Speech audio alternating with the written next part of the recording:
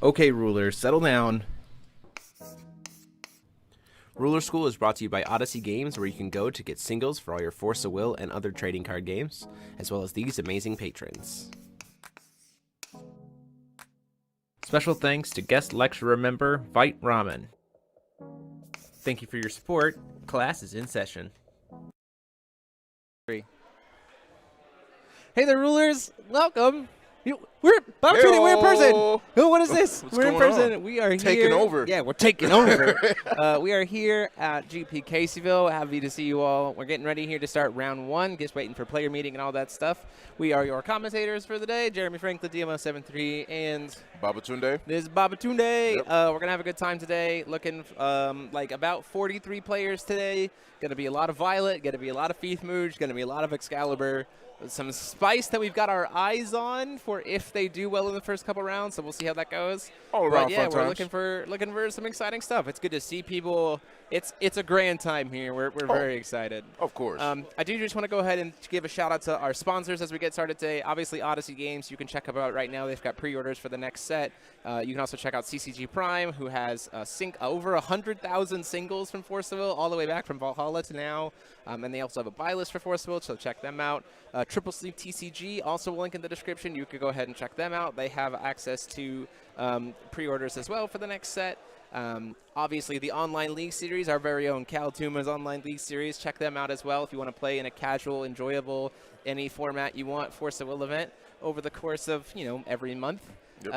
And then Vite Ramen, everybody's favorite little snack for testing. Vite Ramen hooking us up again. Really appreciate it. That's actually really good stuff, too. Yeah, I really like it. Yeah. And there it is, the beginning, our round one coming right up. We're getting out of... Woo! Let's get it. 43 players, so it'll be 5 rounds. Still in COVID, kind of.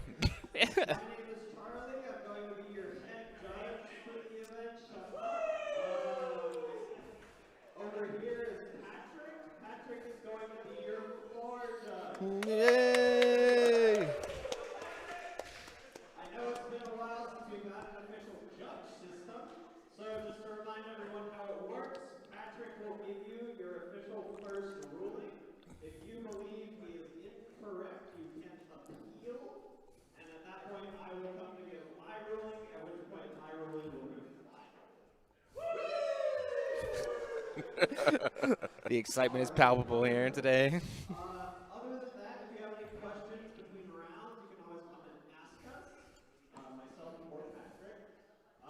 It's going to be 5 rounds today. Top 8 probably tomorrow. Maybe top 8 today. We'll see based on how fast the rounds go. Lunch break after round 2, I believe. Other than that, we're Okay. going to put out round 1 pairings. These are pairings, not a player game, so they will be around one opponent. Take your deck lists with you. We will pick them up as the rounds proceed. All right. Thank you so much. Round 1 pairings are about to go out. What is your lead? 5 rounds. Birthday. Yeah, so we're getting started here. Our first round of people are going to be Toby Gaffney and Gerardo Nunez. Violet versus Excalibur should be a grand time.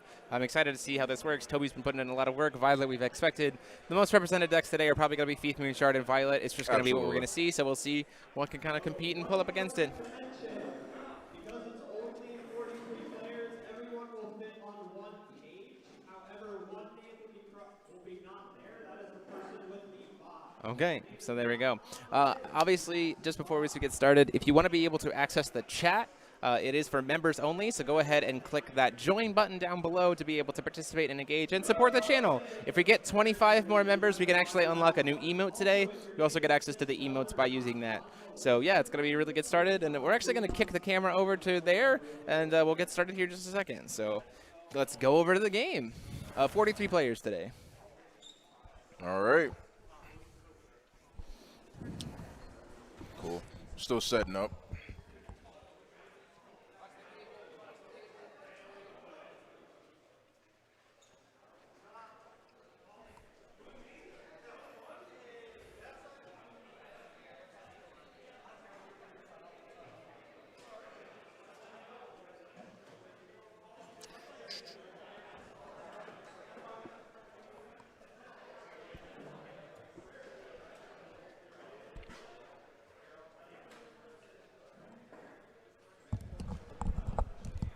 So I'm very excited about this matchup, particularly because Toby actually has a history of doing really well with Excalibur Genesis. At the 103 online GP, he played against Violet 5 times and only lost once.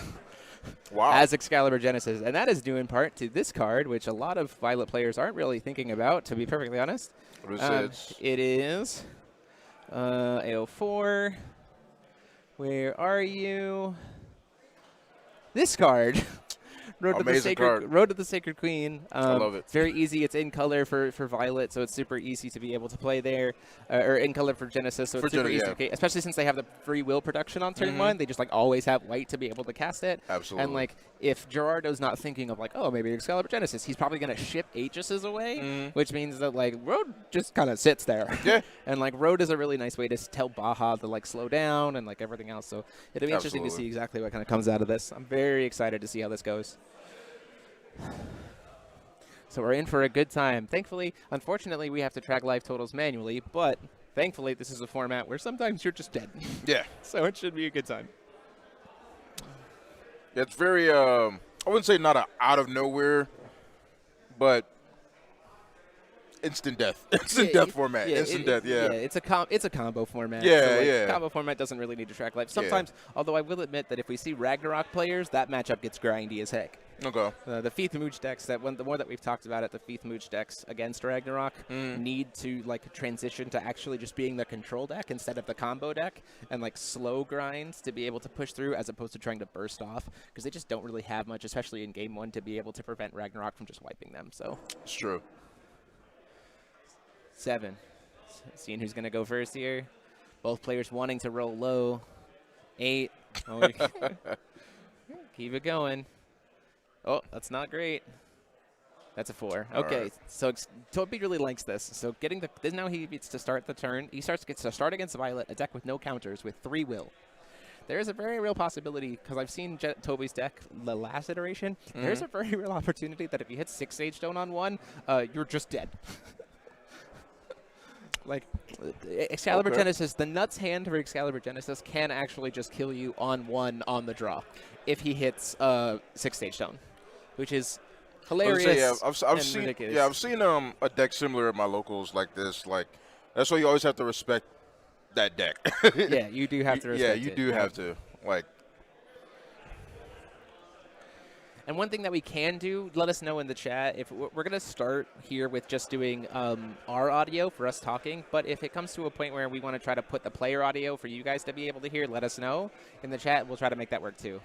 Charlie only printed out page 1 of the pairings, so we had to go back and print out page 2. There's only one page. There's 2 pages. Oh. Anyway. So it'll be very interesting to see what comes out of this.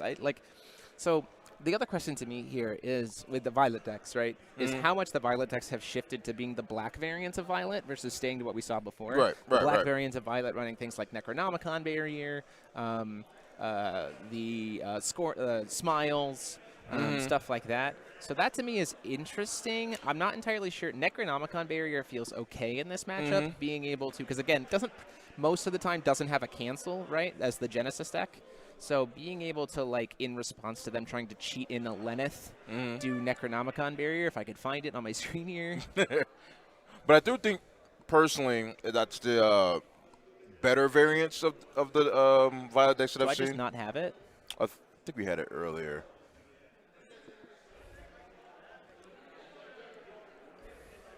There it is. Okay.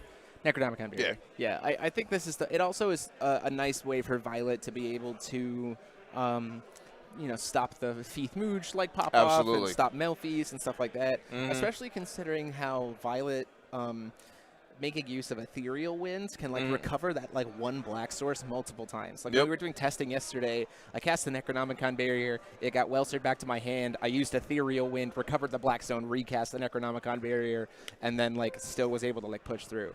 So the deck has gotten, I would say that the Violet decks, what we've seen them do is they've diversified and slowed themselves down by about half a turn to a turn. Yeah. In order to guarantee more safety and not have to rely on a turbulence resolving in order to push through for lethal. Right. And which to me I think is smart. It's trying not. It has the opportunity to get greedy, where sometimes it can just kill you, but other times it's just okay, cool. We're gonna play the slow game. It's trying to do what Feeth Mooge is trying to do, but just as Violet instead. Exactly. And I mean, and she herself, like you did yesterday, she herself is a powerhouse. Yeah. You don't really need Bahamut to really pull off just killing somebody. Yeah, the things that I tell people all the time is practice your Violet math. Yeah. Practice what Violet herself can how Absolutely, Violet can get you to yeah. 40 damage. So She definitely finds the damage, I'll tell you that yeah, much. she can find it. She definitely finds it. You're going to have 60 minutes per round. 60 minutes. Okay. That's different than I'm used to. We usually do 50. But maybe because 5 rounds, we just giving people the extra time. That actually might be relevant. And here we go. Alrighty. We're in. Cool. Toby going second. Toby going first here. Or Toby goes second. Yeah, I didn't see Gerardo's deck list, so I don't know if he's shifted to the black variant. I do know that Toby has been watching the black variant. Toby's been putting in a lot of work coming into this event. He had a pretty decent showing last Caseyville, and he's been putting in a lot of work since then. Okay. And he's gone through 7 iterations of this Excalibur Genesis deck. I just realized I put Genius instead of Genesis. I'm gonna fix that real quick.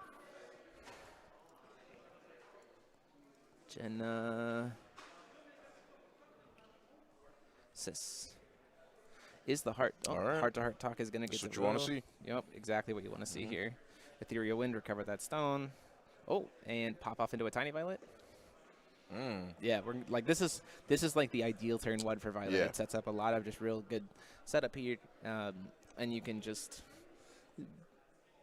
floating white. But like I said, there's a 6/8 shown, so there's a very real I was gonna possibility say- that based on what's in Toby's hands. Oh, there's that road to the Sacred Queen man. coming in. So the other reason why Road to the Sacred Queen is insane is because it also makes Tiny Violets come into play tapped. Which it kind of sucks that we got a Violet there already. But yeah, all future Violets. Yeah. we going in right now with this Schrodinger. Oh, already. Okay. Also tap down the tap. We have to trigger to tap down the. Yeah, so targeting with Schrodinger. This is what I'm talking about. This is actually, if he has Magna in hand, we might see definitely it. This will be a fast game. Well, yeah. Where is my Schrodinger here? Good old Schrodinger, the white cat. Like, this card puts in a lot of... Okay, just a pass. This is still... Oh, you know what? I know exactly why he's doing this.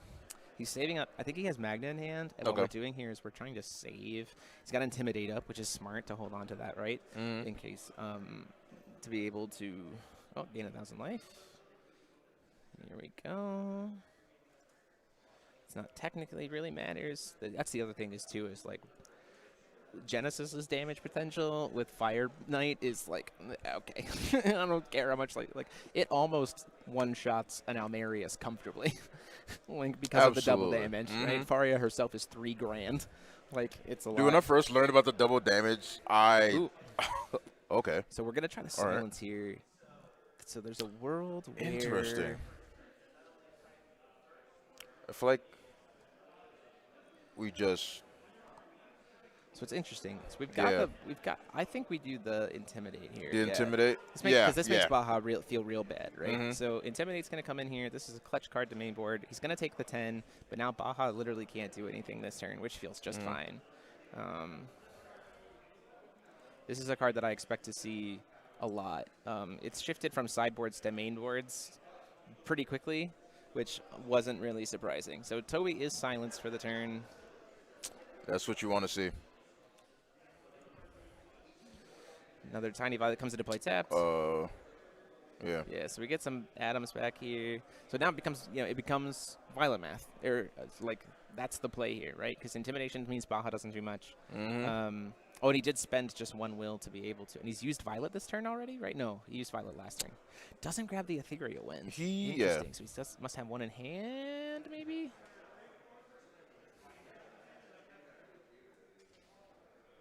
Yeah, that's a problem too.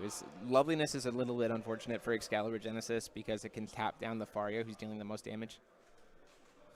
Oh, he doesn't have Ethereal Wind. That was a really good Intimidate if you see that hand. Popping the Aegis, which is fine at this point. We don't mind that. And then just pass turn.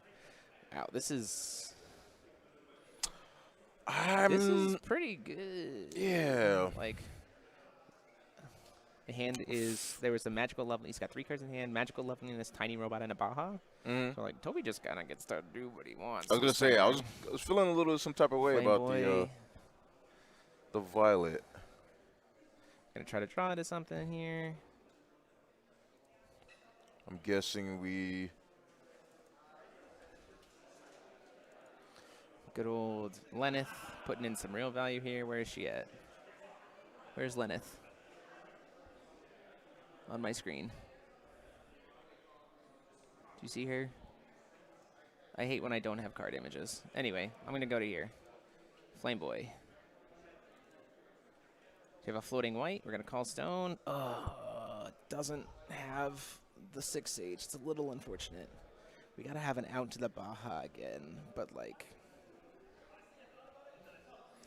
That's the question here is, like, now that we missed being able to call stone, do we have an out to the Baja? Morning Angel is a very nice hit here to be able to rip the atoms out. This is pretty good. Make the Bahamut more expensive.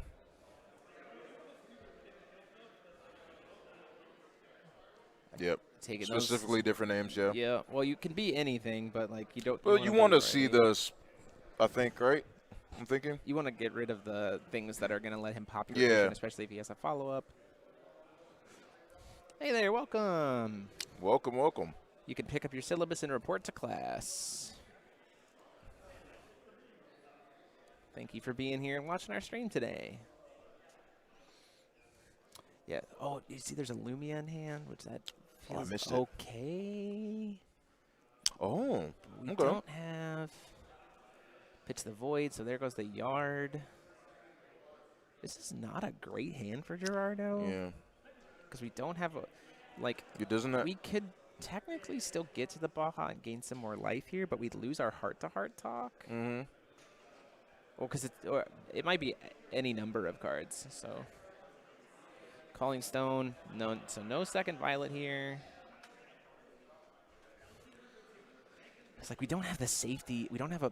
I don't actually think we pop off Violet this turn. Oh, no. Or no. we pop off Baja this turn. No. Because we don't have a way to protect it, and Toby's got a full grip of cards.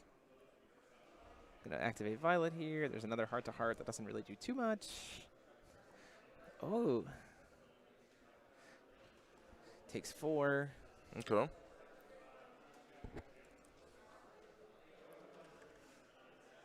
Has 2 floating.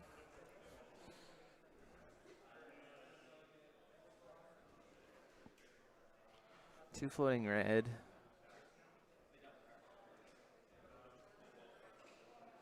Oh, we're gonna crack. We're cracking it to try to dig something. Okay. 3 floating red at this point. Ooh, Dark Prominence doesn't do a ton here.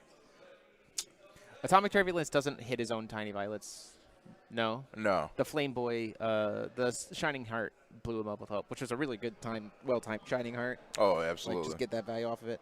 Okay, Baja coming down. How much cost reduction do we have? 1, 2, 3. So it costs him 2. So he's got still 1 floating red available. So we can't respond to Baja. Baja enter effects. But he's going to lose all. I think that's just lethal, unfortunately. Yeah, because I don't see anything in his hand That has currently. flying? Yeah. Yeah. No, Yeah. unfortunately, I think there's just Scoop go to game 2. I mean, he had an answer, but he just didn't have the color. Yeah. He didn't have the Yeah. the darkness for the Lumia. Yeah. It wouldn't have, the darkness for the Lumia wouldn't have mattered. You have to be able, it's only 2 costs or less Oh, for the see? removal. That's why you read cards, people. Yeah, we certainly needed something to be able to, like, we would have been, I think if,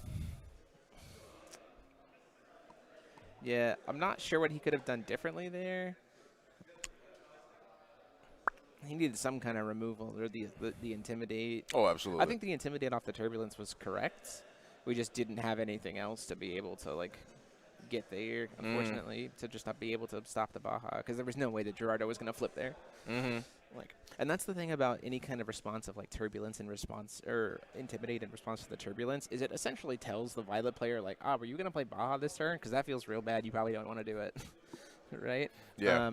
Because, like, then even Baja, like, Intimidate has resolved. Baja doesn't even get to do a board clear because it's Baja doing the damage. So, like, you don't, there's, like, no reason to. It does, yeah. But then the problem becomes you've just ditched a bunch of Atoms for Violet, so you're also not going to flip Violet that turn. So you're just like, well, okay, I'm shit. There's a lot of intricacy there. I imagine those optical candles come in. Yeah, I see him loading him in.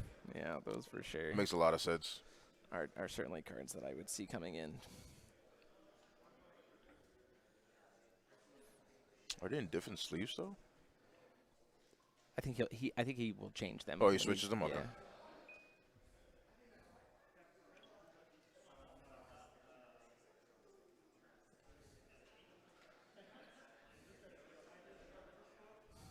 I was gonna say.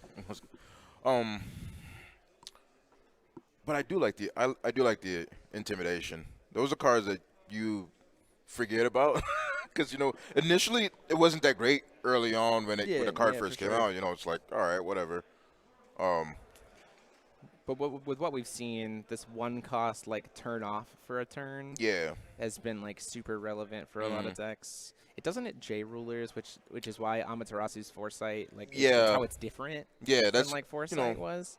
But, like, in my opinion, like, it's fine. Like, we made it a 1 cost instead. Where is it? Yeah, I think it's still fine. That's the other reason why, for me, in my opinion, that's one of the reasons why I think Belial is such a card to look out for when this next format comes, because he literally has 2 0-cost Intimidates at the beginning of the game. That is true. And it's not just J rulers, it's any form of damage and not being able to lose the game. Exactly, not be able to lose life, yeah. Like, Belial essentially gets to say for 2 turns, like, I just get to survive and push through. And with the decks that we're seeing nowadays, it's a lot of, like, try to gas out for 1 big lethal turn, right? But then there's not much, like, follow-up. Right? So then again, with Belial, he's just like, yeah, okay. You've gassed out. The game's over. Like, so. But I think that's incredibly strong, being able to just not change life totals, like, at all for, like, 2 turns. That's pretty nuts. Yeah. It'll be nuts, especially if we see anything. It'll be even more nuts if we see anything that, like, in the set that, like, recharges God's Arts or anything else, right? Because, like, Gil Lapis has that way of, like, being able to use his God's Art again or stuff like that. But so, like, we know that that's something that they've explored.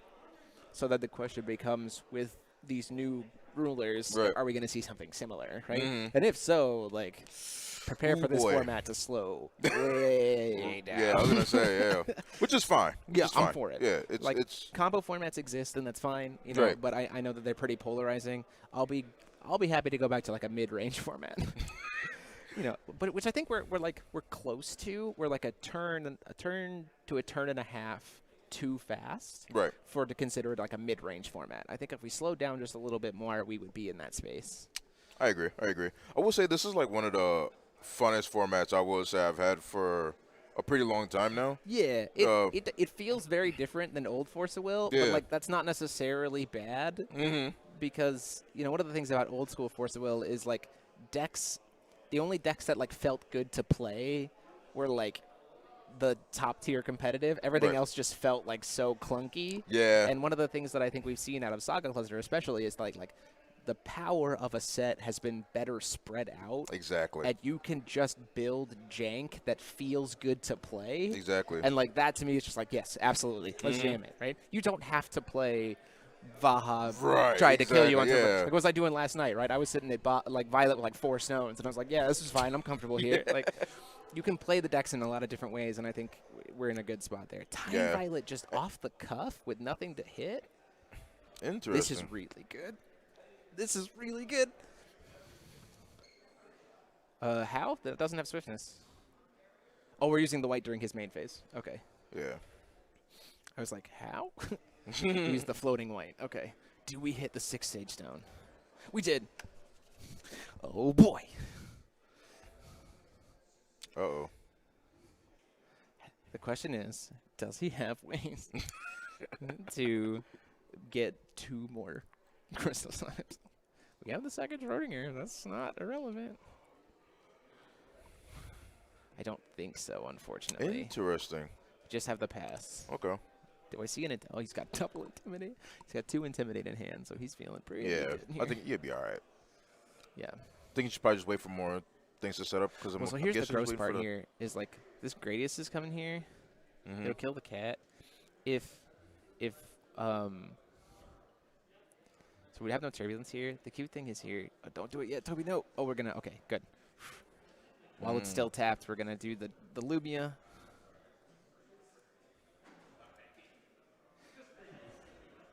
There's our. I love that card so much. The Lumia card. Mhm. Also a card that has very quickly like come into being a main deck card as opposed to a sideboard card. Oh, where I absolutely. think Especially in she's- this format where all the yeah. powerhouses are 1 and 2 drops. where Absolutely. is she? That I is think I put her in multicolors.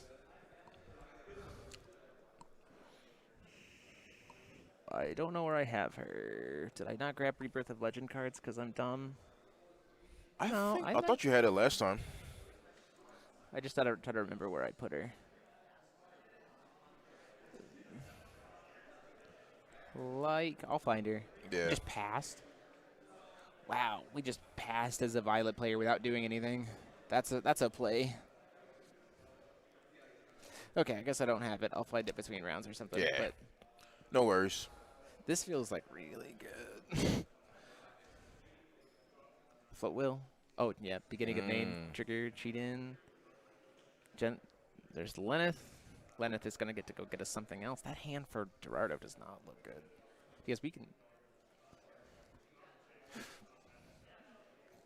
Do we have a Fair. That's fair. Fair. In response to the Lenneth trigger, do we have? And we used our removal spell. That's a really good play here. Uh-huh. It's a good disruption. It's not like by any means. That's not like the end of it, but like, oof, that's a good card to hit right here. Yeah. Exorcist Mage is Saga Cluster. Light. Also a card that found its way into sideboard still, like as expected.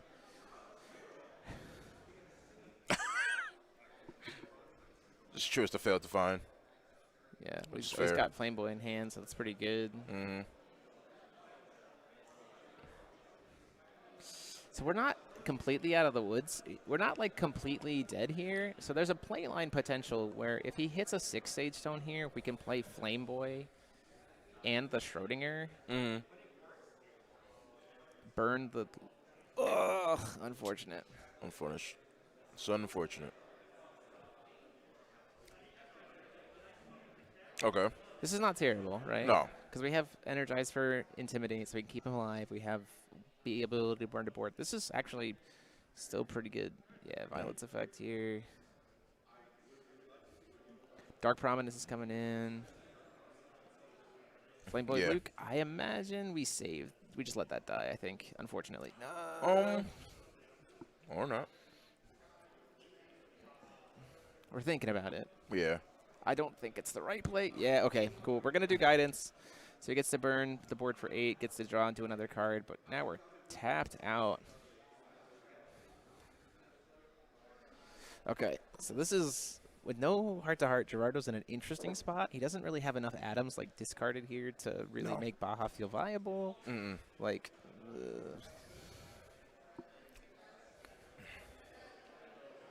we have an Ethereal Wind, which is okay. I just don't know if we have 5 engraved to be able to make the Baja have its enter effect right now. Oof, no. Oof. Still no heart-to-heart. Doesn't get to Judgment Baja lit here. How many unique does he have? He has 3 unique. We can get to 4 unique. Oh, there's the... Okay, well, Baja comes in. That's unfortunate. I think that's the end of the game. if Gerardo pulls the trigger on it, unfortunately. Yeah.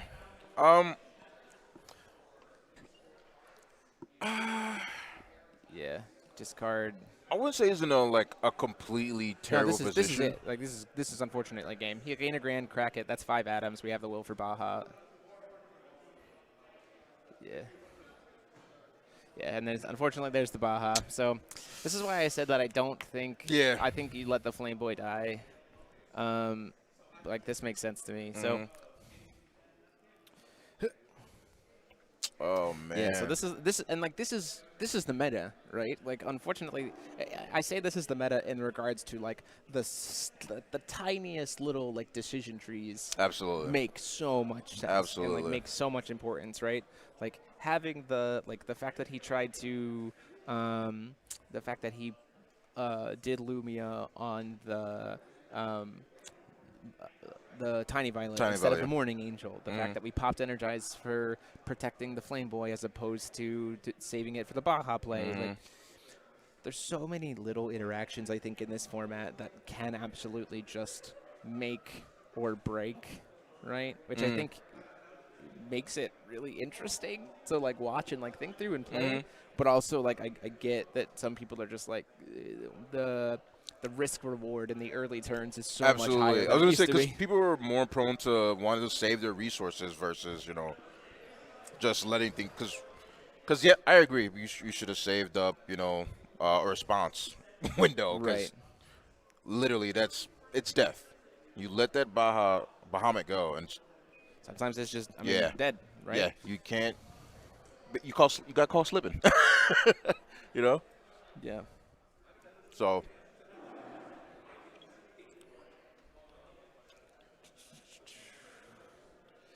Yeah, so that's just, it's a little bit unfortunate that was what we get to watch. I get to now watch and see if the Spice List won its round 1.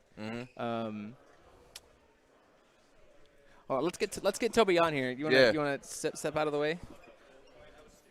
Come and have a seat with us, buddy. We're gonna. Yeah. Yeah. We're about to have a conversation about this, Toby. Come here. Yeah. So, hello, Toby. Hello. So I have 2 questions. So Poor plays, yes. Well, so we talked about this a lot. So, like, I think in game 1, I think it was you did the right moves in terms of the intimidate in front of the turbulence because of like it's set up. It makes the Violet turn like really awkward, right? Because they just ditched a bunch of atoms. They're probably not going to flip Violet. The Morning Angel. Not against the Morning Angel, so I'm wondering why you decided to Lumia the Tiny Violet as opposed to saving it for something like some kind of response to your power play or something like that. What? Oh, I was just afraid of the Tiny Violet's activate effect just to get more atoms. Yeah, okay, so you're worried about the engine a little bit more? Yeah. Sure, that's fair. And then the follow-up question to that is why the guidance? Just like what was it going in your head in that moment? I had Intimidation in hand, and I was yeah, like... we saw you at 2, right? Yeah, I Yeah, had to. And I was like, I don't know. I saw the shotgun to get Red Hero, and I'm like, I need to keep Red Hero so that way I can kill him next turn. Sure. And hopefully he doesn't have the Baja, but he did. Yeah, yeah. Fair enough. And it was just, that was a big misplay. I said it to myself as I played. I'm like, I shouldn't have played this. Yeah, no, that's very fair. Tapping out against Violet can lead to some really bad things. Yeah, so Well, I definitely should have left it up for Intimidation. Yeah, but hey, I mean, it's round 1's not the worst time to get a loss. I It's know. certainly still in range. So, and Excal's got some legs. Now, so I do have a question for you. You have been working on this Excal list for quite a bit. You and I have talked about it quite a few iterations. Yeah. Like, would you say we've gone to a more like a standard-ish style, or is there still like some spice in there, or like what did we land on with Excalibur Genesis, like through your testing? Like In terms of like we know the Intimidations have moved to the main board, the retrospect stuff. The Lubias have kind of come in. Everything else. I know that at one point in time you were experimenting with the Lycion package, maybe. it or was stuff like working that. well, Yeah. and I was going to play it, but I wanted to go towards the Lumia build because they have they can just spam the field, hit you for a lot of damage, and then like at the last one you can just flash it and gain back all the life. Yeah, that makes So sense. I liked having her in there. Plus it got rid of 2 drops. Yeah, and no, that's a good removed call. them. And then I went with the Intimidation just against Violet. The Violets, so that way I yep. could stop it. That if makes a lot of possible. sense, right? Yep. Well, we wish you the best of luck in the rest of the day. 4 more rounds to go, and thanks for showing us some games on round 1. All right, man. Okay, sounds All good. right. Have a good day. Yeah, you too, man.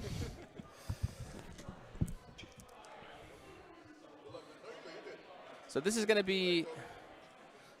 be most of what our day is like today. It's gonna be this idea of like matches are gonna either go really, really fast or they're gonna go really, really slow. But I think that there's still one of the things that's interesting to me as we've looked at, and I'll be interested to see your thoughts about this, Babatunde, is like the complexity and the speed of this meta being so interaction heavy. To me, while the endings are very flashy and very quick, the level of like counterplay and like fencing kind of back and forth is really interesting to me compared to last Caseyville, which was just watching people do Athenia loops all day. Oh, Would you agree? Like, there's so much the more. worst. There's so much more like intricate like Yeah. thought and like finding your way to the lethal with like this back and forth fencing approach than just like, hey, I'm a loop. yeah, Is that over okay? consistently. It's not entertaining, especially like I feel like when you sit down for a game of Force of Will, you actually want to have that back and forth with your opponent. Yeah. You don't. I feel like when you just do that over and over, it's just like almost like sucks the soul out of the game. You know. Yeah. You know. So like. I think that's the thing for me. So is, like I get that combo formats are not formats that people enjoy to Right. watch. Right. And so like we're trying to make it as entertaining To a as point. possible. Like To a point, yeah. yeah, but like now, like we were jamming last night. Yeah. Games last night, and we were playing like Thief Mooch mirrors. We were playing jamming Thief Mooch versus Violet. We were playing Violet mirrors. We were doing all this other stuff, and like it is not like 9 times out of 10, it is not just do pattern A end game. Absolutely. The amount of like little like finding the window, creating the Exactly. window, finding the disruption points is actually pretty high skill. I was gonna say it really is. It really is. As your games finish up, please bring your backflips up to this shoddy-looking Pokemon box. Please have both players sign the match slip, and the winner take it up, please. Yeah, so it's I've been impressed with the high-end competitive like depth that there is in this format. This flies. Yeah, like, no, it's he is going- killing it's me going- right it's now. going for you, man. Like yo, chill. I'm gonna get him. Oh, wait. What? Oh, there he is. Here, he's on the mouse. I don't want to put him on the Oh. mouse. That's a bad time. All right, get it. Oh, I missed it. Maybe broke something. Anyway, that scared him He'll off. be- Scared him off. He knows. Yeah. Gotta search your dominance, man. You know. So, like, It's things my that I area. expect to see, I'll try to get with only 43 players, I can try to get the, like, breakdown here pretty quick. Oh, Things that yeah. I expect to see today, right? Thief Mooch, some kind of alternations of Feith Mooch, Feast Almerius, Mooch Almerius. Some course. kind of world there, right? The Lycion deck. Right. Olivia, I would expect to maybe see probably less of. I think now that we've had a couple tournaments showing Feith Mooch using the Lycion engine, that I don't expect to see as many Violets or as many Wolf Olivias. I expect to see some Ragnaroks, at least one, maybe two, which I don't hate. Not at all. The big question of this meta, going into it, we talked about it on Office Hours this week. The big question was attendance. Now, we've answered that question of 43, right? Which is a little bit lower than what I expected, but not unexpected. Right. Like, 43 is totally, like, I accept that. That's fine. Yeah, considering. Considering everything that's going on. We're still in COVID, everything else. Right. Question 2 is how much Violet there is here. And I don't know that answer yet. We're going to find out. We're going to find out We're soon. going to find out. But your top 8 is going to look very different based on how much Violet there is, because I think it's easier and people are more willing to build to beat Lycion Mooch than they're willing to try to build to beat Violet. Absolutely. Because I think that people are, if people want to try to build to beat Violet, they're just playing Feith Mooch, right? So then the question of how much Violet is there to gatekeep the anti-Feith Mooch decks, like Wolfgang, like Pop-Off Excalibur Genesis, like Ragnarok. Right. And like that, I think, I thoroughly expect that the meta, the top 8, as we expected before, is probably going to be 3 to 4 Lycion decks, somewhere between 2 to 3 Violets, and then 1 to 2 like Rogue, right? Because that, I think, is I think it's a better reflection of what the meta is as a whole, and especially with only 43 people, what we're probably going to see there as like top tables compete to. Because remember, with a lower count, like scores get weird, like in terms of what makes it the top 8. So it'll be really interesting to see kind of what comes out of that. So I think for now, we've got about half an hour left on the round, but games are kind of finishing up. We are going to go try to see if we can get the ruler breakdown. So we are going to go to a little break, and we'll see you soon. And let us know in the chat, like once we have the ruler breakdown, let us know in the chat kind of what decks you're going to want to be seeing. So we'll be excited to see that, and we'll see you guys in a bit. See you soon.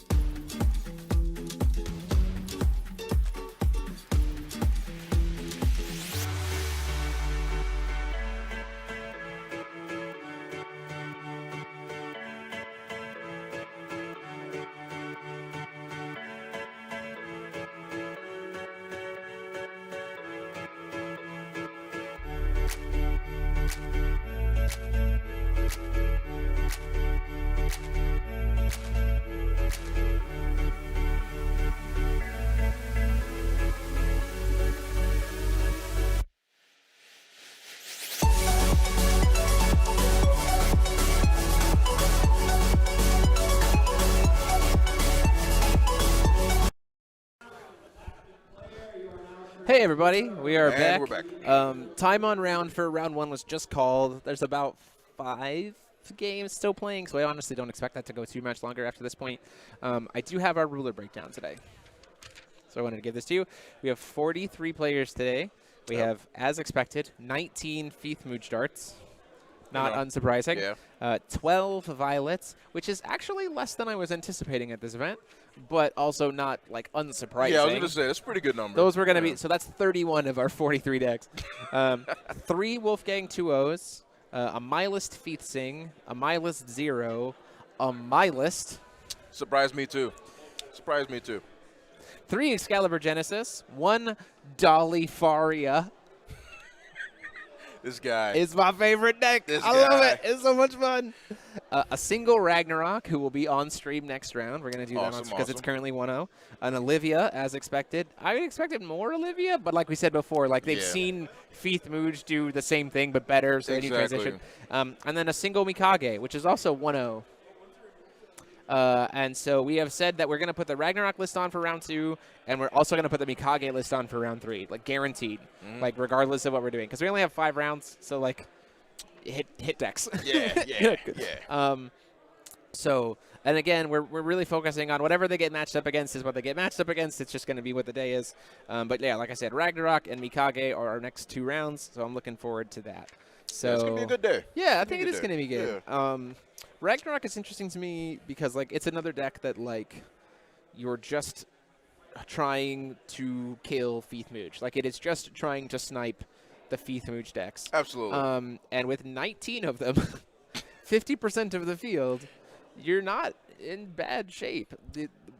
The weirdness about this tournament, though, is the fact that because there's so many there's such a few number of non-Feith Mooch.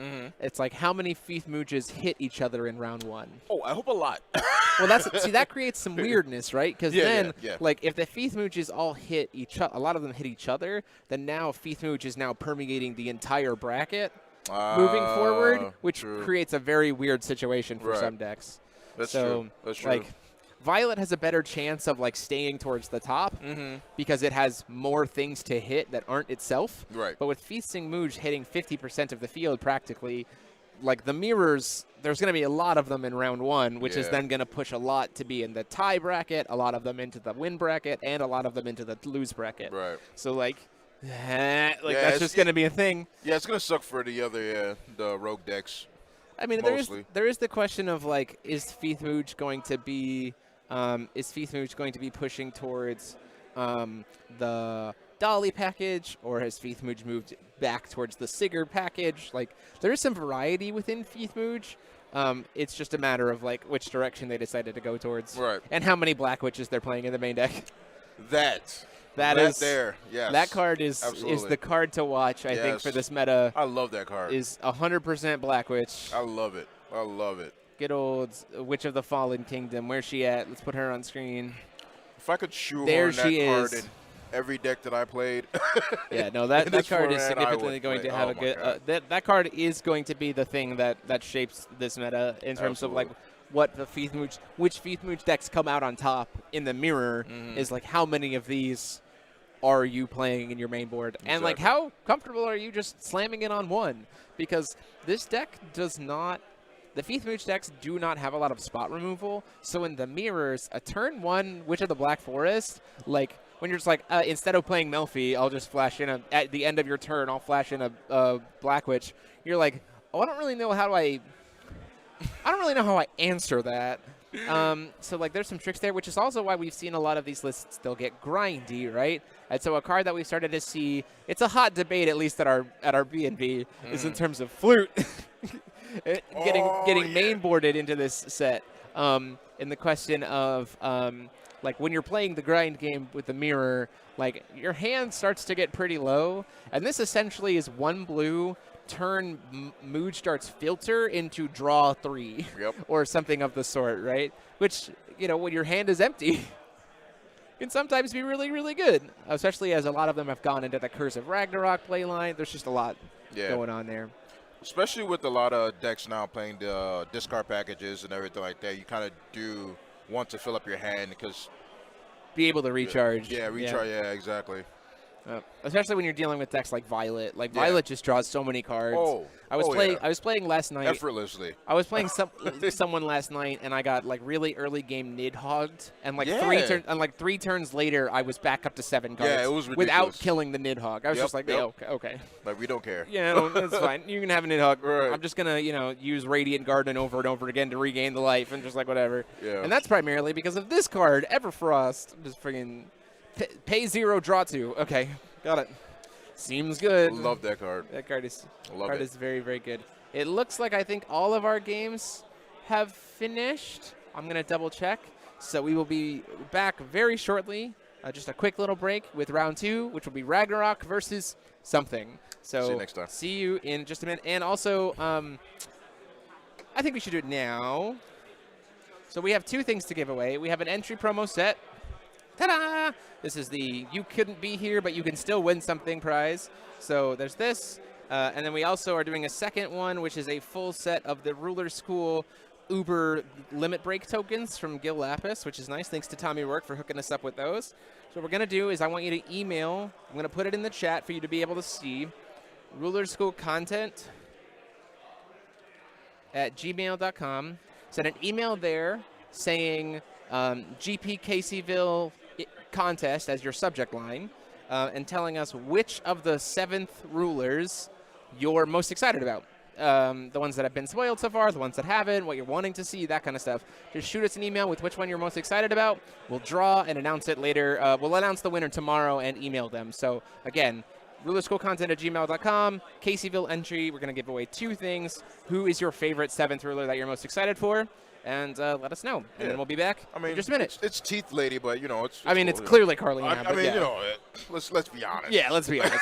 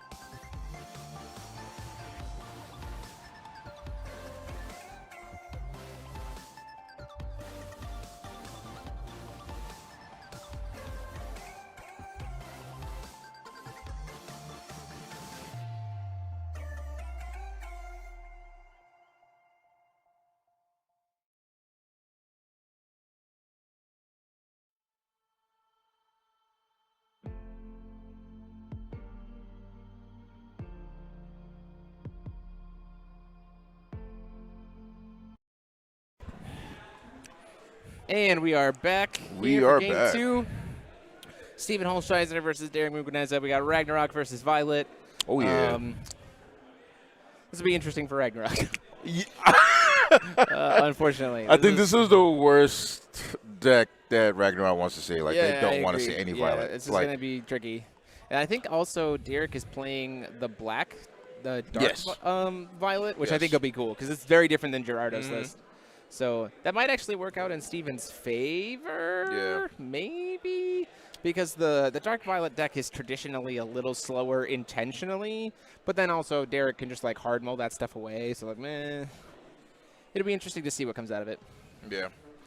All right, folks, as you get seated for the round, just a couple things I want to go over. Wait, Wish I had more insight about the Ragnarok list, but I fell asleep before they Yeah, completed. I don't know a lot of So- what the Ragnarok's list is going. So, yeah, I'm not sure. 45-minute lunch break after this. the 45 minutes will start once all players have taken match slips. If you get early, you get a longer lunch break. Yay. In addition, I know I said this in the middle of last round, so some of you may not have heard me. When filling out your match slips, please put the record of the game. So 2-0, 2-1, 1-1, 0-0, whatever it may be, please put the record. Thank you, and sign it. Welcome to round 2. You may begin. And there we go, 60 minutes on the round. We are in here. Alrighty. Oof. 4 die roll. There we go. And so Derek going second. Gonna be interesting here to see. So that little violet indicator that Derek does is he's going to flip that back and forth to represent whether or not he's used violet that turn to kind of remind him and his opponent, which I think is really smart. I don't hate the Gradius here. The Magnus Guardian Beast feels a little maybe greedy. It's a little greedy, but It could actually be really good here to pop it off on turn 1, potentially. Yeah. Hitting some, like, just, like, if he can pop out. Because, again, Derek's not going to be able to do anything to, like, cancel him, right? So, like, if Steven wants to put a really aggressive turn 1 board on the play, like, he can. Like, absolutely can. So you can get, like, Water Servant, or like Wind Servant, produce 3 will. Like you can do a lot of work here with that. Oh, and there's the Never End and the Wind Servant in the hand. Oh, certainly not gonna get to play those with Magnus Guardian Beast. 6 Sage Stone coming in here. Oh, he does have the Flames of the Outer World though. That's very good. It's one of the 2 things he really needs. Now we need to be able to answer the Baja. The problem is though now Derek playing the Dark version might be playing the discard stuff to be able to disrupt it. So that's the thing to be able to deal with.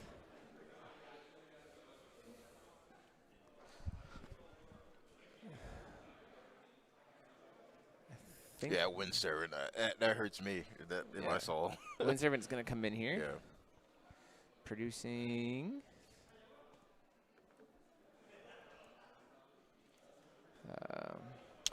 It isn't so bad. Okay. So he's making will. Yep. He's making will. Where is Wind Servant on here? Oh. There he is.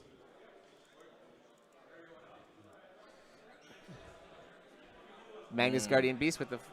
Yep. Perfect. Okay, here we go. Magnus Guardian Beast coming in, getting him 2. So he still got there, right? We still got some stuff here. Yeah. Get 2 1-drops. I don't know what other 1-drops the deck still has. Water Servant is 1. Mikalagerea is not bad either. Also puts a flyer on board, so like that's pressure, right? Because the deck is also playing Sigurd, and he's got green-black. So he's gonna send to grave and then draw. Sends to Sigurd. He could like play the Sigurd this turn to get an institute on. Like This is that's true. not a bad turn 1 Yeah. here, especially considering again he has Ragnarok to be able to tap to then like Absolutely. get Adams out of the graveyard. This is turning in. So these guys are both 1-0. Yes. This is actually a pretty He's kind of converted this to explosive pretty first turn, explosive. Yeah, this has been a pretty good conversion. Oof, look at that hand. This is like one of those Necronomicon barrier. Minha pop-offs. Minha is proud. So in comes Institute, going to get him another stone. And he does have Necro Barrier in hand. So now we have Necro Barrier and Flames of the Outer World in hand. Right. Like, that's pretty... This is gross. Yeah. as a pop-off turn for Derek. Like, Derek is at a point where, like, Turbulence, like, might be just something you got to do. Mm-hmm. And it's one of those things that Violet has an issue with is wired boards. Like, because you don't want to be, like, having to be reactive with your Turbulence. That just feels real bad. Especially before you've set up. And especially, like, a board like this that can actually buff out of the Turbulence range of just hitting the board for 1,000, like, doesn't really wipe the board like you want it to. Yeah, a second stone, like, puts, like... There's a lot of value here, for sure. We don't have enough things engraved to make that never-end viable yet. Yeah, we're just going to pass there. This is a pretty good, really good first turn against the Dark Violet. The heart-to-heart, yep. Heart-to-heart. Love to see it. I mean, he's gotta, right? We don't really have anything to stop it, so that's going to go. Ooh, it's not a great hand to be able to answer this as... No well, okay. Well, there's the Turbulence.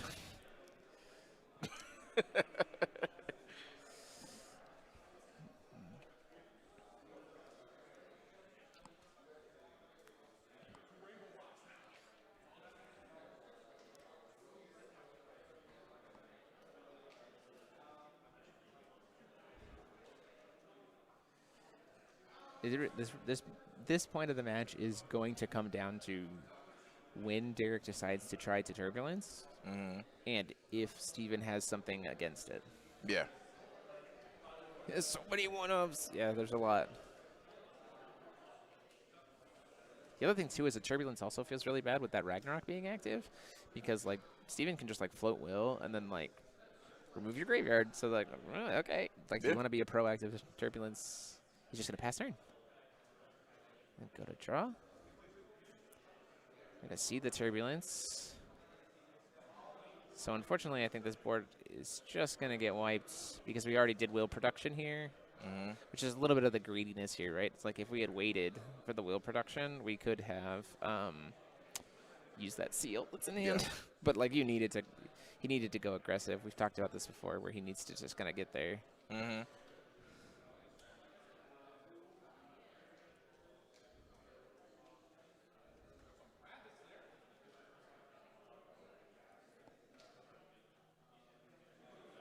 Yeah, unfortunately, there's really not much we could do here. Yeah. Other than, like, I mean, I still think you remove the graveyard in response, right?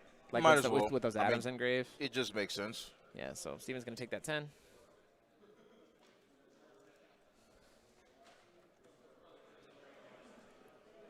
And then just, like, before recovery, just, like, get rid of the yard now. Please. No! Did he not remove the yard? Steven, no! Steven, no! Just not thinking about it. That's going to be really costly. Because, like, Derek's hand is terrible outside of that bottom. No. Ugh, this is gross. I hate to see it. He does have the cancel Will up. So, like, we do have some. And, like, the Turbulence is gone now. So, like, maybe the thought is, but we don't have it. It's void. I was going to say it's void, yeah. It's void. It's void, so it doesn't matter, yeah. I think. No. There was a line. You hate to see it, unfortunate. There's really. And that's what we're talking about before, right? In game one, of just like, it's the tiniest little decision trees, making sure you're completely aware of all your play lines and how things work. And it's easy to get distracted with stuff like that, especially when you know that you just dealt out a lot of resources, and then you just, like, immediately get punished for it. So it's like you kind of get thrown off of what you can actually, you know, clap back with a little bit, you know. So the thing is, we only have 4 unique atoms right now. So maybe the Baja's not terrible, and that's not another unique atom, right? We have Void, Ethereal Wind, Brave Force, Magical Loveliness. So there's not actually enough for a Baja to have as effects. There's 4 engrave, but they're not uniques. They're 4 difference. Yeah, 4 uniques. We need a 5th unique. Yeah. I think there's a world where we try to. We don't have blue here, which is also really not great for Derek, being able to not play that, like, get a get a thing. Brain turn on. Being able to get that Mariabella cast from the yard. Okay. So like that's or the RFG to be able to like refill the graveyard if things did get removed. I think we're very much looking at this Gradius potentially in hands. Getting Brave Force and Void back. Yeah, that hand from like without access to some draw power, like the Darius hand isn't actually doing a lot here. I mean, Violet helps that significantly, right? But we're gonna kill the Violet at the end phase, like we have to. Like I don't think there's a reason why you let that tiny Violet live. I think it gets Gradius right now.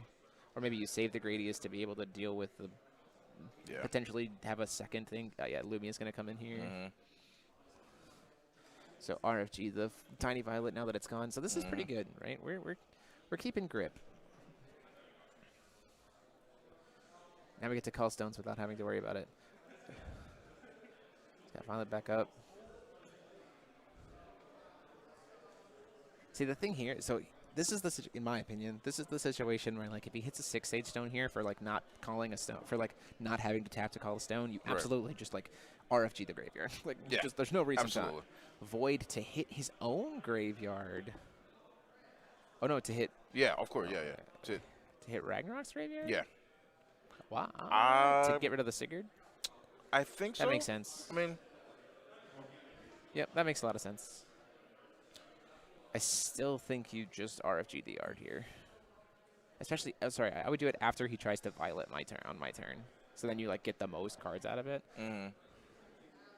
Ooh, there's Rezard, the leading doctor.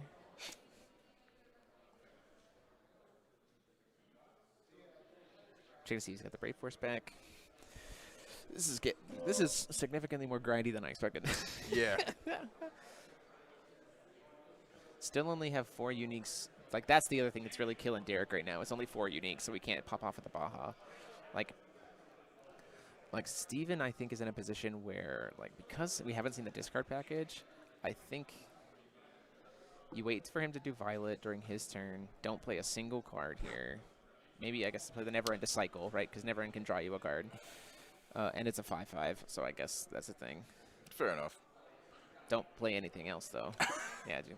So you wait until he's going to do something here with Violet effects. He's going to draw a discard, then you RFG the yard. Turbulence, that feels so bad right now. Discards the Turbulence. Okay. No. Why are we letting him go to main phase? Read Institute. Oh, before recovery, we're going to... Yep, there we go. Okay, there he goes. All right. Got rid of the guard. This All is... right. So, like, now we're in a really good spot here because of Derek... Derek wants to try to Judgment here without seeing the discard. He doesn't have a lot of knowledge here and still doesn't have draw power. Like his atoms in hand are not draw power cards. I was looking at There's a little bit, but like there's not a lot of value here right now. He can't play the Baja for cheap. Even if he did play the Baja for cheap, it wouldn't do anything. Yeah. And like it would still get the effect off, but we're gonna pop the Aegis. So that's pretty good here. Okay. Makes sense. But like Steven's sitting on Flames of the Outer World in hand. Like, that's a thing. Steven's hand is pretty stacked. Yeah, it's pretty good. We're getting to the point. He's really not in a bad spot at all. Yeah. Yeah, we're not in any way a bad way here. Ooh, Valentina's not gonna do much here. The Rezard is not terrible. I'd like the Rezard as a potential like leave up, but like again, you gotta wait.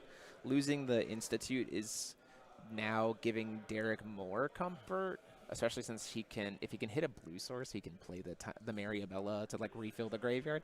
And now we do technically have a 5th now that we have HS. Right. So like, there's a lot there, but we do have the Necronomicon barrier, which is really nice to be able to stop the tiny Violet or the Mariabella from like. This is what I'm talking about. Like this is like you think it's gonna be really one-sided, but it is such a grind. 1 damage. It matters. Dolly coming in.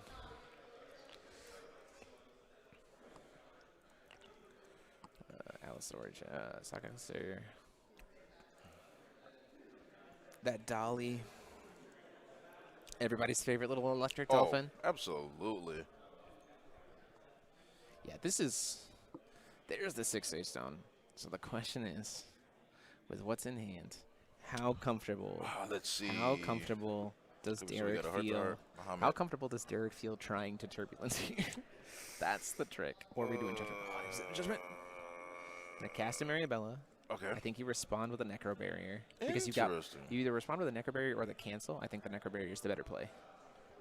Because it leaves you up with 2. And, like, sure, he puts the thing on board, but, like, you don't care.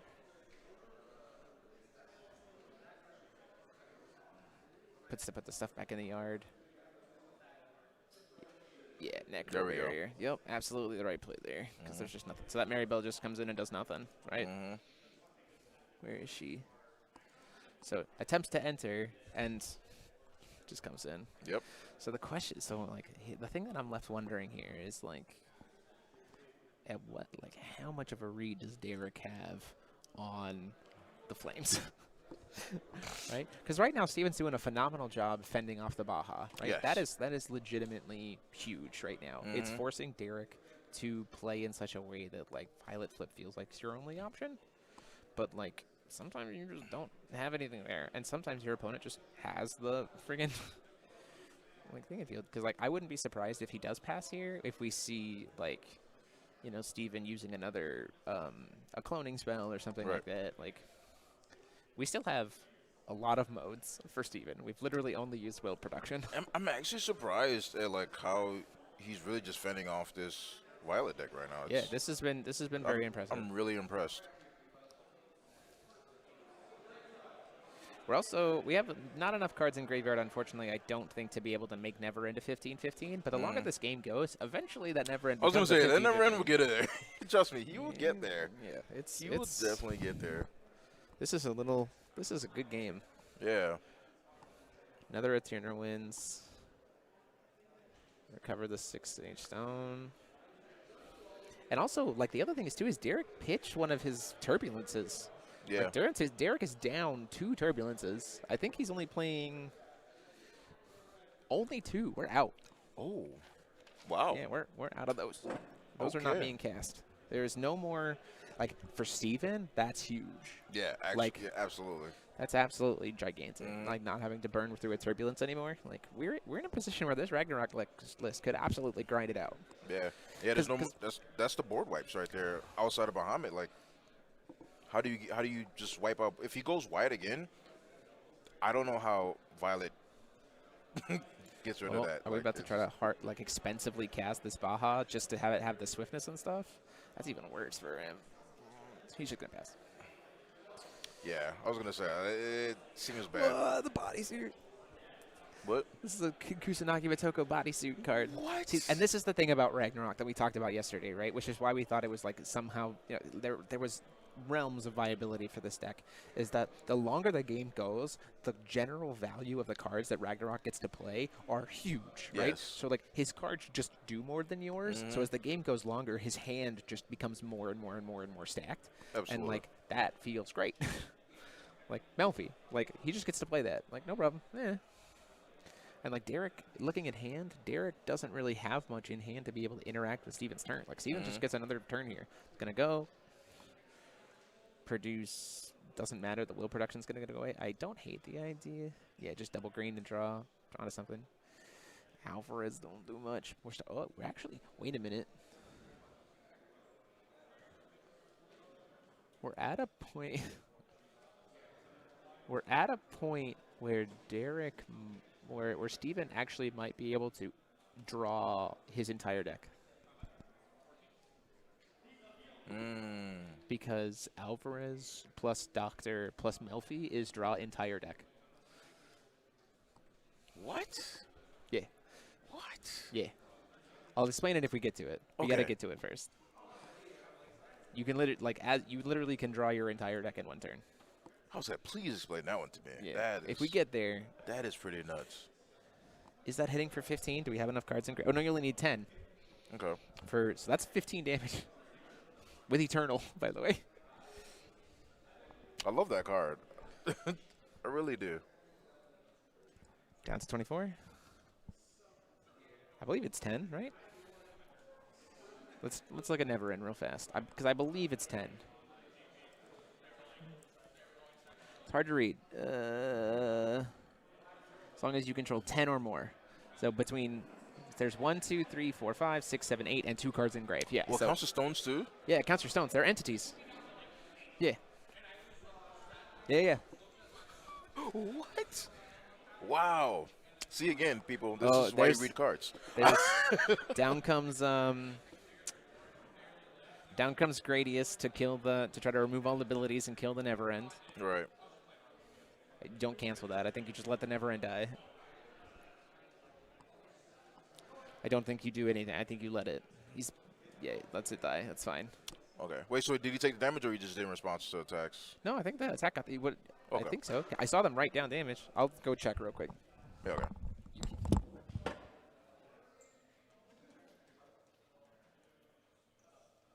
We'll be right back. Okay, cool. All right, we're good. All right. By the way, Steven's deck name is Swagnarok. Swagnarok. That is So, Swagnaroks. all right. Yeah. I don't hate it. This is like I like it. Steven's got a grip. Yeah, Like, I like it. oof, no 6A stones. So and we're just not seeing the discard package from Violet. Is he playing? How much discard is he playing in the main? 2 smiles. That's it. It's actually less than I expected. It's just 4 barrier, 2 smiles. Black cherry Violet. I like. This is. Eternal Winds to float some will. It's got blue-red floating. Where did the blue come? Oh, right from the stone there. There's a world, I think, where we might. Oh, I was gonna say, so that's now gonna get we see- canceled. It's free, by the way. No, it's not. Still costs 1. 3. You certainly got the 5 uniques. Yeah, to make Yep. sure, yeah. And now we cancel. Number 13 to cancel it. Yes.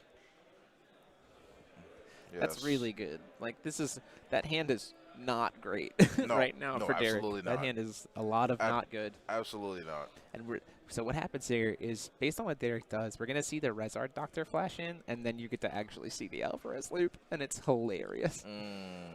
Healing Robot. Do we have something to stop Healing Robot? I don't think so. I don't think I saw anything that he has. This is the healing robot saves. I mean, a turn, at least yeah. gives him some life back. Yeah.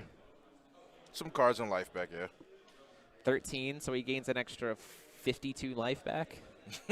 Because it's 400 per card, I think, from Improved Healing Robot. Where is he at?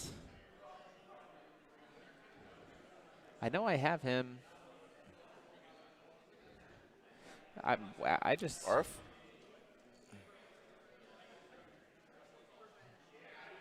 I think it's 400 per card. I don't know why my card images are bad.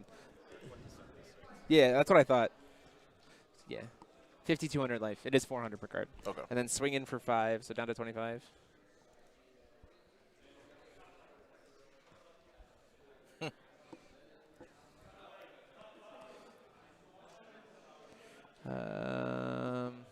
Maribella. Maribella is a 5/5. Yeah, he just hits yard when Derek plays Baja. No, you have to RFG like as part of it. So there's the Rezard. Yeah. Okay. Oh. The problem is we're at Big Show. Now we get to go off. So the way this works with Alvarez is Alvarez applies a -2/-2 to the board, Okay. which then means that Melfi dies, right? So then Rezard says Melfi goes back to hand, and then you can cast Melfi and produce 2 will, and then draw a card, but Melfi immediately dies, so she goes back to the grave, and then she goes back to your hand, and you've got 2 floating will to then cast the Melfi again. You can literally just cycle the same Melfi over and over again and draw your entire deck. No. Oh, that's so nuts. Yeah, the problem is, how do you kill? Like, I don't know what the Yeah, what the lethal is. The I mean, question is, though, Steven is playing some pretty interesting spice in the forms of, like, ways to get stuff back from the yard. I don't hate that Valentina in hand right now. Like, he's got some good... There's a lot of really good stuff here that has the potential to get some really good stuff. So we're going to swing in for 2. We're going to see if that gets there. He says, that's fine. Because, again, Derek's hand is not great. And this entire time, there's a Flames of the Outer World just been sitting in Steven's hands, right? And, like, Derek has 3 atoms as a Necro Barrier. And so, like, the thing is, the Necro Barrier doesn't actually even stop it. Like, you'll stop the will production, but then it still just goes back to hand, so then he'll just do it on your turn. Like, okay. Yeah, he has nothing. Here comes the Alvarez. Nothing to protect no, himself. What is this 1 will going towards? Oh, no, we're using Ragnarok's effects to remove his yard again. Yep. It's pretty good. Oof. And Derek is only playing 1 improved healing robot. So that yard is gone permanently. He only wants 1? Yep, Derek is only playing 1 improved healing robot. That yard is gone. This is legit. Yeah, and there's Alvarez.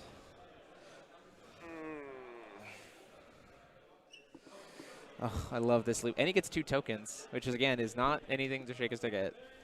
Like, bodies on board when Derek's hand is, like, so far behind is, like, this is the thing. I was going to say, this is when Violet really starts to, like, peter off because she...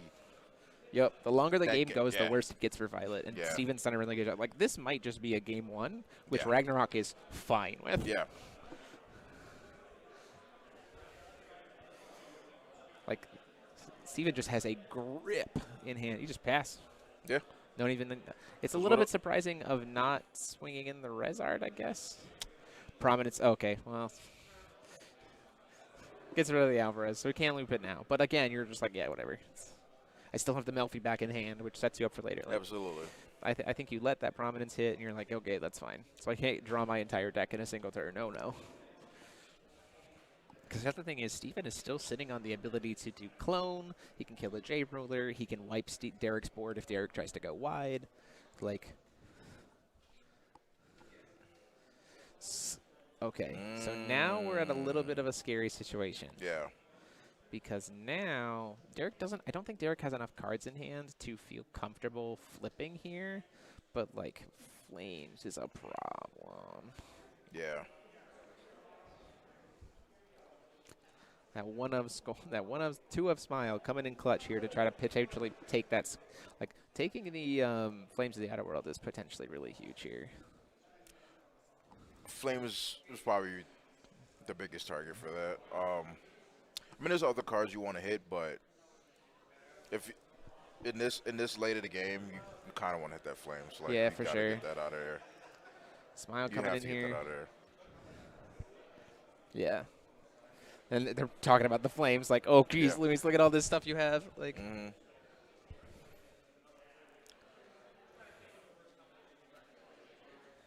Because this is around that time you have to start relying on Violet more, and you need to knock that out of there. we've seen. Oh, he is playing a 1 of Firestorm in the main. Yes, he is. I forgot about that. Yeah. Only 2, and down to only 2 Brave Forces. That's a little bit greedy. 2 Bahamut. We've seen both Bahamuts. Did we? We've seen 1 Bahamut get I was saying canceled. I was saying we only saw 1. I'm not sure if we've seen the second Baja. Not that Baja's ever going to get cast. Yeah, and there goes the Flames. Do we have release? I don't think I saw release yesterday. There is not a release. Yeah.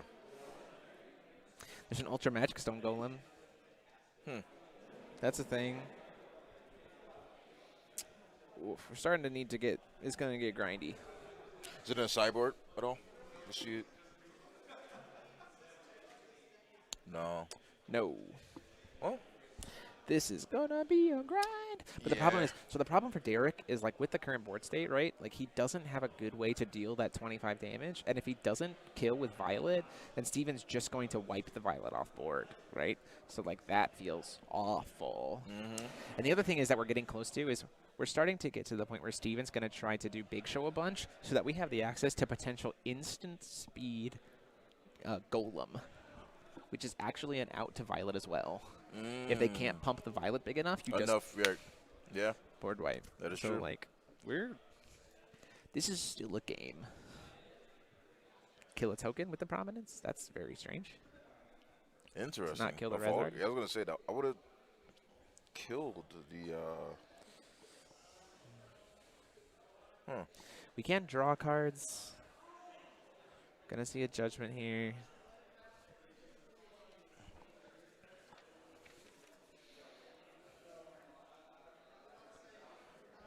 Oh, you know what we actually do have? We have Witch with a Pointy Hat still, which is a little crazy. Guardian Dragon of the Kingdom is also huge, and we can get that off of a big show right now. And we just lost Prominence. Oh my gosh, we don't have Prominence anymore. What's up? And he's only playing one Dark Prominence. Wow, actually, Steven's in a real good spot right now because we don't have a Magical Loveliness. And we have Priscia's Big Show. We can cast it once more and get the Dragon, which flies and is bigger than that Violet, to trade with that Violet. Or at least, at the very least, like, make it a block. And then when you kill it, it just comes back to his hand, and he's like, that's fine. That is true.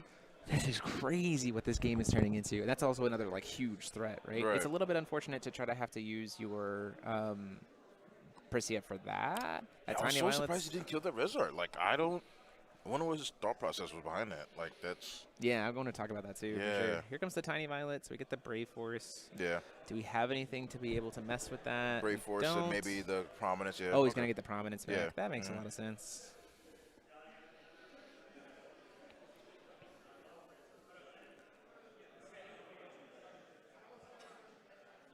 So he pitches both again.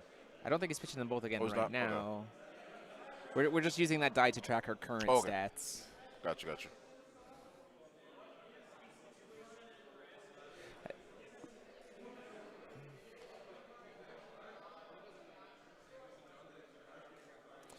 We do have the Necro Barrier, so now that is swinging for 16. But he has to pitch one for flying, otherwise the Dolly. Yeah. Base stats were at a 16 there. Oh no, did he use it for flying, I guess? He must have used the Brave Force to give flying, so we could go over top of. But I still think you don't have lethal here as the Derek deck. And, like, stuff's happening. Like, this is... He's fine in the math. He's doing... Well, the problem is if he doesn't kill here, he loses Violet. Yeah, no. And that means he has literally Firestorm Baja to, like, mess with it. Absolutely. Gonna discard Aegis. Aegis doesn't get to do anything. Now we're swinging for 16. He's got Necro Barrier Prominence in hand. We know there's a Melfi. We've done Big Show only once, which feels kind of bad.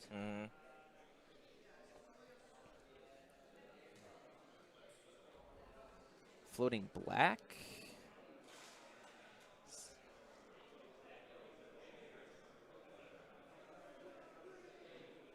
And an unknown.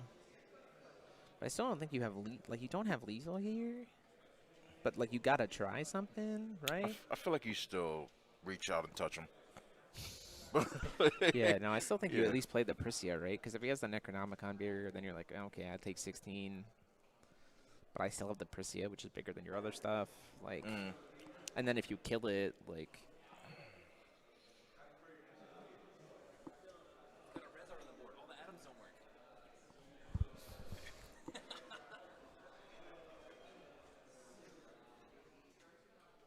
This is tight. This is very tight. It's gonna come down to that Guardian Dragon, and the fact that we have a Necronomicon barrier. But I still don't think there's lethal there. So, because like we have Gradius, right? So like we have the Gradius in hand to be able to like pop something else too, which is helpful. We can actually just use the Gradius in like if it doesn't die, we just use Gradius in upkeep to kill the Violet, like and save the Ragnarok effect for later, I guess. Right. Like if Derek runs out of cards here, like we in good shape. I was gonna say, I mean, at this point we've seen most of his deck so far. So yeah, I don't like we've see, like Derek's at a point where like, oh, decking out is a thing. Exactly. He's in the danger zone, you know. Yeah, absolutely. To say the least.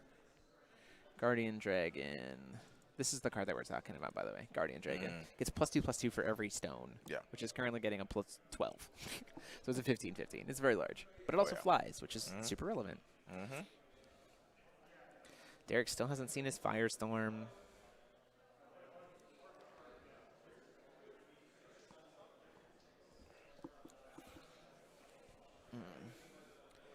Oh, just move into blocks. Oh, it didn't have flying. That's very interesting. Why did we not block with Dolly then? What is happening? Why did we not block with the... I am not sure. Why did we not block with the Dolly? It's like guaranteed safety there.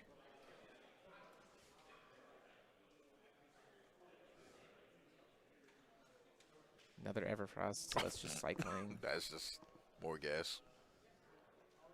Okay. Now I'm wondering, like, why did we didn't block with the Dolly? I think this is kind of where... That smile doesn't do much except turn into more damage. That's pitch fodder. But we have 3 cards here, so that's 26.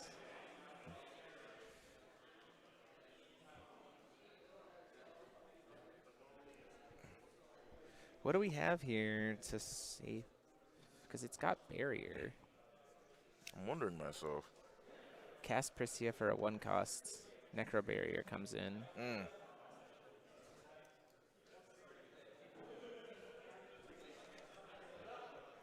But now it's not lethal. He doesn't have enough cards to be able to do lethal here.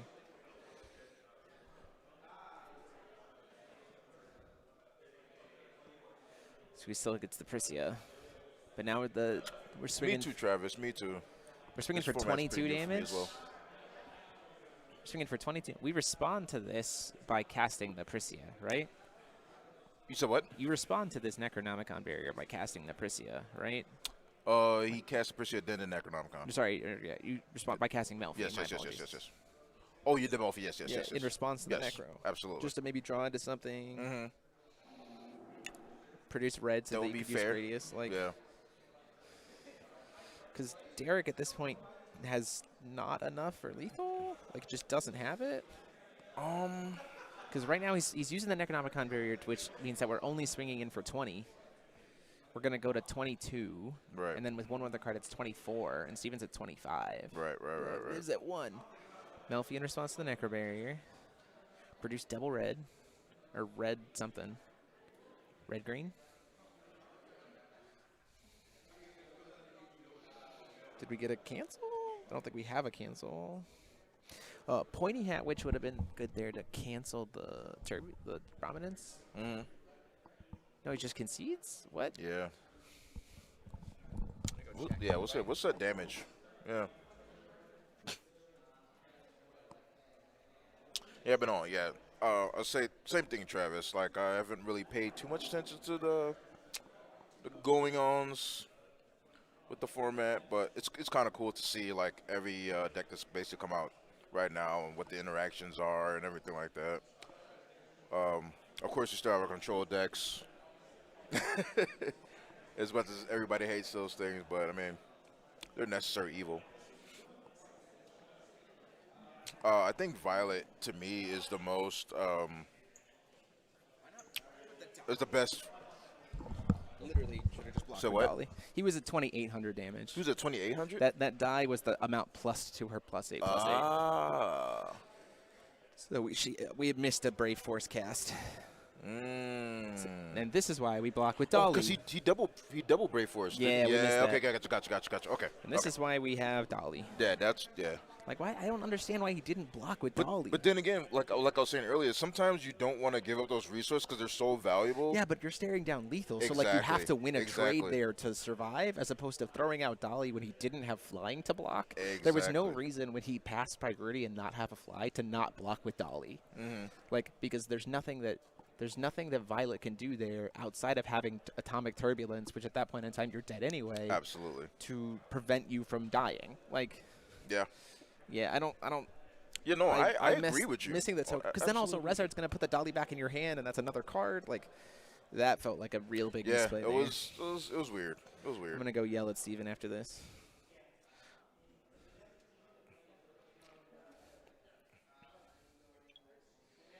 Yeah, that was really very strange to me. That was.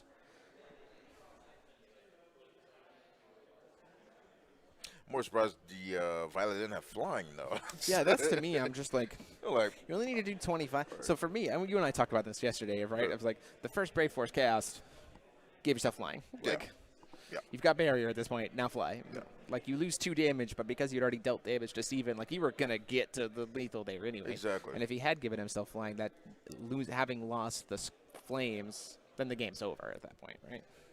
So, no, I mean, kudos to Derek. He played through that very well. Kudos to Steven making Violet have to work that hard for it. But that's, like, this is what I think that we're talking about in terms of, like, it's easy to see from the outside when you're looking at this meta that it can seem very much just like, oh, it's just lethal on 2, blah, blah, blah, blah. Right. But, like, when you actually get down to, like, high tier, really interactive, really digging in, it's deep. Like, it's a deep game. I do have the deck list here. Let's look at sideboards. Yeah. Crystallization maybe comes in. Intimidation maybe comes in. Surging Lightning maybe comes in. Witch of Quenched Fire I think comes in. Light Servant of Ragnarok I think comes in. Lightning Rod Mermaid I don't hate. Void probably comes in. Parry comes in. There's a lot of stuff there. For Violet, a second Dark Prominence, and maybe more Brave Force, and probably a third Turbulence, and definitely the second Healing Robot. I think definitely the second Healing Robot comes in.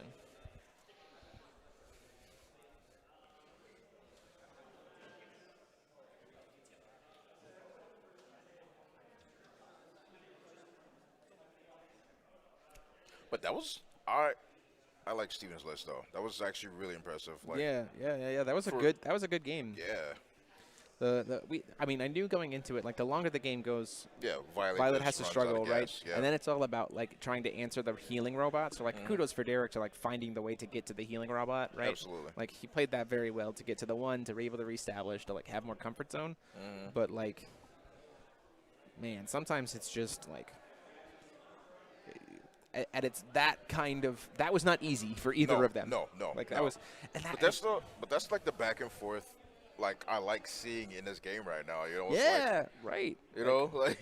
And that's what I think it translates to here at the top tier, like, as top tier competitors, right, playing. But I also think if you see it at, like, at a local level where everyone's, like, playing kind of locally and casually, it's like the play lines look different, but it's still this kind of same interactive game. Absolutely, and I love that. And I'm excited for what friggin' Next format or next set. the 7th. I'm so pumped for what the 7th is going to bring to that. Ooh, there's that Light Servant. Told you. And Intimidate. Yeah, if it slows the game Matoko down. 1-2. Matoko 1-2. No, there we go. Sometimes if you're on the draw, you could just drop a 7-drop Matoko on 2, and then you're just like, yeah, okay. Bruh. 14 uncancelable barrier. How do you even with deal drain? I don't know how It's Violet doesn't deal with that, actually. By playing Baja. Baja just wipes it. It doesn't have Eternal. But I'm saying, how does she deal with that fast enough? You know? So No, it's definitely an uphill. Like, because then suddenly everyone is a 2,800 life point swing. Like, that drain is super relevant. Exactly, that's what I'm saying. That drain is super relevant here. It looks nasty after a 6 while. Sage Stone. Yeah, after like 3 hits, it looks very nasty. Is that an Awakening of Featsing? That is absolutely an Awakening of Featsing. This mad lad. Well, I mean, that's what Ragnarok decks consist of, right? Is ways to... Did that come in from board? Was that already in here? Where was it?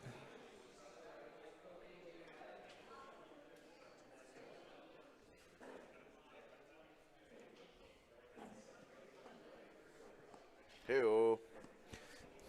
That's the Magnus Guardian Beast. What 2 1-drops? I mean, is. obviously, Wind Servant. It's going to get us one. We already have the Rhea in hand, so that feels kind of meh. Witch of Score. I don't hate the idea of getting the Witch. The Scorched Earth Witch, but I don't know if he's playing it. Magnus Guardian Beast getting 2 1-drops. Never End, just a draw card. I don't hate just that. thinking about it. I think he has a Rhea in hand. Yeah, that's unfortunate. Yeah. I don't hate the Never End, right? Because it gets him another card. Yeah. It's a little early to play the Never End, though. I don't hate Wind Water here. I was thinking the same. Stacking water in front of Wind so that you draw 3 and then produce based on what you're going to top deck. Like, I don't hate that. Feels very much like a, I mean, that feels like a viable play to me. problem here is that like we took so long with game 1 that the likelihood that Steven can win it out in game 2 is like he's got to pop off like real fast.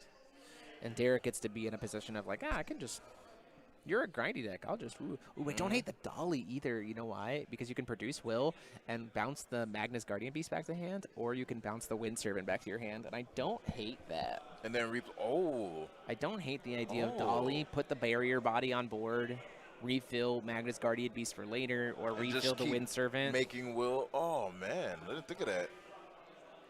Oh. Yeah, no, I think that's the right play. I think with what you got right now, that's the right play, Steven. He's looking between like Never and Dolly. Yeah. I think it's Dolly. This is Ragnarok. What? I have 40 singleton cards. What do I grab? And Come on. Yeah, okay, there you go. Committed. Okay, we got it. All right, cool. We've got there. Oh, No, he picked it back up. Steven, what are you doing to me? Oh, man. Okay, and back to the play line we talked about first, which was Right. water, draw 3, Right. then produce 3. Like, that also feels very, very good here Yeah. when you're talking about trying to do the setup for the early game. Like, because, like, Violet can pop off, sure, but, like, it is going to, like, take her a little bit of time. I don't hate I don't hate playing Light Servant here. Like, legitimately just playing Light Servant. 3 dark, okay.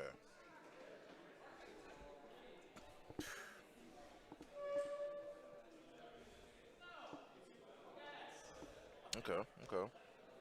There you go. Hit him with the Dark Storm.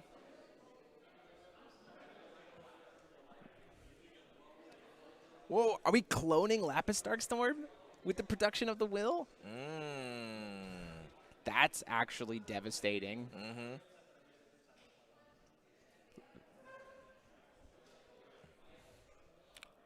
Hopefully. Okay, I don't hate this. Okay. Oof. Oh, Oof. that Oof. is a. If we're talking about a pop-off opener, Okay. Lapis Darkstorm All right. cloned is pretty We have a good. game. Especially since we don't look like he doesn't have Tiny Violet, or he doesn't have Tiny Violet, and he doesn't have a Heart to Heart. And that's one turbulence down. This is This is a game. something, yeah. Lapis Darkstorm cloned. Feeling the flow.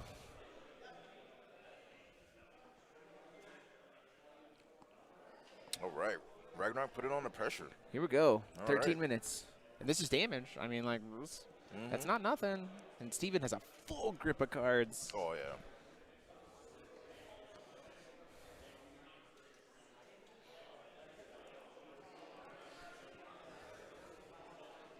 Taking 10. Mm-hmm. Servant seems pretty good. We got a cancel in hand. We got a Rhea. Yeah, he's good. Yeah. He is good. Whoa, not to. Whoops. Didn't do 3 grand in one turn. Sorry. This is a game. It's a game. I'm telling you, it's a game. This is a game. Oh, I don't hate the Lightning Rod Mermaid potentially here. We're going to play the Servant, I think. Oh, no. Yep, Mermaid. Yep. Oh. This is really good, too. This also steals Brave Forces, which is crazy. Like, Lightning Rod Mermaid steals Brave Forces. Like, oh, seems like, huh?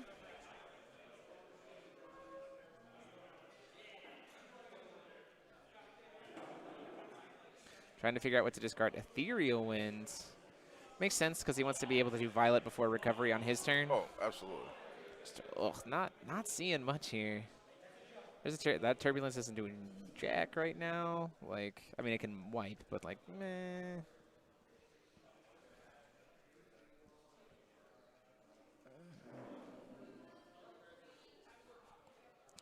This is not. Oh, it did float Will before Calling Stone. Thinking about it. Oh, No! Hey. Derek, what have we done? Well, I mean, You just say that you forgot it. But he can just use it for violence effect during his opponent's turn, so it's fine.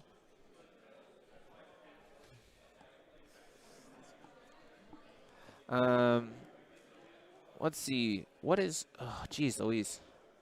This is like a thing. Like that turbulence is gonna be jack shit against that cancel in hand. We're taking another 10 damage here. But see what we were talking about before though. Look at how many cards he got ripped out of his hand. You can see How quick? it's Like getting- he's it's- back yeah, up it's to a filling lot. right back up. It's like The idea against Violet. Yeah. So the thing that I'm noticing right now against Violet and against Featsing decks is the way you win is you you disrupt the engine to make their deck just feel awkward. absolutely Right? Yes, yes, like yes, the more yes, yes. awkward you make them feel, like playing their own engine, the more likely they are to give you opportunities where they stumble. It's just Exactly. natural, right? It's yeah, just you just open it. You just wedge your way into and like you'll find that you can sneak out. We're like Derek's on a 2-turn clock and doesn't have much, yes, right? absolutely.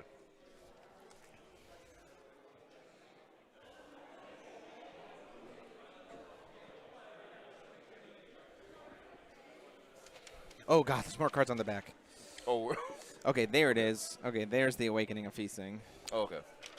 Okay, so that is main boarded. What did we pay 2 for? Shoot, I missed it as well.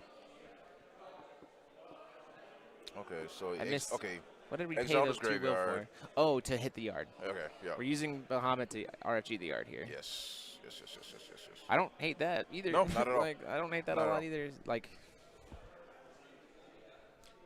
If you already see that he's already awkward, you just just cut the line. yeah. I don't. Yeah, I There's don't the blame him heart at to all. heart. Finally got his heart to heart. Yeah.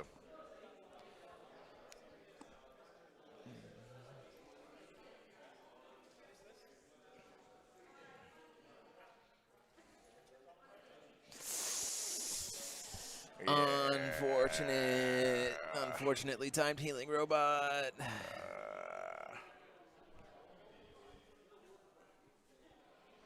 Unfortunately timed healing robot for Steven.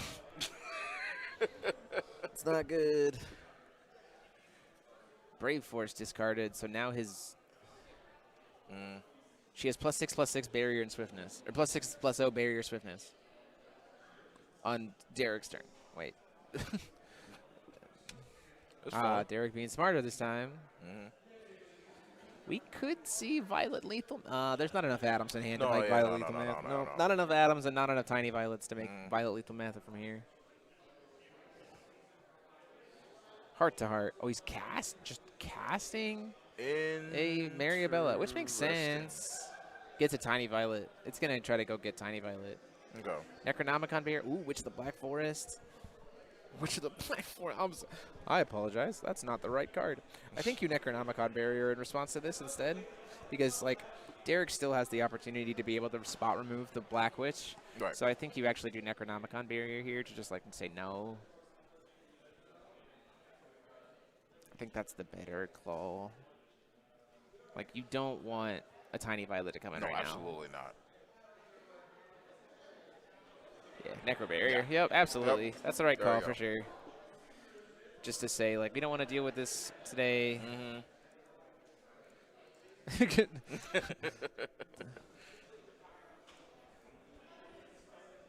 It's a response.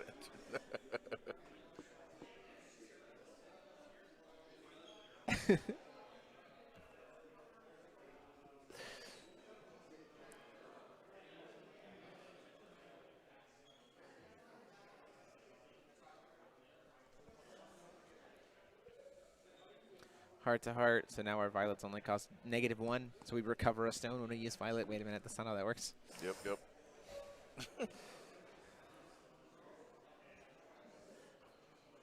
Okay, so here we go. It's like there's a world where maybe Steven finds lethal here. Especially with like Sigurd something or other. Like that's not out of the question, right?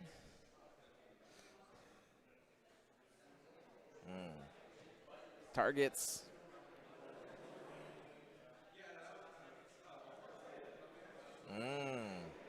So the Magna's gone, but we've used Tiny Violet. So now we're like we just We are. This is actually. We have Tiny Violet Gun. What's in hands for Derek? Can we find lethal here? Like, there might actually be lethal here with 3 unique stones. Yeah.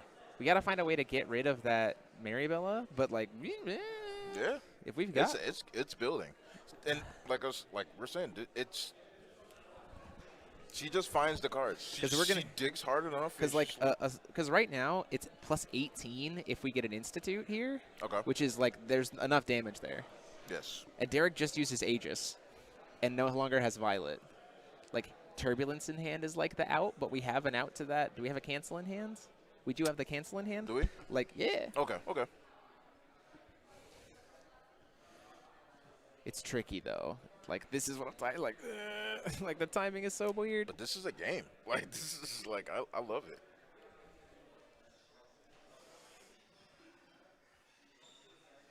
Ugh.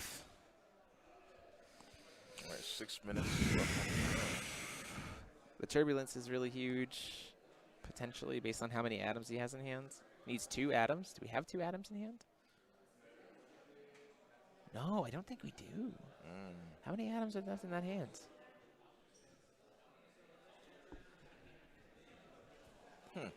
Derek, show me your hand, please.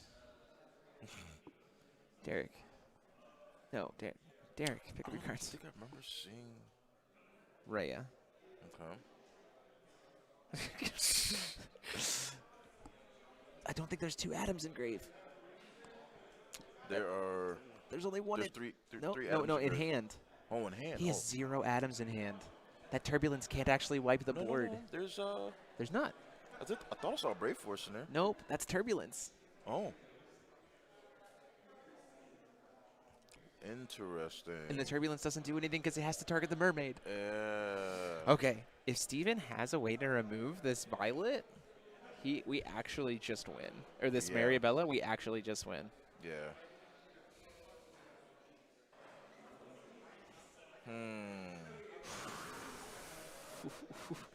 It is a game. Spicy.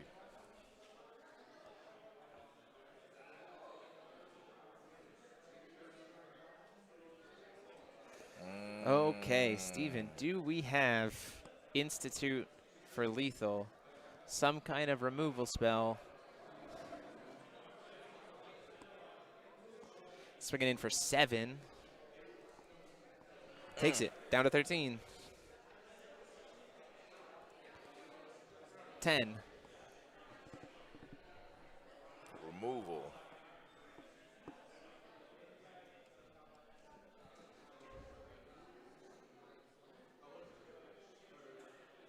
Did we mess up? I don't know, but he has to do it now because he's just gonna get Muhammad next turn.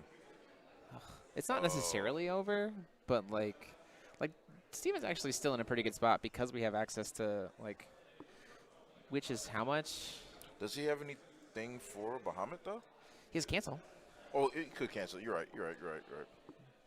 That's probably why. and he can also just preemptively RFG the graves. Like, yeah, make the Baja very expensive. Like, He also has a healing robot in hand as well.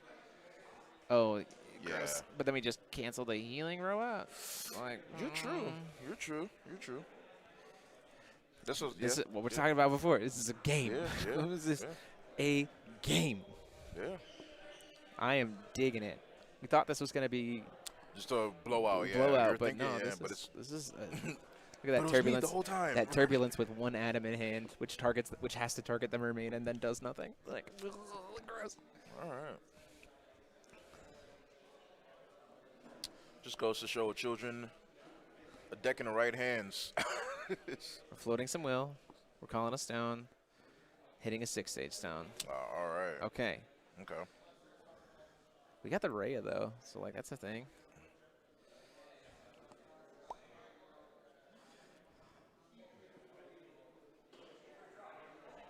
Oh, 5. He only has 5 life left. We missed some damage somewhere, but Yeah. must have been the mermaid. Heal a bunch of life. Yeah, we canceled this.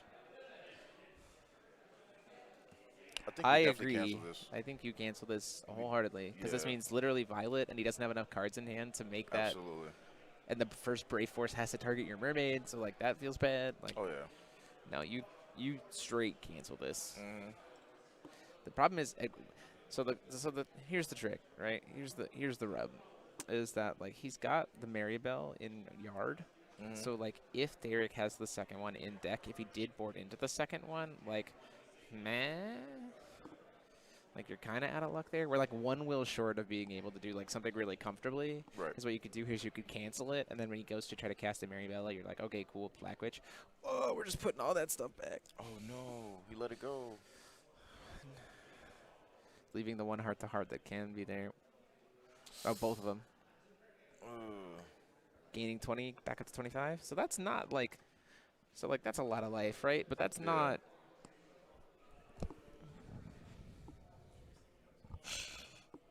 Turbulence still isn't doing much. Because, like, there's still a bunch of damage being threatened here. Yeah, that's true. It just means you just have to work for it that much more, you know? It's like because now we're trying to get to Turbulence. To get to Baja. I think you let that happen. You're fine. Oh, yeah, the Tiny Violet, yeah. Yeah, it gets the Tiny Violet so that he has enough atoms to try to silence. Right. But then that taps him out. But it actually doesn't because he's got the one wheel open. Oh, wait, did he? Okay, never mind. Okay. Oh, this is gross. How many unique different atoms do we have? Certainly 5. Gets those 2. Yeah, now he's going to go after the Institute.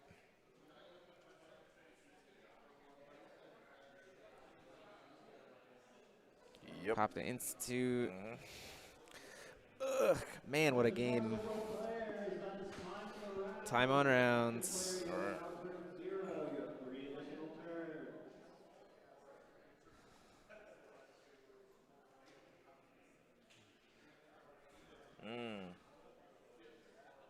That's pretty good.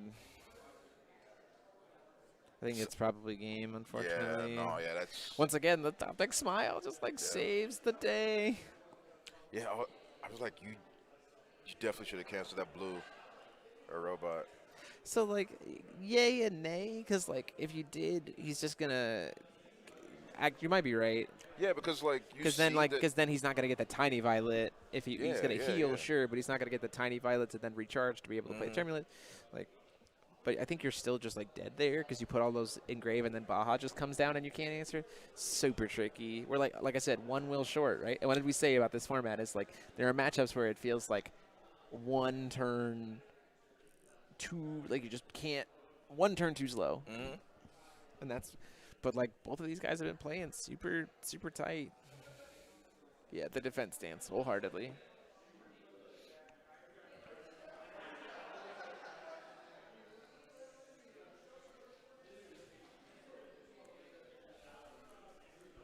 And then just Baja for lethal. Yeah.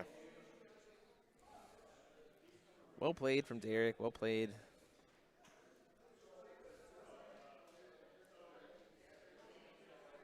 Don't have the cancel.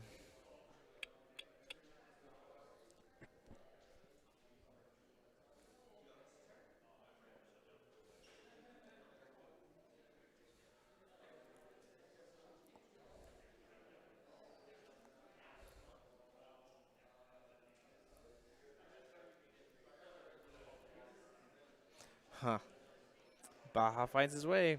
But, like, to me, this is super enjoyable because neither of these decks were, like, combo killing you on turn 2. Like, this was a game. Yes. And, like, Baja is Violet's finisher. Yes. Right?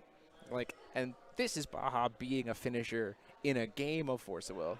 The next card is the cancel. Oh, man. Yeah, scoops it up. Oh. So there it goes. You hate to see it. Violet taking it 2-0. But, I mean, to Steven's credit, man, that was those are games. That was, and like that's what I like to see. That was entertaining. Yeah, that was very entertaining. Yeah. And I think, you know, I mean, kudos to Steven to play Ragnarok for sure. Kudos for taking it that wide, that kind of style, and Derek finding his way. That's like those smiles, man. How many smiles from the sideboard for Derek? just the total of 2 in the main board. That's it. Really? And in both of those games, that smile ended up being like the thing that put it over the edge, that clutched it. Yep. Which is why I think, so what we saw from this Violet list as we're talking about it is like it said, I'm going to shift from being proactive to reactive. And in the time that we're both, because it's taking advantage of the fact that the Feith Mooch deck is so much setup. And the thing about Welser, here's the thing. And when I've been doing a little bit of testing on Violet and stuff like that, the thing about Welser that I think people need to recognize is that, where is it? Where is my Welser boy? He's in my split cards. The thing about Welser, the cancel that everyone's playing in the early game, right? This card is terrible against discard. Absolutely atrocious, right? So, like, the idea of, like, I'll play a discard. What are you going to do? You going to let me take the Welser, or are you going to Welser it, which I would have taken it anyway? Exactly. You spent a will, and now it's back in my hands, and then I'm going to recast it, right? Like, like, Welser is just not good against discard, and I think what we've seen is, I think people now with 3 tournaments worth of data on Feith Mooch, we've seen that turns 1, 2, and 3 for Feith Mooch are set up. Right? Yes. And so they're not really doing much. No, not so you at all. Actually just have time to like play disruption in the early game, knowing that you're going to get super interactive in the later. And I think that what Violet is just like Violet is just saying, okay, well, I'm going to shift my early game to be that, as opposed to try to like be able to play in that early disruption, capitalize on it, rather than just having 2 decks that are just trying to set up and see who could go faster.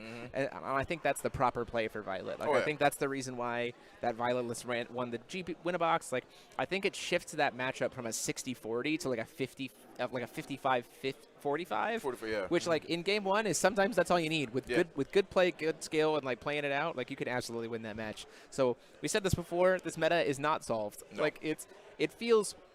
We know what the top tables are. We don't know what the top, like, the perfect top lists are. And I think this is a clear example of, like, this is a Violet list that literally just took, like, went to 4 or 5 stones to, like, grind out the win. But, like, not that it was, like, trying, like, not that it was just like, oh, I'm top decking. Like, you could tell that even in the course of all that, Derek felt comfortable playing to that point. Right? And I think that's a big twist from what we saw of Violet last GP. Yeah. Dark Violet is good. I like this variant. I really do. I like the variant too. It makes it much more interactive. It's a lot more fun to watch. Like, it's a lot more fun to watch, and you just get to do some. I was playing yesterday. I was playing to try to set up. I was playing against Feasting on Marius. Playing against Feasting on Marius and testing, playing the Dark Violet list. And at one point in time, I'm like, cool, I'm in upkeep. I didn't cast a single Turbulence at all in either of those matches. And I'm sitting at like 4 stones. And I'm like, okay. Cast Turbulence. Or cast Atomic. I was like, I have the wills to be able to go Necronomicon Barrier to stop. Because I didn't feel like there were seals, number 13. So I was like, Necronomicon Barrier. It's like, well, sir, cool, back in my hand. Discard to Violet, Ethereal Wind, Necronomicon Barrier, like, re-resolve it. And this is the weakness of Welser, is like, you're not actually canceling it. You're just putting it back in their hand. And in the early game, that's very good. But, like, Violet has said, like, I'm not trying to play in that early game as much anymore. Violet's like 3-4 stones. Like, that's my sweet spot. And Welser feels terrible in that zone. Like, it just, especially with Ethereal Wind. Like, Welser just does not feel good in that zone. And that's why Violet, I think, has shored up its Feith Mooch matchup. Like, Feith Mooch can absolutely beat Violet. Like, the two of them are pretty equally matched, I think. Especially the Dark Violet version. I think it comes down to player skill. It comes down to draws. It comes down to, like, outplaying your opponent. But, like, that is not who pops off first on turn 2 anymore. That matchup has changed significantly. And to me, that's like, I'm about it. It's no longer 2 combo decks at that point. It's 2, like, control decks actually being control decks, which I think is very fun and interactive to play in and watch. Where they're actually playing. They're not like, oh, draw, pass.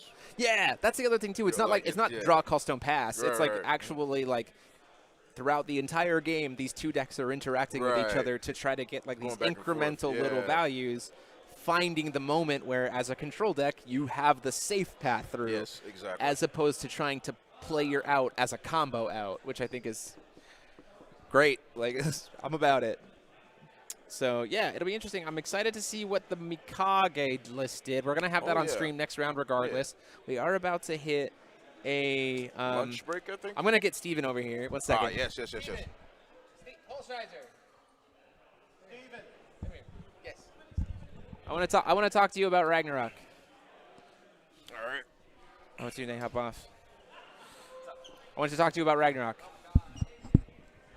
I want to yell at you about the thing that cost you game 1, and then we'll talk about game 2. Okay. Are you ready to be yelled at for the thing that cost you game 1? Sure. Yeah. Why did you not block with Dolly? So what the Violet that wasn't she flying. had flying. Did she? Okay, yeah, we didn't hear the flying. Yeah, he that gave makes, her flying. that's because the token has flying. Okay, cool. That makes sense then. Yeah, so the token had flying. Yeah. Well, we didn't hear him actually like do the flying because we couldn't quite hear. Yeah. My only out was I needed the Loretta to. Yeah, to be able to cancel the spot rule. But yeah, he had the answers to stop my answers. Yeah, I mean that's what this matchup is. That's what this meta is. I will say though. Yeah, I should have played Abdul last turn though. Oh yeah, when you had like some open will available. I don't know if the Rhea into Sigurd into research was correct. In this game 2? Yeah, the very knowing I really want that graveyard gone. Yeah, no, that's fair. I think that there was an argument to leaving the graveyard. Like the graveyard hit there. The problem was I think that you were like 1 will short in going that play route line to be able to deal with double Maribels. Yeah. Like if he had because I think Derek was playing 1 healing robot mains, probably sideboarded in the second, I imagine. So then it's like, no, certainly. Yeah. I mean, it's enjoyable to watch. Yeah, I mean, it was fun. Like, I was so proud I got to pop off that one game 1, just like his Magnet, his Wind Servant. Like, is a boy. Just one. If I would have gotten Schrodinger instead of the Research Institute, flickered the Sigurd, got Research, I could have played the Never into my hand. And then had the Eternal Board, which is protected against everything against Baja, and at that point in time, like turbulence at that point. It's the turbulence, and at the safety of the turn 1. Yeah, he would have also had the Gradius to go along with that. Yeah, but no, that was good. Yeah. I mean, this is what we've talked. So I would like to hear your thoughts. Babatunde and I were just talking about it, about how we haven't seen a Feasting Mooch deck yet. Yeah. So we got to see how that shifts. But in understanding our testing last night, what we've seen is that the Feast Mooch and the Violet decks feel more like they're actually playing as control decks and like playing to the control style finish as opposed to the combo style finish. Would you agree that like that's what you've seen kind of like in your for the Feast Mooch arts? Yeah, and in the Violets. I think the Violets have shifted to being like I'm gonna just be a control deck as opposed to like Baja 2. Like yeah, because I mean Violet can do that very easily because just they got too many win cons. Right. Yeah. So yeah. I mean. Yeah, just take it. If you take it slow, you'll probably get there still. Yeah, yeah, for sure. Well, so you're 1-0 or 1-1. Yeah. Okay. Yeah, no draws. No draws. Just no draws. No teammate draws. No teammate draws. So good luck in the rest of the day with Ragnarok. Thank you. Thanks for watching a very entertaining match. That was really great. Can't wait to go back and watch the comments section. Yeah. No, it was good. We were really enjoying it. There was a lot of intricacies and like with Singleton, like so many choices. One of the cards from your sideboard that I was wondering if you had brought in was what was it? We brought the Light Servant in. I knew that. Yeah. The Witch of Quenched Fires. No, did you end up bringing that in? No, I didn't bring it in. You kept it in the sideboard? I probably should have brought it in, but it. Because it stops turbulence? I don't know if I like that card. Because it stops turbulence? Yeah. So, like, that feels pretty good? Yeah, but we didn't see turbulence that game. That's fair. He didn't. I mean, he just didn't use it. Yeah. The one time he had it, you had he could have only done to one thing, and you had Mermaid. So, that saves you. Yeah. So I sided in the Mermaid, Intimidation, Light Servant, Rabbit Dash. Yeah, just a little bit aggro, just to kind of put some pressure on. Yeah. There. I don't know what the last one was. But I'm pretty sure there's 5 cards. I just don't know what the last card was. Okay. Yeah. Good stuff. Well, good luck in the rest of your day. Go try. And we'll see you soon. Yep. Okay. So we are going to be on a little bit of a longer break, guys, because we're about to hit a lunch break going into round 3. But remember, it's only 5 rounds today, so we will see you guys back with round 3 with Mikage versus something. And again, be sure to send an email to rulerschoolcontent@gmail.com to get entered to tell us your favorite 7th ruler so you can get entered to win one of the 2 prizes we're giving away today. And yeah, enjoy that. So until next time, we'll be back. So thank you guys so much. See you soon. Go get some food.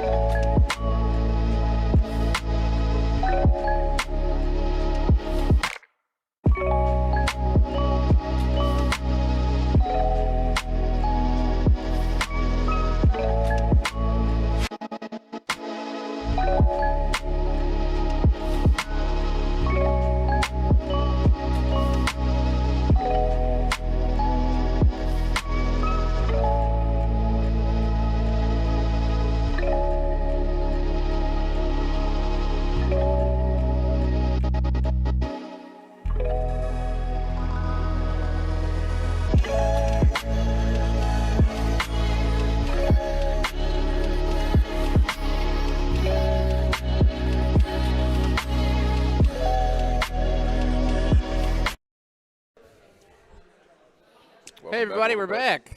A little early. Figured Yeah. we'd talk about a few things. Also, I'm Dante now. Just doing some Fallen Angel stuff here. Yeah, we're excited. We're about to where everyone's getting back from lunch. We're about to get started with round 3. We are going to have Wolfgang 2 versus Mikage, both X1. Oh, Pairings are going up. So I'm very excited about this. This is going to be fun. I'm excited about this matchup. So absolutely. this feels like it's going to be a grind back and forth, or it could be over very quickly as the Wolfgang deck. Because Terminus is a card. Yeah, so we'll see how this goes. Yeah, absolutely. We've been talking a lot. I just noticed. Babatoon. It's a D, yeah. Apparently you're only Babatoon. Yeah. That's your name now. Own instrument. That's your name now. Before we get started, I do want to again give a shout out to all of our sponsors. You can check out their links in the description below. TCG Prime, access to thousands and thousands of singles. Triple Sleeve TCG for pre-orders on new sets for not only Force of Will, but also Card Fight, but also Gate Ruler, but also all kinds of other games too. Odyssey Games obviously has pre-orders right now for pre-release kits and main set for the 7th. You can check them out. And then, of course, the OLS for playing every single week. And good old Vite Ramen giving us some delicious food. So Yep. looking forward to seeing how this goes. Yeah. Oh, we need to tell Jesse Jackal. I can't tell. I don't know what table it is. Go find it. That the table with Dustin Jones. That's our stream table. Table 14. There we go. Our head judge took us up there. This is a much more comfortable cosplay than Gil Lapis. I'm sure. Yeah, there's a lot less layers to it. Yeah. And I could just I'm lazy. You don't have to I'm gonna lug around that sword. Huh? Commentary? Yeah, okay. Oof. Derek's 2-0? They're both 2-0? Yeah, they're both 2-0. Okay. That's gonna suck. It is what it is. That might be a draw, might be a concession. I don't know what's going on there. Let's go over to the games. Dustin J on Wolfgang versus Jesse J on Mikage. Hey-o. Gonna be a game. All right. That's fine.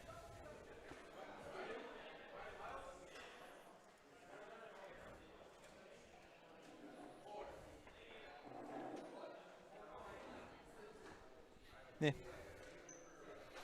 Here we go. So, time on round is certainly not that much time. We have a little bit more time on round than that. Mainly a full-time amount of time still. I have heard very good things about this Mikage list. Tier 0 Mikage, here we go. Tier 0 let's Mikage. go. Let's get some Mikages in the chat. Some Kikis in the chat. Oh, yeah. I'm going to get some Kikis in the chat. Kiki, do you love Kiki's me? in the chat. So like this, how does this matchup go? The thing is, because I don't know I have the list in front of me. I don't know why I'm not looking at this. Okay, let's talk about this Mikage list. It's white, black, blue, green. Okay. What? Running anti-magics, running Pierres, running Exorcist Mage in the main board. Dracula, Lumia, Flute, Suya, Academy Guards, Pharesias? I don't hate Pharesias, actually. Seems kind of greedy, but okay. The Transformed, lose life, your opponent discards a card on enter. Very interesting. Guess we'll see. Yeah, we're going to go see. The time on round has started. See who goes first. 8 for the Mikage, 7. So Wolfgang going second. Honestly, Wolfgang likes that a lot. Having the draw means that you can play heart to heart and potentially a residence, and like you can do a lot of stuff there. Mm-hmm. Is Dustin playing heart to hearts? I wouldn't see why not. No. No heart to hearts in Really? this list. Also very interesting choice. Huh. Okay. Oof, that Terminus in hand doesn't feel great. Is that a Magic Crest of Darkness? What is happening? Do we have a? There's no heart to heart. Do we have a residence in upkeep? Nope, we're getting a 1 cost right out the They door. have a 1-drop that like basically does what Probably an Heart oil does. pond comes down Yeah. here. Either an oil pond or the get a 1-drop 4/4. Yeah, oil pond makes a lot of sense. So that like it's the easiest one. Like the typical 1/2, especially against the black decks, is like oil pond into forest, so that you can answer any of the witches that they're gonna play. Okay. So like that's not unsurprising. Where's oil ponds? Do I just not have cards from this set ready to go? Okay, well, whatever. Pierre to pop the oil pond, that's pretty good. And a Pharesia only costing 1 green, so that's also very good. Yes. That's probably why we're seeing the Pharesias, right? Good pop Of off. like, oh, and we're gonna use Mikage's ability here to put 2 counters on the Pharesia. Yes. That yes. Pharesia's gonna get very large very quickly. Oh yeah. That might be the. I mean, like, I don't hate that. It's safe against the permafrost. Can't touch it. It's Yep. gonna get too big for Terminus pretty quick. Mm-hmm. So like that's pretty relevant. Like And I don't think this may be the card. Yeah. Where is she? Here she is. Freesia the Virtuous Vampire. Like this might actually be a card that we can see some pretty good play here. Like a single extra set of tokens on Pharesia, or like now we can like pump her to like do a lot of stuff there, and like playing a permafrost. Okay. No targets, and then search for 1. So we're trying to get 2 here. What are we getting? To get a couple tokens. Okay. Those don't feel great because they're 4/4s and they're on the ground. And then Pharesia's just like, yeah, whatever, I'm flying in the air. Exactly. Dark. Did I just like not grab the Demonic Worlds? I feel like I grabbed all these cards.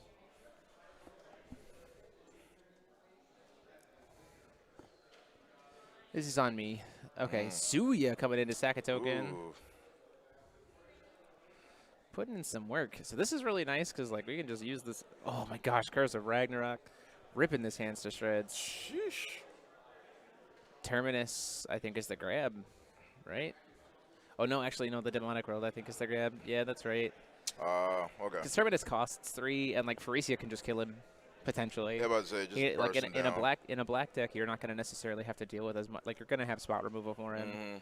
And a Dracula coming in here. Swinging for 8. This man. Down to 26, or 2,800. All gas, no brakes. Yeah, absolutely. And he's going to get to draw another card here because we'll sack the Dracula to put counters on Pharesia. So now she's a 10/10, which is crazy.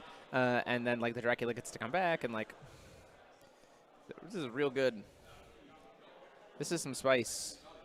Absolutely. Mikage rocketed out here. Not what I expected. Yeah, Dracula comes back in, just like threats. We've talked about before that, like, one of the things that Wolfgang has to struggle with, right, is the fact of having like aggression, right? Aggression hurts Wolfgang a lot. Yes. So like we're going to recover a couple stones off the Wolfgang search after tapping out. Flash in wind. Flash in the wind witch to prevent the Urk.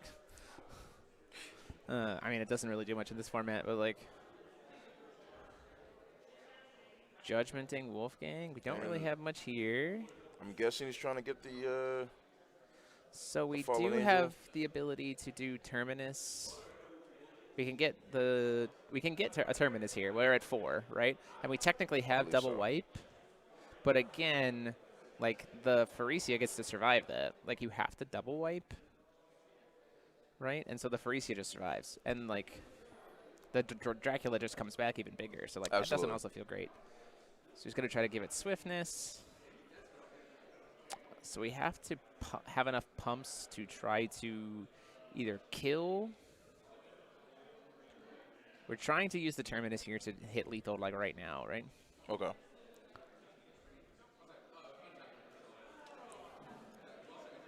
We're going to try to give it swiftness and go in. We have Dracula. How many green cards in hand? That's the big trick here, right? as he moves into combat. Line -4, -4. Moan of the Dead. 4 cards in hand, 4 cards in the head. Moan of the Dead to kill the Terminus. Wow, what a play! And the crowd goes wild. Yeah, so like Okay. that's fine. The board's he's gonna try to double -8 the board. Okay. Loses that, but we get the Dracula back at the end of turn, which then will Right. die and go back to grave. So then, Right. wow, what a play with that Moan. Yeah. Good play. So the Dracula comes back in, dies, and then goes. Yeah. Yeah, and then he'll come back at the end of Jesse's next turn with 6 counters on him.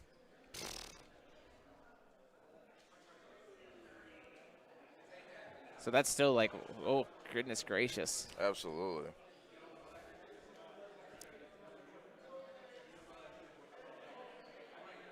Yeah. Okay, we got a game here. Yeah. Okay.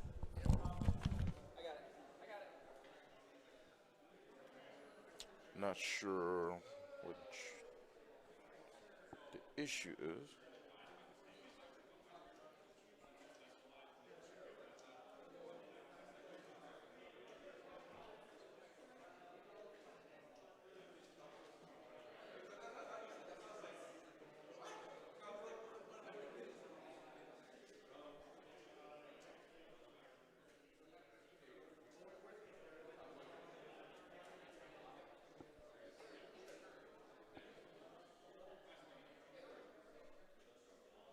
Cool. It's like a beginning of an end phase trigger. Yeah. So like that's still pretty good. Like we're Yep. still gonna have a Dracula that's a 10. Man, Oof, never punished. never punished. That is a flute to board wipe. Kills both Wolfgang and the Fallen Angel with the cosmics, the comets.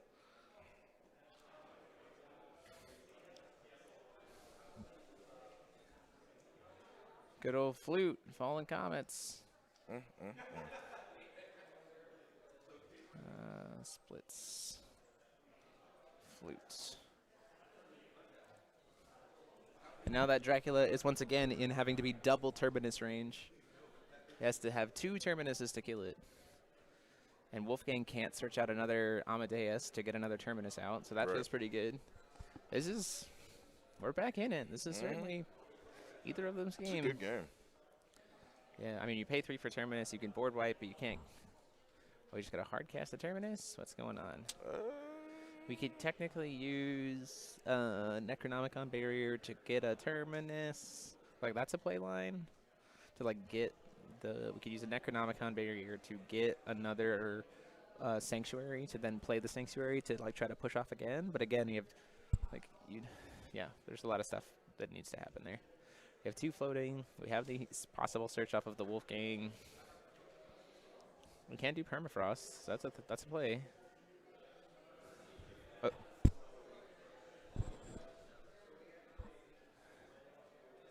Getting a 2 or less?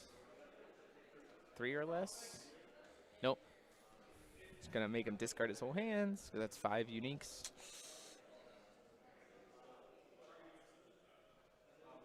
All the cards in that hand are gone. Double Lumias. Yeah, fair enough. Oof, full grip for Wolfgang. Alvarez gets him 2 tokens. Kind of seems meh. And then pass there. Oof. 2 tokens of I flying. don't know why we didn't permafrost the. I mean, I guess the permafrost feels bad because you're only hitting one thing. Like we're gonna swing and hit 10 I mean, it's here. not something you can technically lock down, but I The guess tokens do have flying. Do we have a response to the flying tokens? Block is good.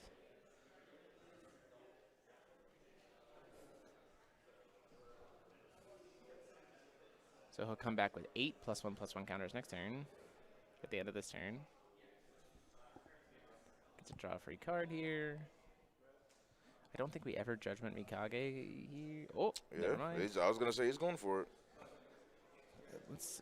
Got the He revenge. can only. The problem is he can only target J slash, which feels bad with the permafrost that's potentially about to come in. But we do have the Dracula to be able to pop whatever we want to do there, so that's also not irrelevant.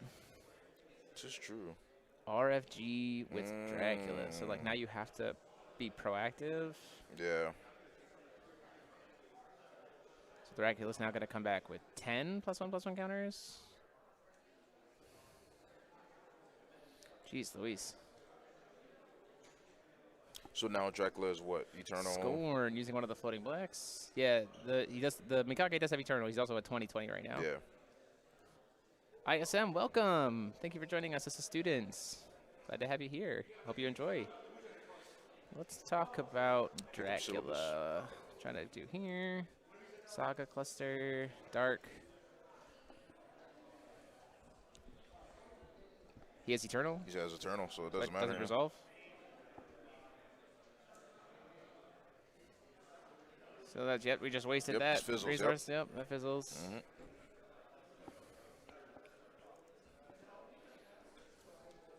Permafrosts.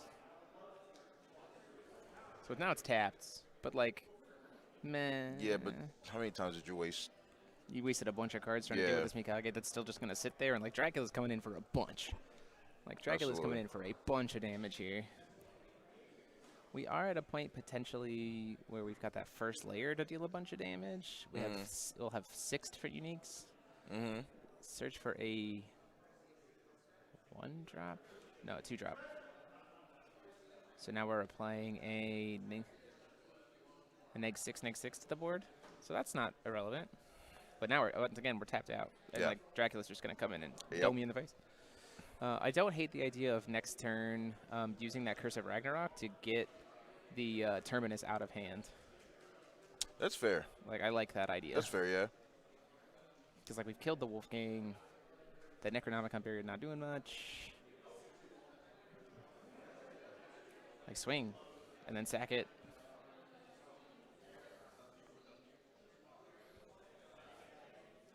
So it should be, hold on.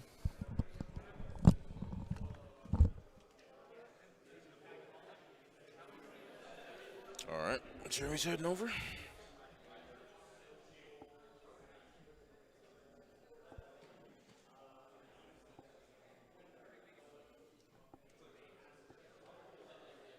What's going on?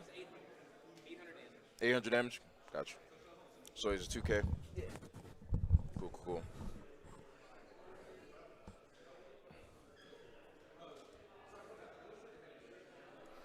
So being at 36 makes first layer a little expensive, but eventually over time we do just hit enough demonic worlds to be able to do that. Like, I don't know why we didn't Curse of Rag to like mess with the hands, but we didn't. Residents of the Black City. Yeah, I don't know what he has in what's hand. really going there other than just put the body on board.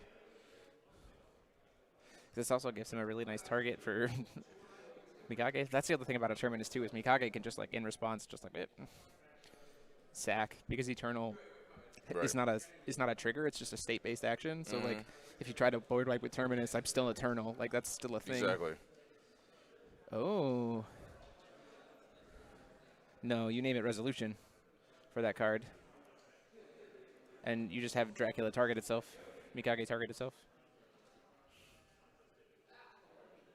Oh, you can also just have Dracula target the Mikage. But he'll have Eternal.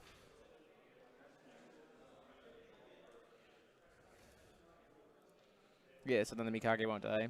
Yep, that's a good play. Yep, absolutely. It's a really smart play to get around the Amadeus. Search for anyone he wants. Huh. We're just trying to first layer at this point, I think. Yeah, because I don't see. We're trying to first layer to be able to burn him out. Burn him out at this point. I think that's kind of feels like the play. Yeah. Or not. Okay, recover. We've got the Terminus in hand. Again, I think that if the Amadeus doesn't come down this turn, it doesn't have swiftness, so like meh. I still think you just like if the Amadeus doesn't come down, or if the Terminus doesn't come down this turn, you absolutely cast Curse of Ragnarok and RFG. Oh my gosh, cast the Curse of Ragnarok, please. We have 1, 2, 3, 4, 5, 6, 7 uniques. So currently a 16/16 dealing 9, though. So that's the other thing is like Dracula's outpacing the drains, so it's still hitting for 9.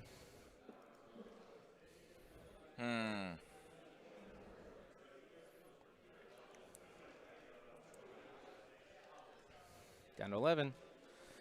Remember the curse of Ragnarok. Remember the curse of Ragnarok. No. Oh, that's a problem. He doesn't have the will for it. That's true. He can't call for stone on his. Oh, that's the other thing is his 6-stage stones aren't producing any will.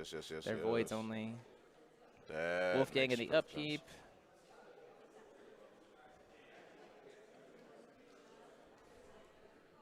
I think you let that just.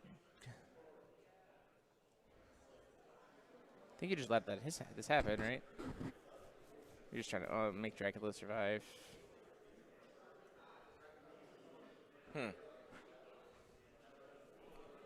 So, oh yeah, that's lethal.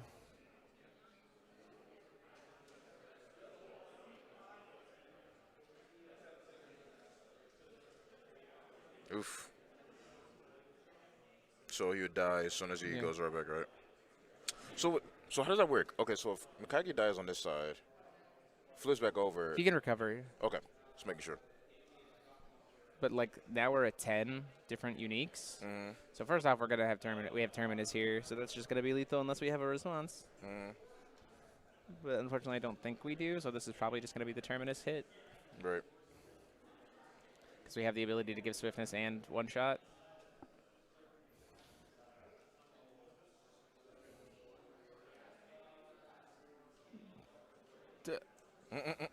He's getting there. He's getting there. There we go. Yeah. Bink.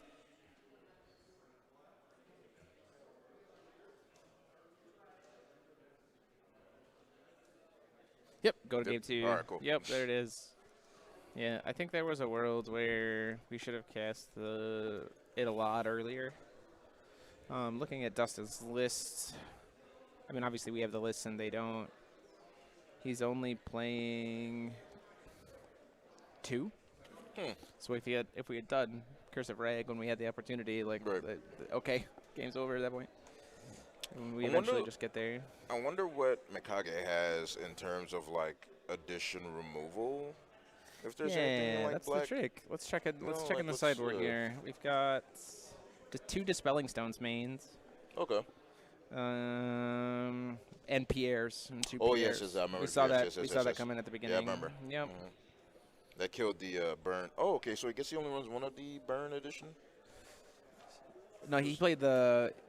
It was the Generate Tokens edition. No, it was the Oil Pond that got popped. Yeah. Isn't that the one that burns? I believe. Oh, it burns a target. Yeah. Oh, it burns a target. I thought it burned. Okay. The one that burns face. The one that burns face is first layer. Gotcha. Okay. First layer of the Demonic Worlds. And Dustin is playing a single copy of that. Yep. Cool. Terminated. Yeah. Terminated. Absolutely. Terminus just gets there sometimes, for sure.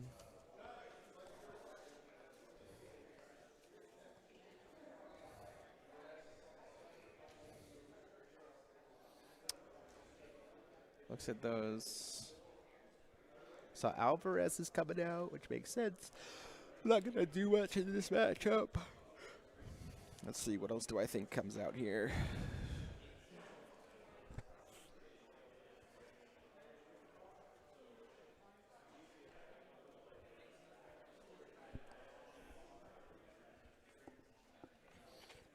That was actually a pretty fast game, man. Look at 30. That wasn't 30, too bad. Yeah, no, it was not too bad. I think which the Fallen Kingdom probably doesn't come in. We're just drawing cards. Lumia's definitely come in for sure. Oh. Voids also probably come in too. Absolutely. To be able to deal with the Dracula.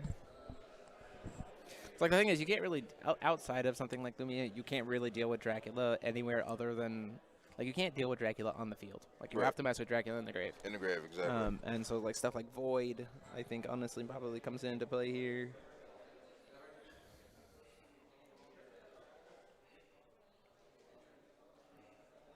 Six Sage Stone off the top. Gonna go search for, or get residents. See, this is the engine with the residents. We get to start generating some pretty mad value pretty quick with residents.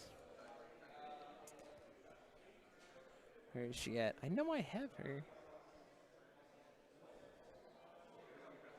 I gotta update my card images. I don't know why these are all not where I want them to be. Anyway, Residents of the Black Forest, or Black City, just gets to do a lot of crazy stuff.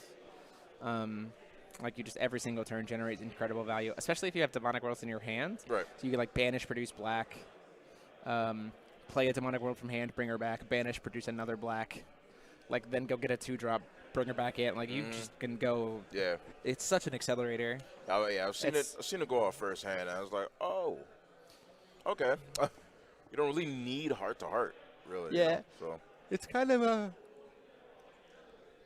a situation of, like, you can technically get more explosive with residents. Yeah, swing one with Bane. We're attempting to block.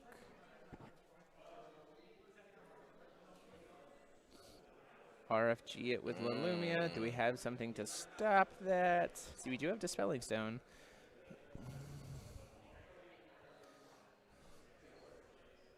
This is why I thought the Lumia's come in, because, like I said, you just get rid of it.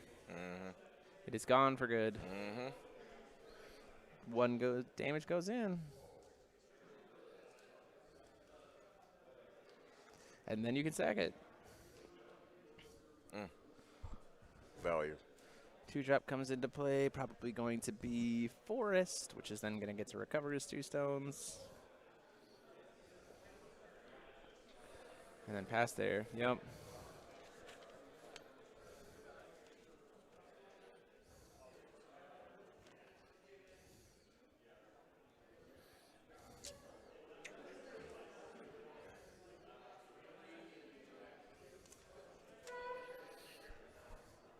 Flute coming down. Not going to have too much of a time because we're probably going to get 2 more Demonic Worlds out here pretty quick. Oh, yeah. Suya. We just sacrificed the residents. Absolutely.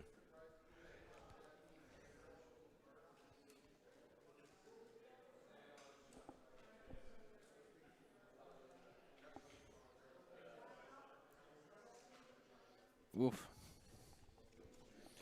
With the Sigurd. Yeah, the Sigurd. Yep. There's also Demonic Worlds that Sigurd can get, like Forest. So then, like, you get a body and you put Forest on board, and, like, it can get you Amadeus. Like, it's another way to get Amadeus, because, like, Wolfgang can get you one, and then Sigurd can get you another, because Sigurd can get something different. Like, there's a lot of value there for sure. This is a very good list. Almost did miss Hope Sigurd you didn't compared to last year. I kind of got tired of seeing Sigurd, but I like it for this deck, though. No, yeah, I like it for this deck a lot too. Especially, it keeps the deck, you know. Still in recovery. We're generating some tokens. 3 of them. This is in recovery. This happened. Judgment. Yeah, we're trying to kill stuff right now. We're trying to go for a Terminus like this minute. You only need 4. Oh, I'm sorry. You need 5. But you have 5 because he counts as 1. I was about to say it counts gets you Amadeus. Yeah. Oh, hits the Ragstone off the flip, which is great. Like, what a time to hit the Ragstone. We get Amadeus here. Or sorry, the Sanctuary. Sanctuary gets us the other ones, which is his Terminus.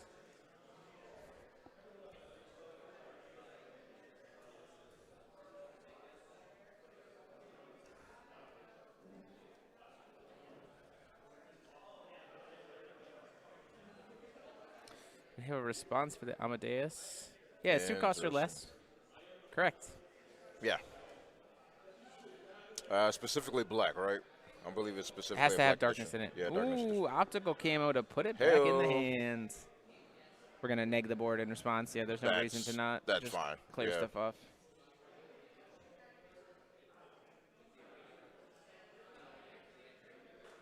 think we could have waited maybe to let him commit to the trying to kill me. Yeah, for sure. I think Before that's bouncing. probably the right call. Yeah.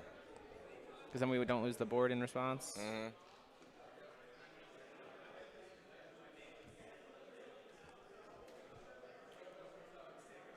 Ooh, don't grab that one. Nope, grab the, okay.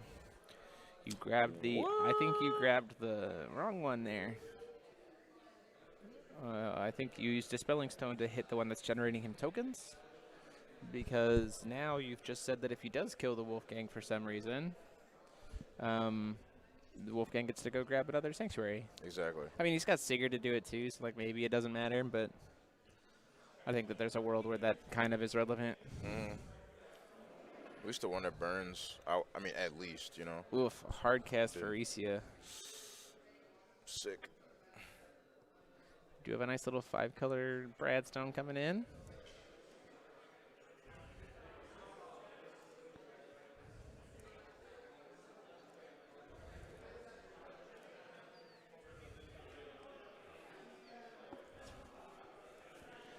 Let's see.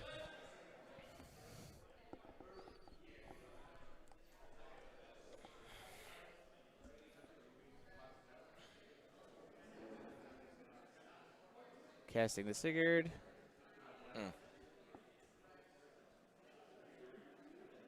In response to the cast of the Sigurd, so that we don't get an enter effect. If there's a time to do it, Yep. that's the time.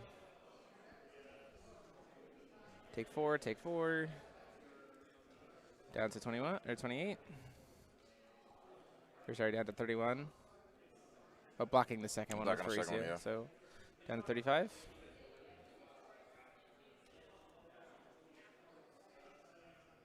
Doesn't it only give a Fallen Angel swiftness? Hold on. I believe so. I think it's only.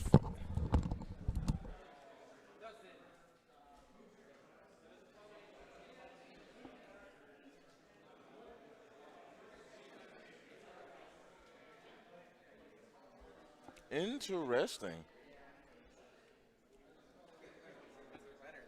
Yeah, that's wow. Moan of the Dead to kill the Swifty guy. Huh.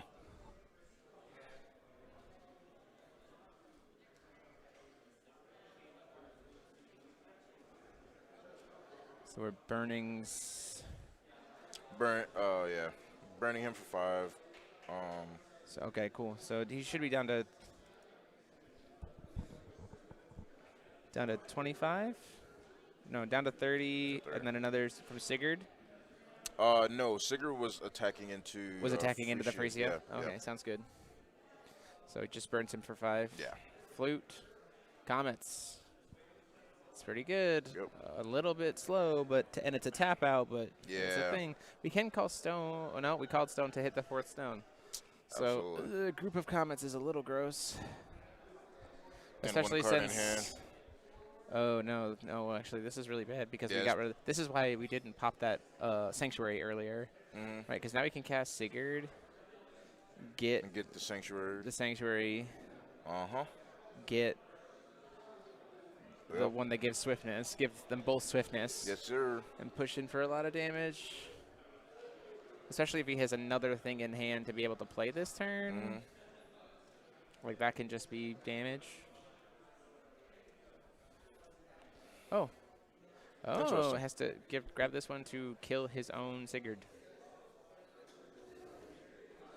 He's probably trying to build up to it, I'm guessing.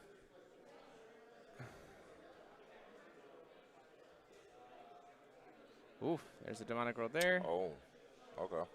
And now we can use Wolfgang to get a 3-drop. Untap 4. We got a floating. Oh my gosh, this is the craziness Yes. of Wolfgang. Like this is why Residence. What seen I this. said is that like Yeah. Residence can just generate you so much value if you, especially if you have them in hand. Yeah. I only just found out that they had that untapped edition, and Searching for a 2-drop. I think it's nuts. I think that edition is nuts. I think Terminus is about to. Oh, yeah. Oh, absolutely. Unless he Absolutely. only has the one of. First layer, okay. 18. 5 Down to difference. No, I think that's just lethal. Uh-oh. Yeah, he's just scooping it up at that point. Yeah, there was enough damage there to absolutely do lethal here. So yeah, Wolfgang. Wow.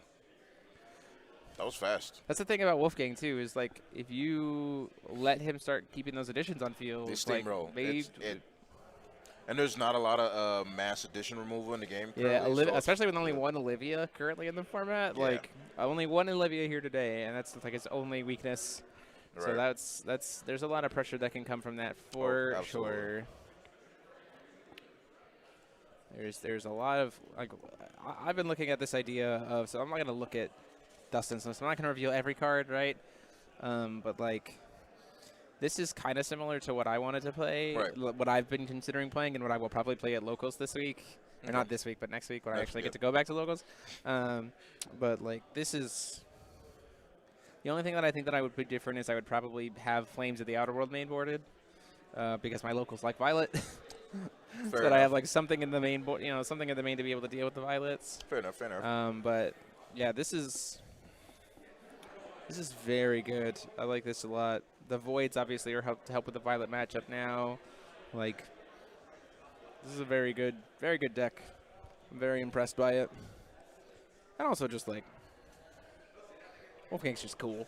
This is cool. Just a cool ruler. Just picked them up not too long ago during the break. I was like, let me get that Wolfgang you got over there. Yeah, let me over there. The Mikage list, I kind of can see what it's trying to do against the Lycion decks. Like it's stun. Right. It's trying to like match them. Things like Pharesia for 1 are pretty dang good. Right. Like stuff like that. Be able to mess with their witches or stuff like that. Exorcist Mage, things like Exorcist Mage with +1/+1 counters feels good. Like you can put +1/+1 counters on it and then just protect it for forever. Right. Curse of Ragnaroks are good, that kind of stuff. I get it. I get what it was going for. Unfortunately, I think maybe it just hit too many of its like rogue matchups, despite the entire field of it. Like, what's the likelihood that you're going to play one of the 3 Wolfgang 2s? Yeah, but I mean that's kind of what we were saying earlier too. Is like when you build your deck to fight one specific deck, you kind of fall back when you actually meet up against a rogue deck. Yeah, absolutely. It is one of the biggest risks. There's a lot more. I think that this meta is more diverse than people give it credit for. Exactly. Yeah. And also, like we said before, on the office hours, like U.S. players play what they like. So there's gonna be rogue stuff, even if it's not great. Oh, absolutely. There's certainly gonna be rogue stuff here. So certainly we like to have look more fun forward over to. here. Yeah. Yeah. How do you Pharesia for 1? When so Pharesia says if you control a 5 hero, you can pay 1 green or 1 black for her, and Pierre is a 5 hero. Yep. So that's how you do it. Is have a Pierre. Mm-hmm. Pretty easy. Which is not hard to do. Not at all. And it's a pretty decent card. Really is. So yeah, she lets you pay 1 green or 1 black less to play it if you control another 5 hero. So yeah, that's what that is. That girl good. A lot of games still going on. I'm trying to think of. We're gonna do top 8 tomorrow. Knowing what we've seen so far, let's harken back to what we've said, right? So we've got 2 rounds left. X1s have a good chance of being in contention, right? So let's talk about known decks that we have that are X1s that are rogues. Right. Ragnarok. We just saw Wolfgang. I don't know how the Excalibur Genesises are doing. They seem to be in not super great shape. Maybe they're still in the X1 bracket. I don't really know there. So I think our meta is shaping up to be very similar to what we said before, which was like Feeth X decks taking up about half of a top 8. Right. Violet taking up like 2 to 3 other slots. 3, yeah. And then like a vulnerability potential for a rogue in the 8th slot, especially with a smaller. So like with a smaller, yes. With a smaller crowd, lower scores can do better, which then means that like the rogue decks that like manage to make their stay to X1 can like have a better chance to get there. Especially like tiebreakers get really important and all kinds of stuff. So there's a lot of stuff here to still kind of figure out and discuss, and yeah, there's a lot going on. So we'll be interested to see what happens. So I think for now we're going to take a little bit of a break. Yeah. Yeah, she don't know she has that reduction, but sometimes it's super relevant. Yeah, super. Yeah, so gonna take a little bit of a break, and we'll be back for round 4. Probably gonna look for a Feith Mooch. It's about time, right? We've survived 3 rounds of not, so it's probably time to look for a Feith Mooch sitting at top tables, because the rogue stuff we've gone through most of the rogue stuff at this point. Yep. So get ready for those. Feith Mooch mirrors end in 5 minutes or end in never. I might actually grab sick Josh Patton, because his list is. Oh, that's a spicy list. I like it. I like it. Either that or the Paul Martinson crew has also been apparently playing some really sick spice. Okay. So those are both kind of like variants that I think will be pretty good. Yeah. So we'll be back in a little bit. See y'all soon.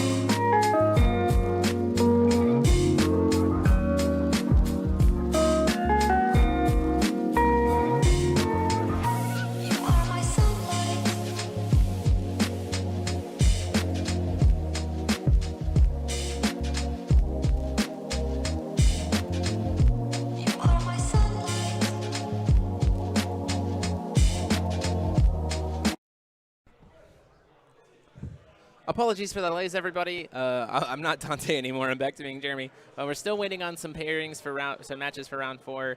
Round 4 is also going to be a little bit tricky because we need to find out how many people might be like drawing or playing it out. So give us a minute. I do want to go ahead and give some shout outs and thanks again while we're here. As you can see, our wonderful sponsors both on the mid-roll and in here doing a ton of great work and really appreciate it. We also appreciate all of you who have joined here on the channel, new members and everything else. We really appreciate that and hope you enjoyed the nice new emotes. We'll be doing more soon. We're looking for probably a Feith Mood start to put on stream for next round. It's about that time as we get to the final 2 rounds. And yeah, it'll be a good time. So just wanted to give a thank. Hey, welcome back. We might have someone else be tagging in to do commentary instead of me, but we'll see. Definitely tomorrow we'll have someone else kind of tagging in to kind of do commentary stuff. We try to get more community players to talk about things, and you don't just want to hear me all day twice. But yeah, we're doing good here. We've got, I think, 1 more game still playing, so it shouldn't take us too long to figure out what we're looking for. And a Feith Mooj of some kind versus something coming up for round 4. So. Oh yeah, did you update about the AO Faria? Oh yeah, unfortunately the AO Faria is just X2. lost the game. It just lost it. It just lost to Violet, top decking the nuts in game 3. Yeah. It just happens sometimes. But yeah, it's good times. Check out all our sponsors. They have done phenomenal work for us. We really appreciate their support. You can check out for both Triple Sleeve and Odyssey Games to get pre-orders for the new sets available right now with pre-release kits and main deck sets. So please go check them out. CCG Prime for a buy list and singles from Valhalla through Current. A lot of stuff there. And yeah, it's going to be CCG Prime. Don't forget to join the Discord. Absolutely. Yes, also check out the Discord for sure. If you're not already a member, we're pretty active there on the Ruler School Discord. We get pretty hyped. And if you join as a member here, you can get some additional perks on the Discord. So go check that out and consider joining to support the channel as a member. It's essentially a Twitch subscription. If you're not already aware, it's just potentially cheaper than a Twitch subscription to join at the student level. Gets you access to the emotes, the chats during these kinds of things, and everything else. But as always, these events will always be free to watch. And then again, if you haven't already put in your entry, email rulerschoolcontent. Type out correctly, rulerschoolcontent@gmail.com. You can send us your entry for the Caseyville giveaway contest. Just put that as your title and tell us which of the 7th rulers so far you're most excited to see. So we'll be back in a little bit. Just a short break, I imagine, and we'll be back with round 4. Bye.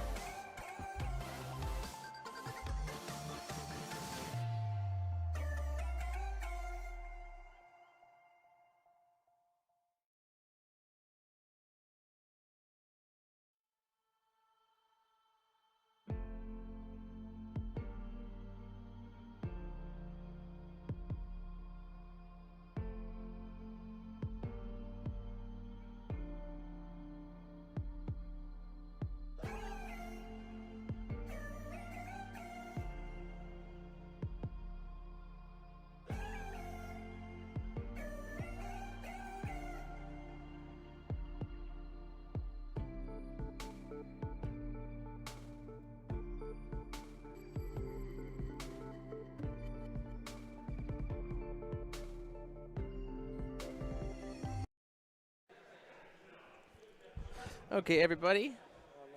Getting ready for here for round 4. A nice little. We've dodged Feeth Mooge all day. Time for a Feeth Mooge mirror. Yay! Could be very, very interesting. Could also be very, very quick. So we'll have to see exactly how this goes. We got Brandon Bremont on the left versus Thomas Graham on the right. Interesting to see kind of how the decks are evolved. Last time we saw Thomas was playing took 4th place at the online GP, playing a Dolly, the Dolly engine. So now let's see if we've still played the Dolly engine or if we've moved into something a little bit different and see what comes out of it.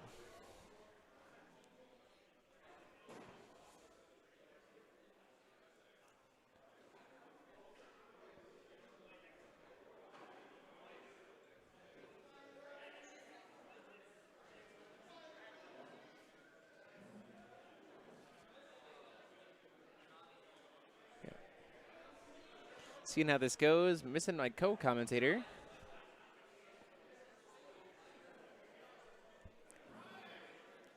Both decks are very tweaked here as they get to look at 18 cards if they want to be able to skew the deck. We're going to be seeing some optimal play lines here potentially from both players as we go into this next game.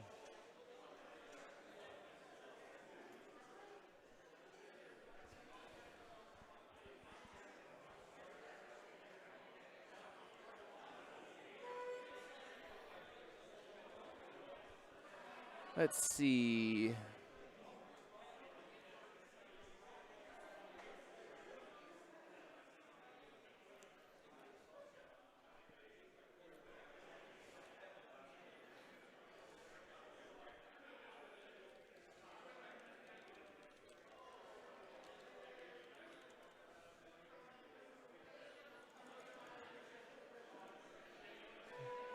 Both of these players, very consistent, high-ranking players, good histories.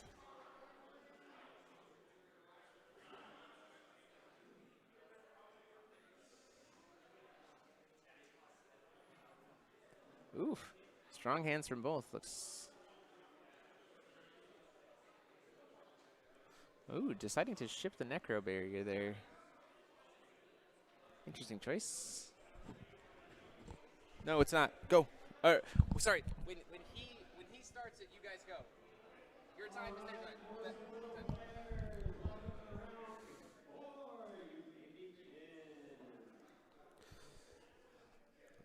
Off the cuff here, Black Silence. Okay.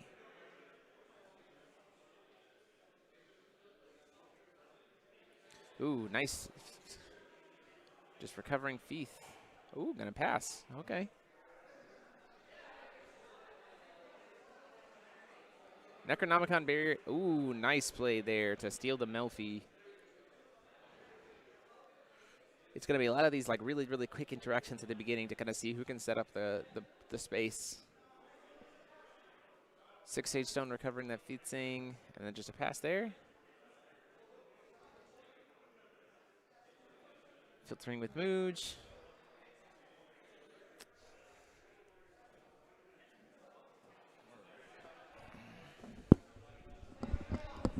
All right, what do we got here? We're in turn calling our second stone. I imagine we're probably going to float. No, we're just going to withstand Mooge. Draw consistency makes a lot of sense in this matchup. It is all about making sure that your hand is as sculpted as possible as the game goes on. Ah, the mirror. Yes. Hey. Down comes the Melfi. The thing is, though, this Melfi feels actually pretty good for Brandon here because if he does try to do the Welser in response, it just goes back to hand and he can recast it. Yeah. If Thomas has another, if Thomas has a Necronomicon Barrier, that feels pretty good. Or double Welser. Last lecture.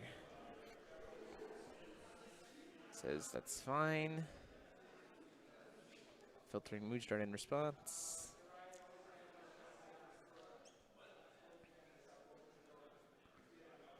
Do you see Thomas has the Melfi there?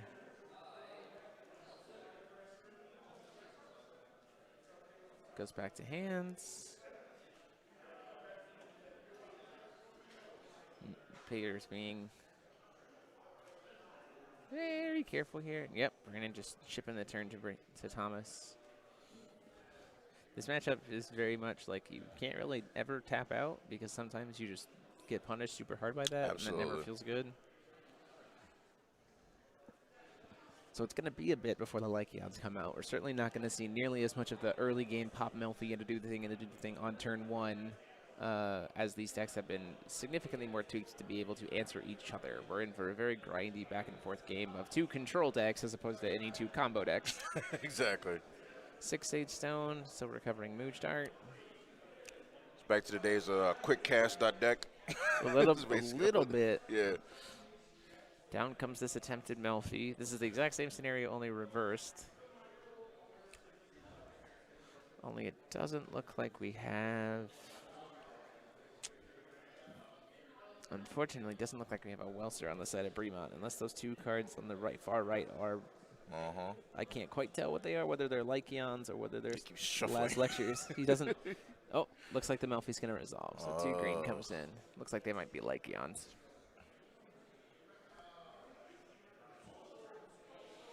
I got Dolly to hand. Cast a big show.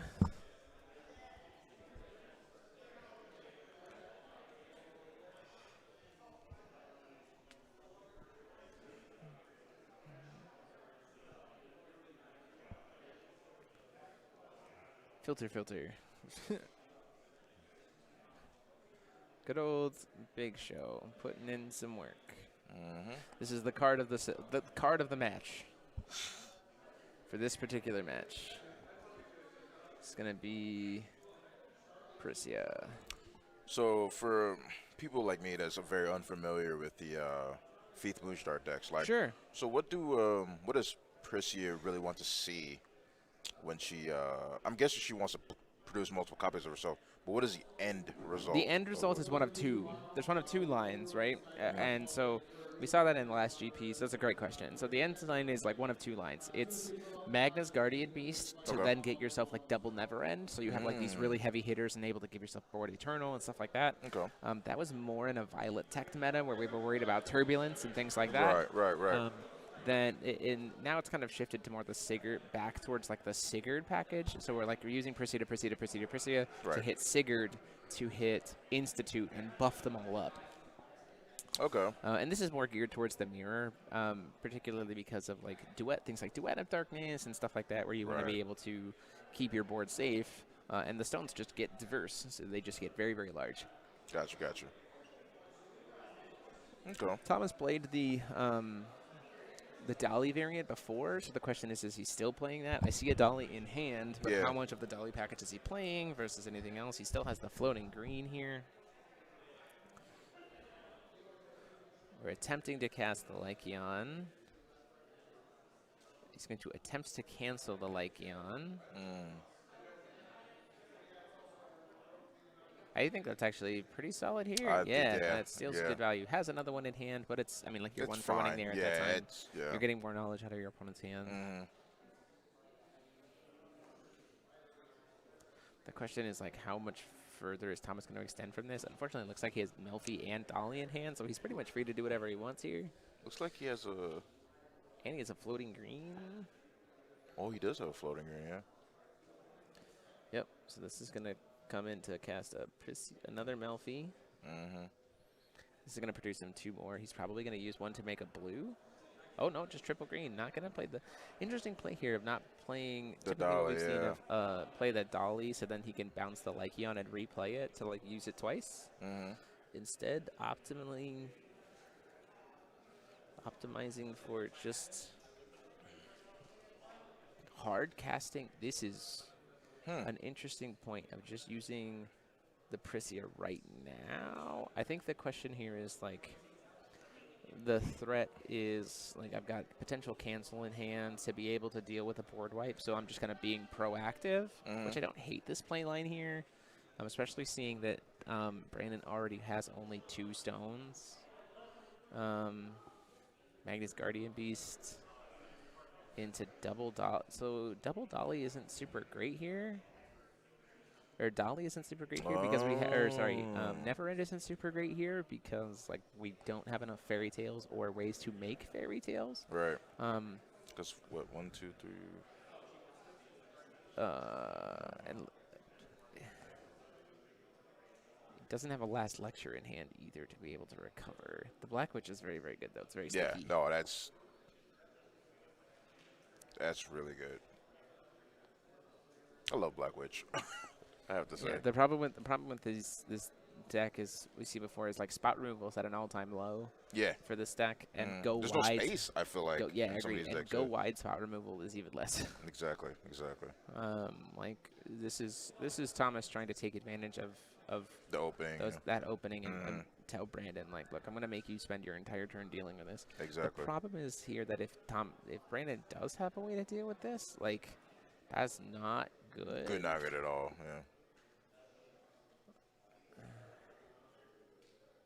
Yeah. Necronog Commentary in response to the Melfi. Scoops it up, goes to game 2. That's what I said. This game can go very, very quick, or it can go very, very grindy. And I think Thomas was saying in that instance, try to take advantage of the opening and just make Brandon have to have the answers here.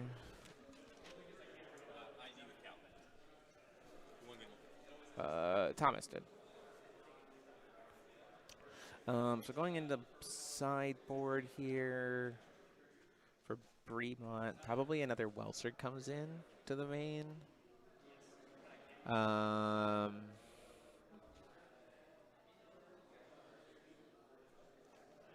think that's about it. Maybe the Witches with the pointy hat, but you have to like play the grind game for that. Maybe Dispelling Stone as well. For Thomas, Valentina probably comes in. It's a really good card. I think. Oh, absolutely. I think feel like Bremont might be maining one of those. He is not. Really? That's a little. Okay, Valentina. More Witches of the Fallen Kingdom maybe come in. Interesting spice that I've been seeing in terms of Duet of Light is very nice because it can grab a Lycion, which is a little nuts.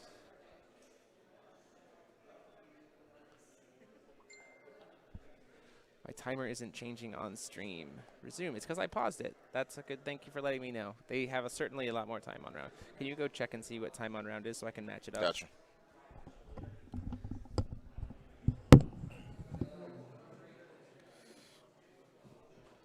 Gonna find out what time on round is. Thank you for pointing that out for us.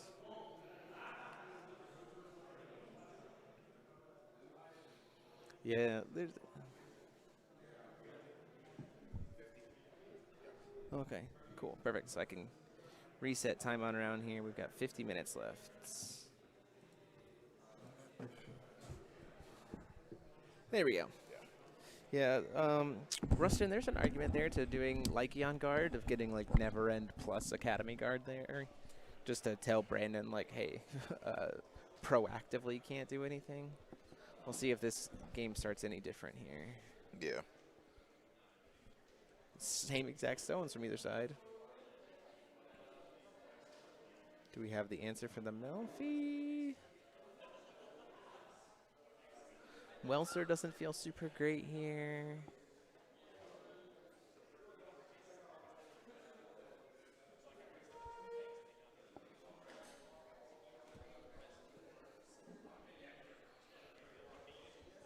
Ooh, casting his own Melfi in response.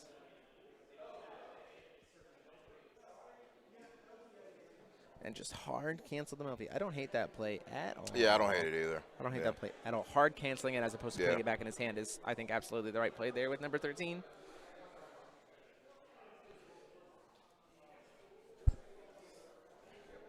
It's one of the weird things, right? Of like value generation cards are weird to Welser because you're giving them back. So like it's always a little bit tricky of like which one to do. But that was a good play by Bremont, I think, to do the Melfi. It gets him a cycle card. You get the cancel. Brandon's hand is looking a lot more reactive. Scorned, this feels perfectly fine, I think, because we've got two Welsers in there.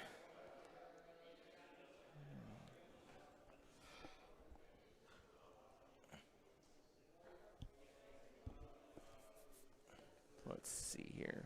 What do you take? The Priscia? I think you do the Priscia. I feel like that makes the most sense. Yeah, I mean, it has to be a Resonator, right? Because it's playing Scorn instead of Smile, which is weird. Because Smile's going to hit most of the Resonators you want to hit anyway, at least in this matchup. But maybe it was more so that we could hit Bahamut for the Violet matchup, potentially. It just also happens to hit. Yeah, down goes the Prisia. But Thomas really can't do much here. Like, he has to kind of just let Bremont play out because he knows that there's 2 Welsters in hand. So, like, Thomas is like, well, I guess I'm just not doing much, you know? Exactly, yeah. Oof, Never End is not super great. Let's see. I think he's starting to shift those to the bottom. Yeah. Yeah. Yep. No, the Never End went away. Okay. 2. 38.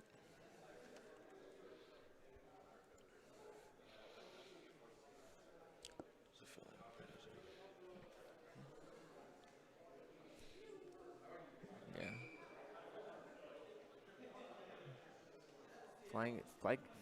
Flashing a Black Witch. Letting it resolve. So Bremont cannot search, but like, we don't have. Yeah, it doesn't matter right now. We don't have a Prisia in hand right now anyway. So like, is it gonna do much? Probably not. At least not immediately. Yeah.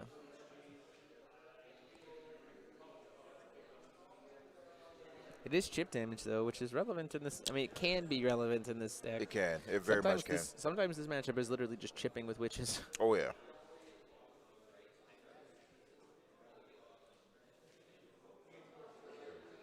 Ooh, what a floated will there.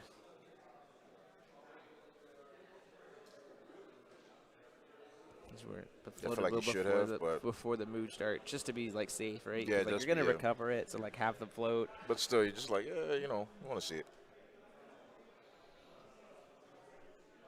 I'm surprised the Black Witch didn't. No, I guess I understand. With the Welsters in hand, you want the Black Witch to stay alive, so it does better for you just sitting on board. That's Absolutely. fair. Because especially since we know that there's Welsters in hand, you can just flash in a Welster for 1, block it with a 6/6 Welster because there's nothing on Chase for him to cancel. Like,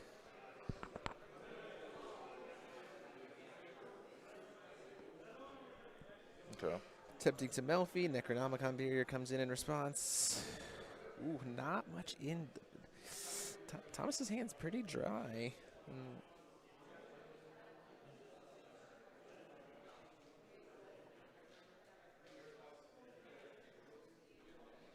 This is during Thomas's turn or during Brandon's turn? It looks like it's during Brandon's turn.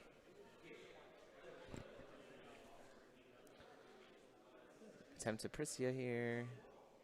Now we're finally starting to do big shows to Beagle's top deck. Probably want to. Well, no. Probably both to the bottom.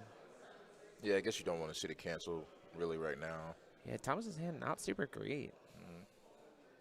Oh. Living on top. Okay. Okay.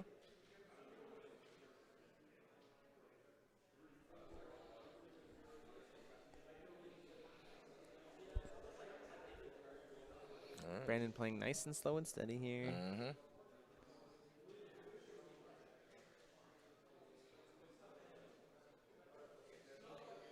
Is that an Institute that gets hard shipped to the bottom, potentially? No, the other one's an anti-magic. Keeps the anti-magic on top, ships the Institute, I think. Let's see, Thomas's list.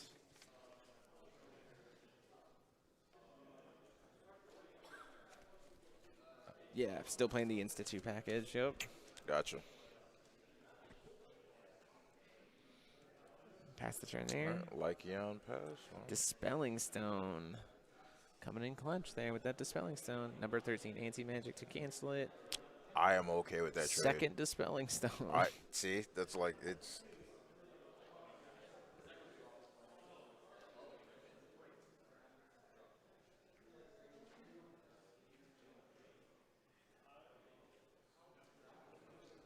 Yes, we're still trying to resolve this. That Dispelling Stone right now feels like pretty dang good. Yeah. Having the second one, crazy. Judgment Feasting. Really? It is going to cancel it. Oh. Tap out. Oh no, really? this is actually really smart. So what we're doing here is we're gonna use the coin now that he's tapping for feasting and like performing judgment, and we can use the Welser here to stop the number 13. So that both dispelling stones are now safe to resolve, which means the feasting can't cancel both. Fizzles, yeah. Feasting can't Or cancel both cancel of them, both, yeah. which means the Legion goes away. That is smart. That is really smart. Good play. Wow. Next level plays. Only here at Rule School. Yeah, no. But this is what we're talking about, right? Yeah, no, Like, yeah. he's like really. Yeah, the nitpicky, minutia, yeah, like, little, yeah. Wow. I would not have seen that. Like, did have the other dispelling stone there. Did have the other the other cancel there, but still, like, you've just gassed Thomas out. Absolutely. Now you're going into your turn. Yeah. We still got to do that Black Witches a little bit. Like, there's a Necronomicon barrier, which doesn't do a ton, but we get to dig in a little bit. The Double Melfi's pretty good. Like, we just get one free turn here to try to find something. Duet of Darkness would actually feel insane right now, which would be really good. Calling Stone gets to get the Mooch Darts. We get to dig even deeper. Absolutely. Like, a Duet of Darkness here would be -4, which would kill the Black Witch, which then puts us at a pretty good position. Also kills the other Melfi. Like,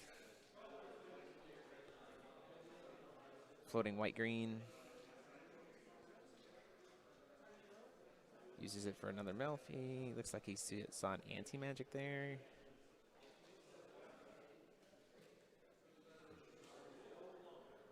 I was going to say, yep. That Melfi, I saw it, yeah. Oh, Top decks to man. Melfi. Just digging through the deck, man. Free Lycions. Yep. I don't hate the idea of hitting that scorn, like using. I was looking at that too. I was like, you might as well try to get the information. Well, also he's at Seal 4, so like we can comfortably scorn here for 1. Always. Ooh, this works too. You can scorn to take the Priscia, or smile to take the Priscia and get it RFG'd. Just like answer it, especially since he has cancel and necro barrier in play. Like, this is an interesting position too. Yeah. And that Dolly's like, Dolly's feels okay, but like you're not gonna want to bounce anything. gonna on say, Brandon's. I Like, was you're probably about to gonna use say. it for draw as opposed to anything else. yeah, bounce your own Melfi Lycion back. doesn't Yeah. do much here.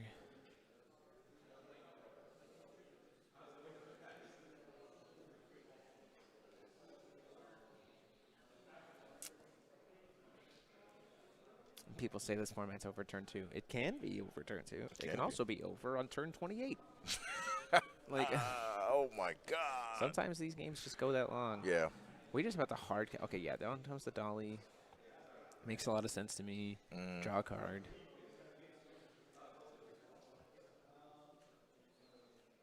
Yeah. Dispelling Stones Cycles doesn't feel super great. He's going to do it, though, just to try to get some value off of it. Probably. Cast another spell. Oh, floating the white. Yeah, Dispel. Think that probably gets canceled. Yep, that's really good play here.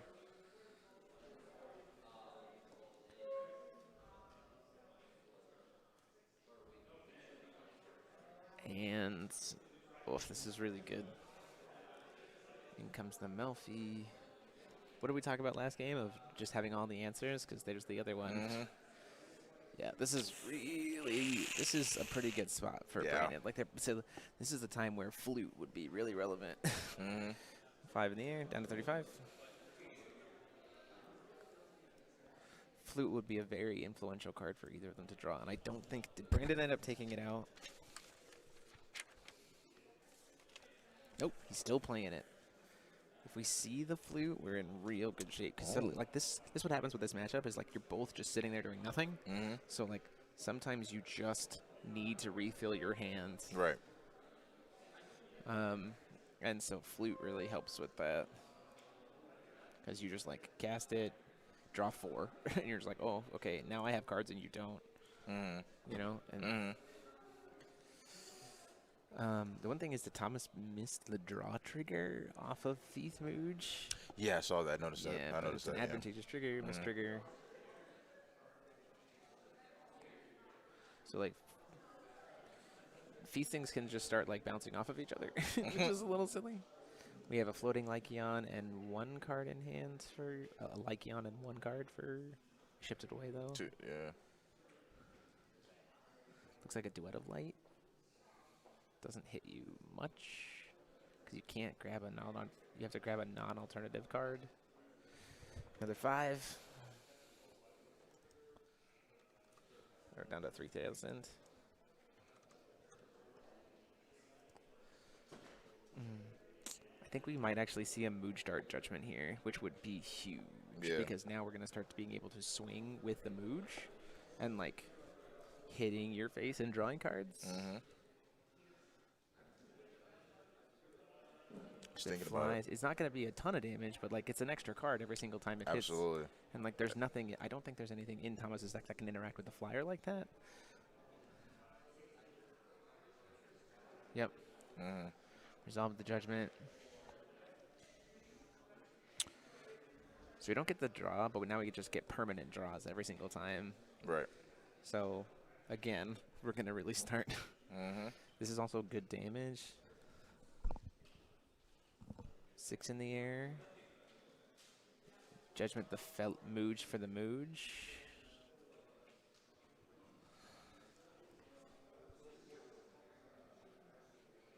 Wait, does she still have quick cast? No, she won't have quick cast. Yeah. I think they figured it out.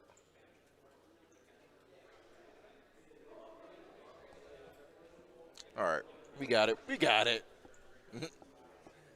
Yeah, I figured. I was like, wait a second. I don't think she's still. That's why this is. Yeah. That's why this is good right now. Because like.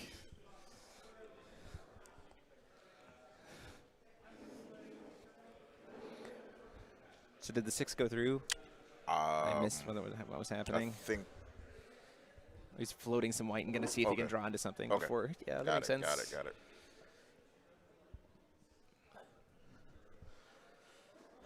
Yeah, that Lycion is not going to do much. Not at all. Yeah, Take 6. Takes 6. All right, cool. Trigger draw card. Had another neck. No, it's a suit. Yeah, it's pretty good. He's going to use the Lycion for the free Curse of Ragnarok from hand. That's really good. The Lycion from the beginning of turn.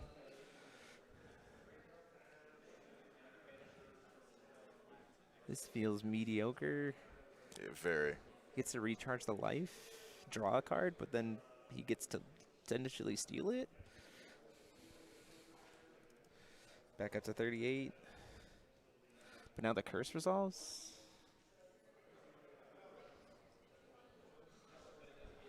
Second. He's trying to drop that Black Witch. Black Witch cycling.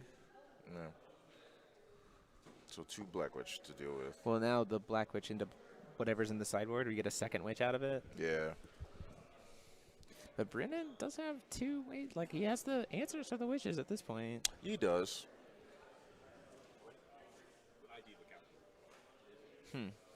Yeah, Black Witch gets to get a witch from the sideboard.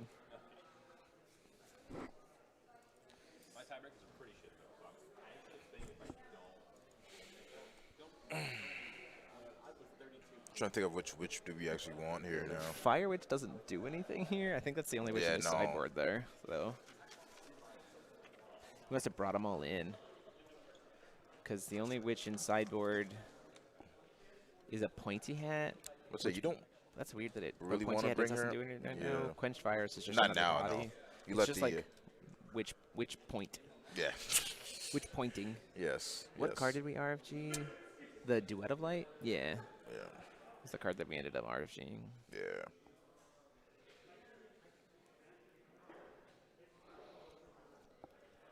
Like, Brandon has his own Lumias in hand, though, so, like, swings aren't terrible here. He's just going to take this damage and, like, let it reset. 26, 32, 22, 20.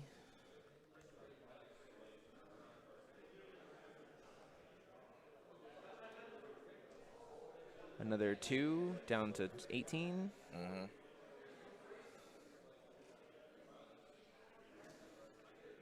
So she's gonna try to flash in some. Oh, Just going to judgment the Mooge while he can. Yep. Yeah. At least serve as a blocker. Yeah. Down to 16. Down to 12. Down to 7. And then now we get to see these.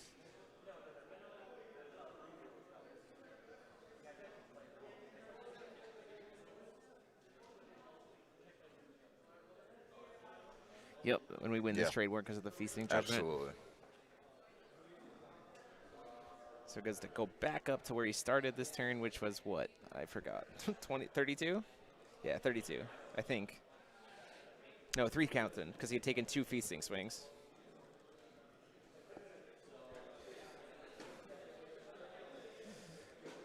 Ooh, another...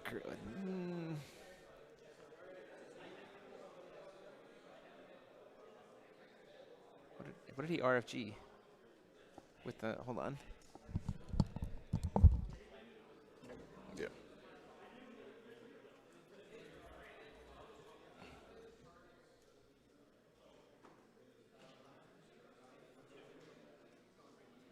Yeah. Good catch. Forgot about that part. I was like, It is still the rule as well. Yes. Both Feath Mooges are judgmented. We're going to get rid of the other witch here. Get another Lumia out of the board. Draw us another card. Oh, get some. Oh, all right. So there's the witches gone. Yep, both witches. That's a Duet of Darkness. It's so good. Because both of his rulers are judgments that he gets all 3 modes. 6. Or no, neg 4. Neg 4 the board. Get it back, and he has to discard a card, but he doesn't have any cards left. Yeah. So like, doesn't have any. Duet of Darkness. Then he gets the Priscia back. Good. Yeah. Now. Yeah. But now his Priscias can kill your Priscias. And Exactly. Is there a world where we use our Mooge Dart to kill his featsing? Or no? Yeah, we're gonna kill the. We're gonna trade a Melfi into the Lumia just to get bodies off board. Fair enough. Now our feasting Mooge Dart, bounce off each other with your feasting Mooge Dart, because Mooge Dart only can hit maximum 3 damage at this point. So like that feels pretty good. That's what I'm saying. Like there's a world where we use the Mooge Dart to kill the featsing here, because either we kill the Mooge Dart, but then there's a world to like not. The world here of not letting the Mooge Dart die, because like we don't want Thomas to be able to filter when he's top decking. Like we want Thomas to just be like, oh, I'm just top decking. That's just what I'm doing. Exactly. And like I think Brandon has really done really well here. Suya gets rid of the Lycion. Just right. Yeah, absolutely.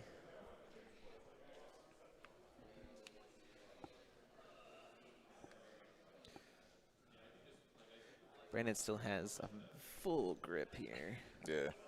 Well, he's building it right back, yeah. Yo, this fly, Jesus. Yeah, it's Get back. outta here. It's coming back. Yeah. Big show here. The vengeance. It's a big show.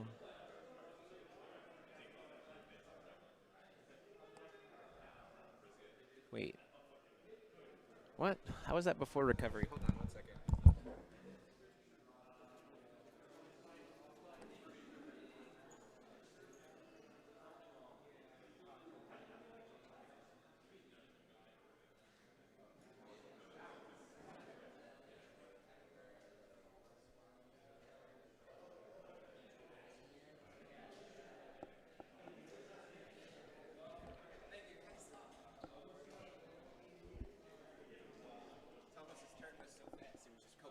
Oh, okay. Confused about like what all was happening. Gotcha. On the same turn of the Duet of Darkness.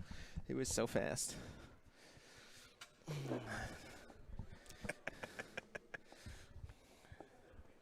This is. Yeah, Thomas is like, okay, yeah, no, we're done. But this is what I'm talking about. Like this gaming is. matchup can go very, very fast or very, very slow. Right. Oh, there he goes. Either All right. player's game here. Yeah, just scooping it up. Yeah. Whew, man. Thomas is going to take the draw.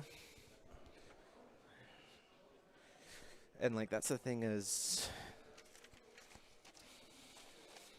looking at Brandon's lists, or looking at Thomas's lists,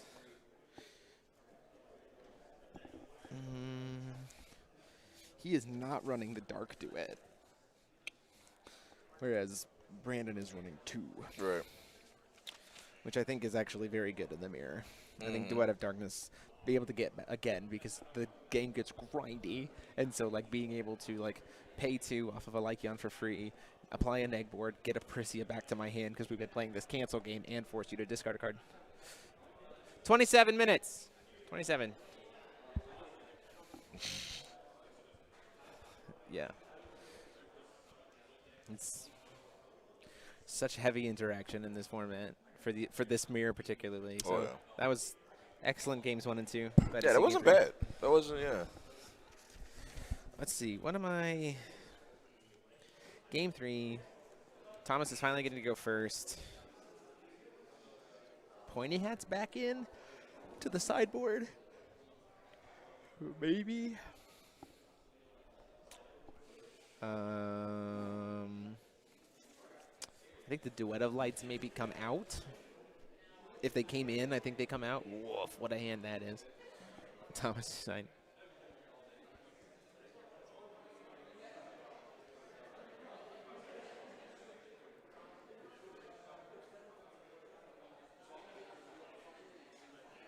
Let's see.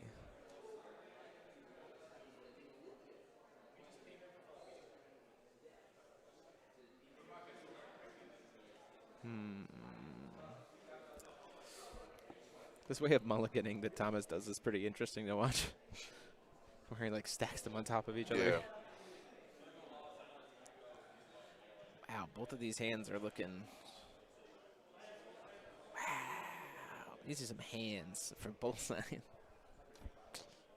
some very, very decent hands.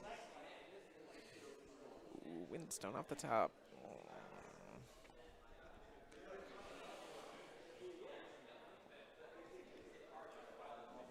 I don't see a Melfi in Thomas's hand either. Oh, no, I lied. There is one.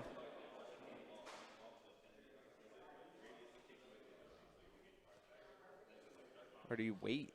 Do you, like, pop off here? Oh, yeah, it's just going to wait. Interesting choice. Yeah.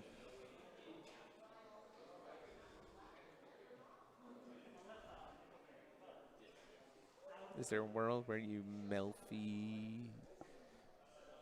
play the cancel spell off the Melfi? Wait. Yeah, no, I think that's the play. Okay. Yeah, and then we can Yeah, there we go. get the big show out of there. Yeah. Like, Oh my God. yeah, no, this like this is the thing about this card. Like, so to me, let's talk about number 13. I think this is a card that's worth talking about, right? Right. Number 13 to me feels like everyone thought it was going to be insane. In this, it's a very good card. It's Don't get me good. wrong, No, it's good. It Yeah. feels its strength to me in what the current format exists feels like what Seal to me feels like what Seal of Wind and Light felt like when it first came out. Right. Okay. Right? Okay. Where like it's good, but like it's not Otherworldly.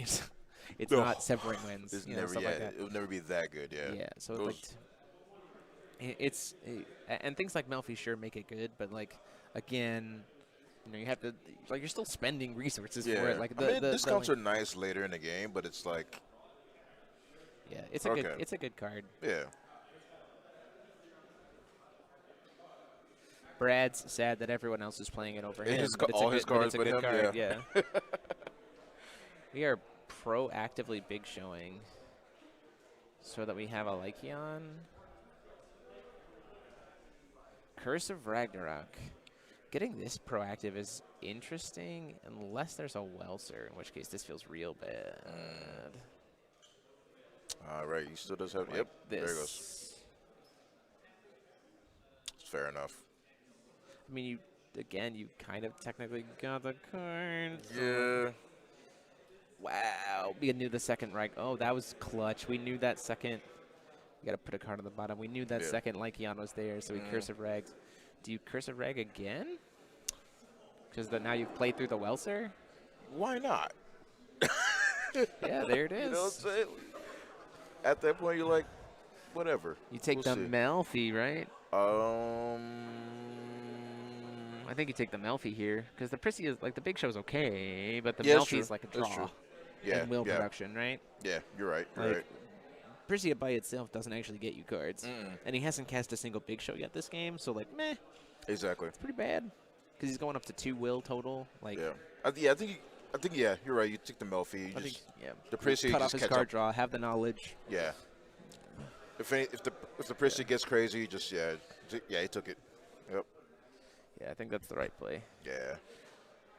Because now we're in the first couple turns we pivot from like the cancels Right. to like the value generation and like seeing who can like come out on top to have the most things left over when both of us are out of cards. Right.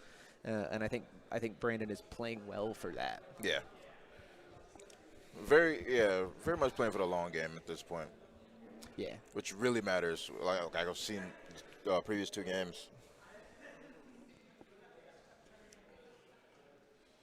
Ooh, if Thomas really wanted to see a 6 Sage Stone to get a free filter off of the mood chart there. Yeah, he did.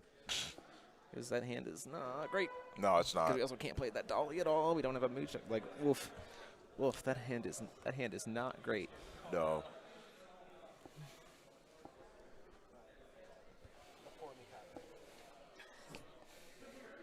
Funny thing is, he's always held on to the witch, but it hasn't really come up. The thing is, like, Brandon has just taken. I think Brandon has done really smart here to like bide his time Exactly. through the witch. Of like, okay, cool, you've played the witch. My game plan has now shifted, Right. and then I'm gonna later push through the witch, Absolutely. which I think is the better. Play. Honestly, it's what got him to the win last round. Like, Bremont has a ton of value in hand right now, and eventually we will just see the things to answer the witch. Right. So rather than try to force our way through it now, we just play the draw, call, stone, pass game to like make Thomas have to try to do something, but then we just already the pivot right to the control player. It's the control mirror where like you don't want to pull the trigger first. Right. Pull the trigger first, you lose. Absolutely. But Brandon's at advantage here because he's set up the Lycions and everything else. So, and Thomas has to kind of start pulling trigger because he needs to catch up. But then he's like right into his controls. Yeah, man. Control matchups.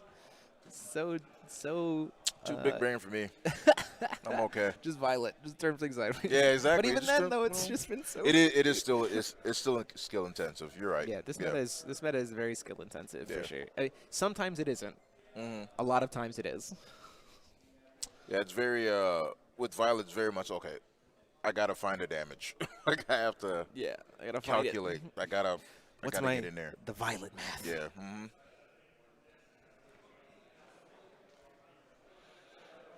Just a pass. Yeah. So like this is a good spot for Bremont, right? Because he can start like doing the big show like progressively, Right. and like Thomas has to say like I don't know what I'm gonna do to that, right? Am I gonna tap out in your recovery as a control mirror? That seems bad. Just to let you like Absolutely. filter, like. I think as Bremont though, you're using these Lycions in upkeep. Like I think you use the Lycion for one, and I think you use the Greenstone for another, leaving up the one Lycion to then like extend the Lycion cast into your turn, cast the Ragnarok, cast the like. Fair enough. I don't think you use the second Lycion for a big show right now, especially since we're already at 4. Right. Oh. Exactly. See, Okay.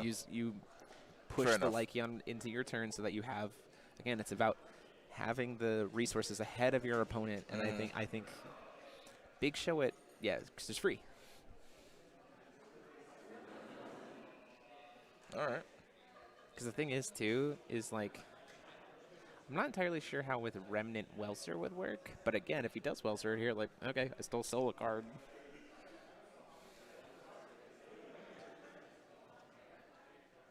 Wait, did it resolve?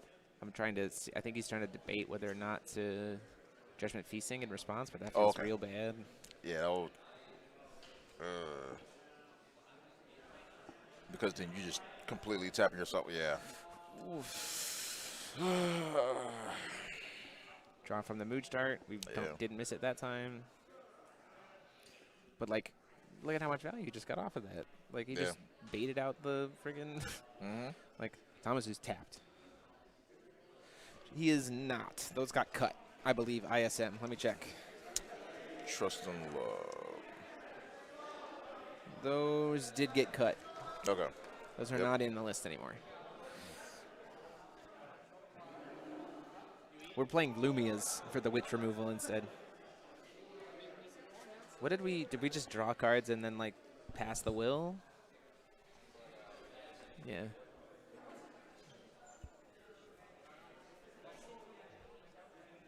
Is that what you just did? Oh, okay. Okay, cool. You send it back?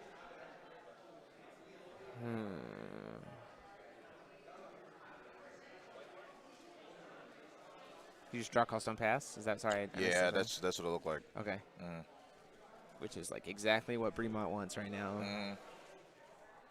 The grips, they are just producing. Trying to win a cancel war here? I think so.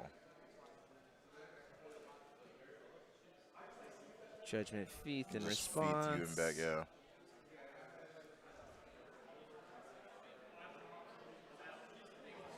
Yep. Do we have a second one? Oh, man. That, again, what are we talking about, right? It's just, yeah. but this is in Bremont's recovery Exactly. base, which is like, sure. Well, I think it's at the end of Thomas's turn. Or the end of Thomas's yeah, turn, So right. this is so even more just like, he's going to try to bounce it? No, so I think you actually bounce the, you bounce the seal back to your hands. Okay. Because I actually, no, I think it can target any spell. Oh, okay. Put target spell back in its owner's hand so he can bounce. And then he can just recast it. Yeah, but then now you're tapping out to do it. He only costs one. So like, okay. Right, that's right. We're just talking about this. oof. Woof. The wins, because we don't have anything there. We played through a Welser and the cancel. This is crazy. Nope, that doesn't get you there. We don't have the will to play the Melfies. Yeah. So this big show's going to resolve. Oof. Yeah. Oof. We still haven't even actually drawn off of the Mood Start.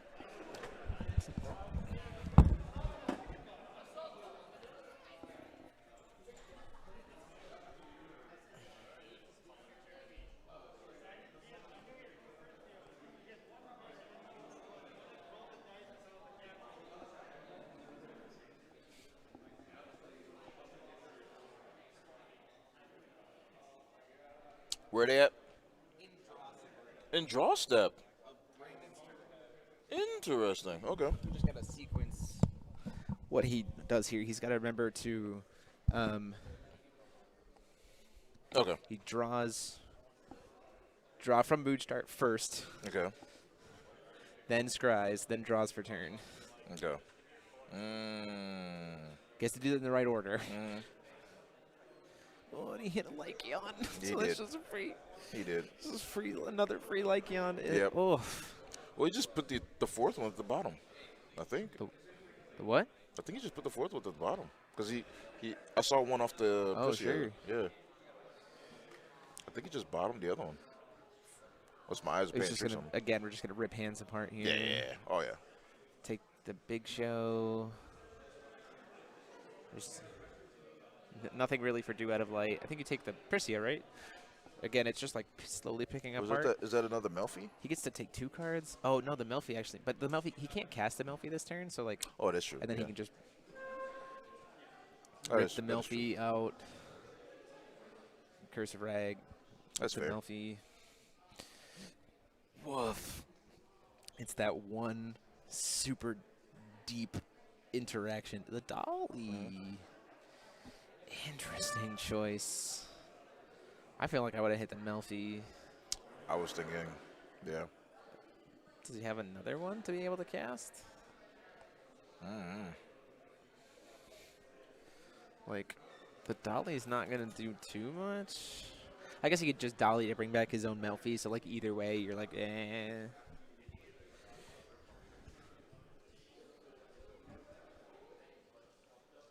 Oh, and we do have a Necronomicon barrier for the Melfi, so that's like meh. Yeah. And we've already burned the... This is a grind. Dispelling Stone to destroy his own Lycion to draw a card. Interesting. He's going to chase to it with a Perseus Big Show to see what he's going to... You see what he drew there? Yeah. He drew Melfi, and the two cards on top are Melfi and... It's nasty. Draw that shuffle. Lumia. Did we just get the Lumia? Okay. Did he not? He did get the... Yeah, okay, good. He's a Lycion.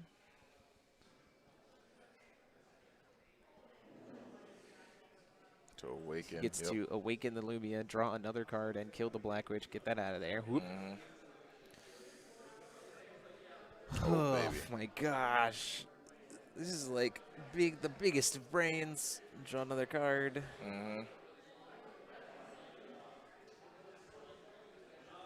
Don't forget to draw off of Melfi. Hold on.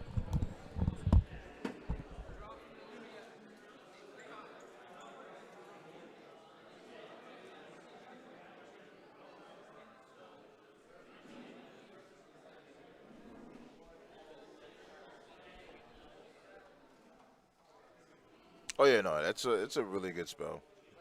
It's a really good spell. There was a Necro barrier that had resolved before it, so he didn't get to draw a card off of the Melfi. Oh. But now before recovery, or before draw on Thomas's turn. Right. Because we also know that Thomas doesn't. Yeah, we can put up Neverend. We also know that Thomas doesn't play Duet of Darkness here, so this board's just gonna stick. Oof. Thomas really doesn't have much here. Like. Just throw up on the field. Yeah. Oh, man. Black Witch into Black Witch into Black Witch. Into Pointy Hat for some reason. Why not? So that the Feasting can't do any damage this turn because they're doing it during Thomas's upkeep or before draw. Like, gross. Yeah. This is what we say. Like, Control Mirror is the grind, the grind, the grind. Find your moment, execute. Yeah. Right, and that's exactly what we've seen out of Bremont here. Lycion, Scorn. Nothing. Can't see the other two cards. Duet of Light and a Melfi. I mean, does a discard? I don't even know if you even try to even go for the discard here because like this is. Well, the discard doesn't do anything. No, it's literally not casting it's a card. not right? helping you. Yeah, it's not helping you advance the state right now. You know. The Melfi is something, right? Because Yes, Bremont's tapped out, but yes. Bremont's also saying like, I'm going to let you do what you want because you also have to play through double Dark Witch, right? So absolutely. Like, 2 blue, Call Stone, or no, or Filter. Can possibly Call Stone with Featsing, hit a 6 Sage Stone, recover Mood's Judgment? Oh, did he just top deck? Wow. What happened? I missed it. Valentina, take the whole board. No. And we don't have any will available. It's as long as he controls that Valentina. So if he can kill it, but it's a 3 cost. What do we say about this Valentina? It's super good for the mirrors. Yeah. Wow, found it. Interesting. Wow. Valentina, the lady of the theater. Yes. Made a big board. I will take it. That is a nice board. I think I will take it. All right. He has to try to... We need a removal spell, Necrobarrier, Witch, and the Prisia. The Prisia now gets taken. I guess you just take, you just take the Prisia. We have to find some kind of removal. Oh, he's taking the Black Witch. Interesting. Well, there's a Black Witch on Thomas's side, on Brandon's side, so like, meh. Yeah. A Duet of Darkness doesn't kill her. She's 10, but like, wow. Yeah, well done by Thomas. Turnaround here with the Valentina. We need to literally have spot removal for this card. Those bombs, man. Them bombs. I understand Clip it now. it. I see it. People can clip this. You can clip on YouTube now. Somebody clip that and post it. The big Valentina turnaround. Yeah. What is the plays here? Optical camos? We just bounce it? Yeah. It's a Suya. That doesn't get us there. Certainly doesn't. But we can Big Show a bunch of times. Yeah, of course. To try to find the spot removal answer. Of course, of course. We're also playing a single copy of Crystallization in the main board.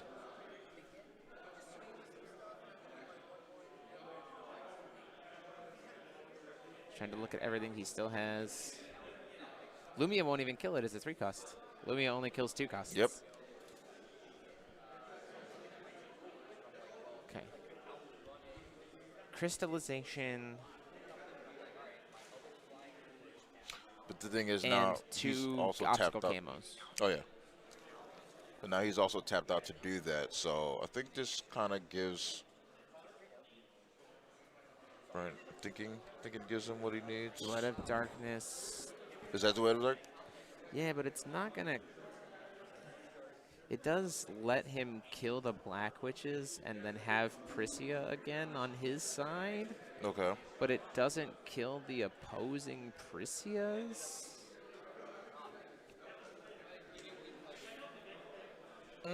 Yeah. So this feels okay. But I mean, it puts your Prisia back online, right? Like it certainly like cuts a lot of things out here. Yeah. The problem is he has a Never End. But does Never End able to tap a ruler, or does it have to be a J ruler? I'm not sure. Let's try to read a card that's very tiny. I think it's only rest a ruler, rest a recovered J/ruler you control to give them all eternal. Yep, Valentina winning the match. Wow. Brandon says I can't play through that. Gives him the eternal, steals the board and kills it. Wow. That's what I mean. Absolutely a tech card for sure, but gets it there. So Thomas takes it. Man. These mirrors are like so grindy Yeah. and so intricate and everything else. And that was like the one out I think that Thomas Yeah, had. because I mean, we He's were looking at like, playing- oh man, Braymont has the game. We're like, I don't know. I you knew know? that, but I also knew, but I said when we were reporting in the side, I was like, Valentina is really good in the mirror. Yeah, I see. Right, it's very good. Like the idea is like you use Prisia to grab Valentina to steal the board, or just hard cast a Val. Like, yeah, didn't have the out to it because of the Never End. Yeah.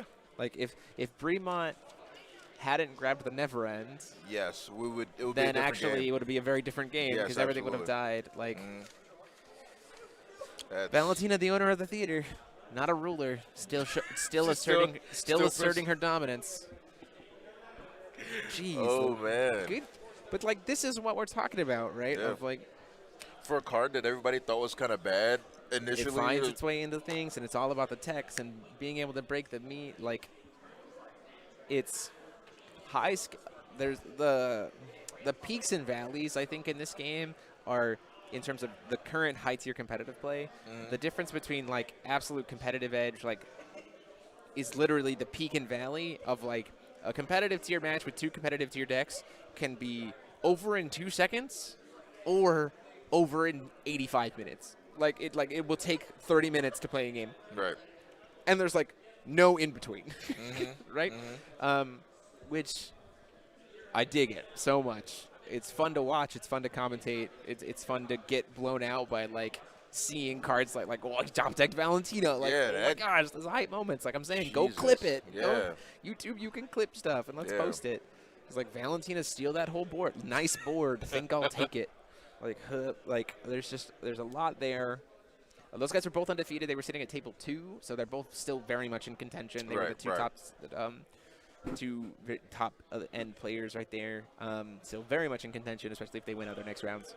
But yeah, Man. Hoof. It's a last minute turnaround. Just like, man. You can't ever sleep. Can't ever sleep on it.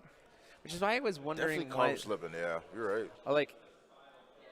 That's why I was wondering why I didn't feel like there was a reason to, and maybe just Brandon didn't think, so I think if this was a top 8 and he had seen the list and known about the sideboarded Valentina, I don't think Bremont does that line, instead of just waiting until the end phase of Thomas's turn to try to pop off. Yeah, I don't, no. As opposed to in his draw step. Yeah, in his draw right? step, yeah. He did it in Thomas's draw step. You're I correct. think that if he had seen correct. the board and known that there was the Valentina in the board, You're you correct. just don't do that. You're just like, I'm always going to do it at end phase so that Valentina isn't a threat, and Yes. Yeah, I thought it was pretty greedy too, but I was like, you know what, maybe it pays off, because I mean, you're doing it while your opponent's tapped out. I mean, like the safety window, right? Yeah. But no, I mean, come on, no one's thinking like, oh. I think my opponent's going to randomly play one Valentina. Yeah. And clearly they have it. Yeah. I've looked at their hand a bunch of times. Right. Yeah. Nope. And that's the way how it goes, man. Yeah, that's how foul goes. It's crazy. Yu-Gi-Oh! Top deck. Heart of the cards. Heart of the cards. Heart of the cards right there. That's the biggest heart of the cards man. moment I've seen Yeah. in Yu-Gi-Oh! In a long time. Or in Forcible in a long time. I think Oof. only equivalent to both games Derek top decking Scorn at the exact moment he needed it, or Smiles at the exact moment he needed Smile. Yeah. Crazy stuff. Okay, still games going. We'll be going to round 5. We'll probably just get top table, which whatever ends up that being. And, although Thomas will be there again probably because he'll be undefeated going into round 4. Yeah. But we'll get something cool, and we'll see you guys in a little bit. So until then, bye. See ya.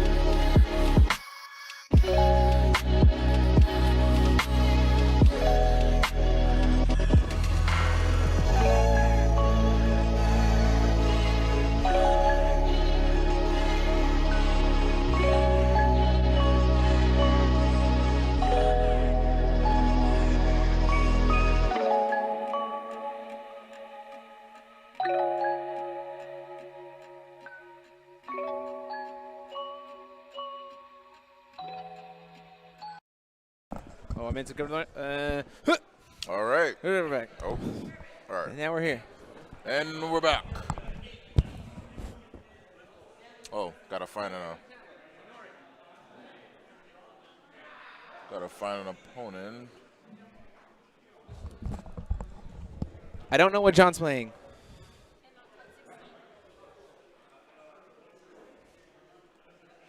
So we'll see. I don't know what. Yeah, I don't know what. Oh yes. Okay. Okay. I like Josh's love deck. Josh's list. Josh's list is dope. I love it. I love it. There's a world where we get to see something like those biggest spies I've ever seen from this list. We'll see what the mirror, whether or not he's the mirror. Or Oh, it is else. a mirror? I don't know. Okay, I don't okay. know what John Contreras is playing. Table 4. It looks like he's. I don't think he saw that he could be.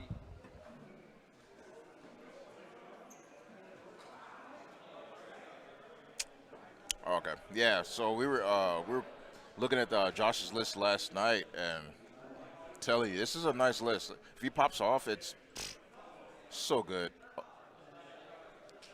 Probably better in the mirror than it is against most other decks, but I think he still does a good job.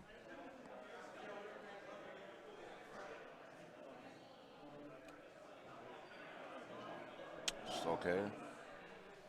Still trying to find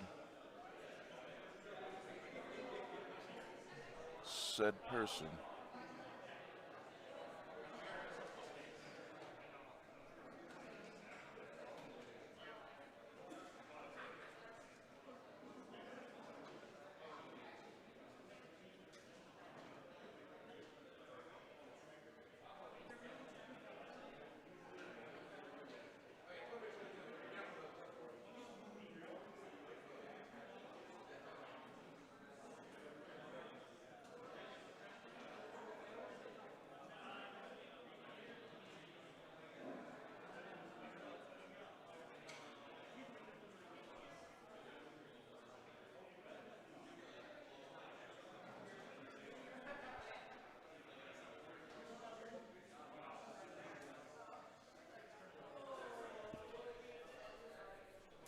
Huh.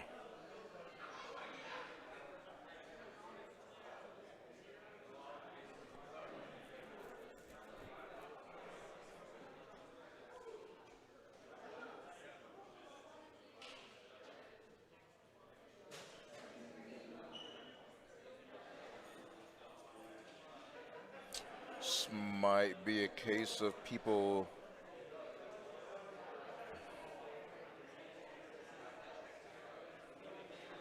Or rather, I hope this is not a case of people dropping before, without telling that they're dropping.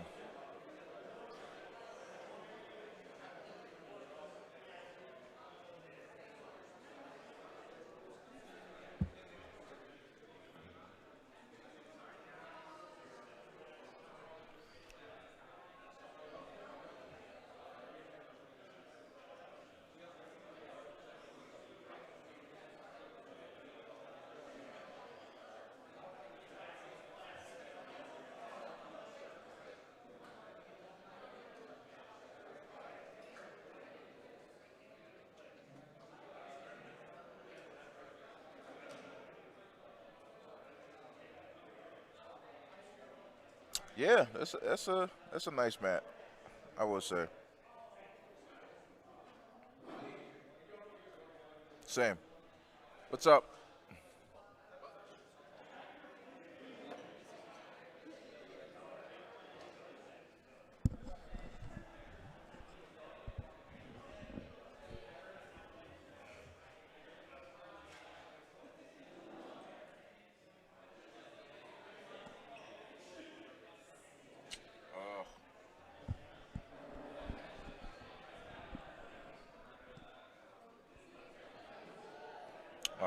Looks like we're not. Alright, attention Force of Will players. We're just setting something up with the stream real quick. I'm just going to go over how sudden death procedure works in case anyone is unaware.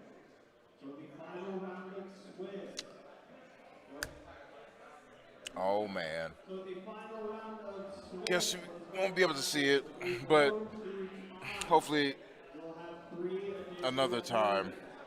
At the end of those turns, if the game would end in a draw, you would I was hoping it would be get to be showcased for you guys, because I like the list a lot. I think it's a good variant of Feith Mujdart.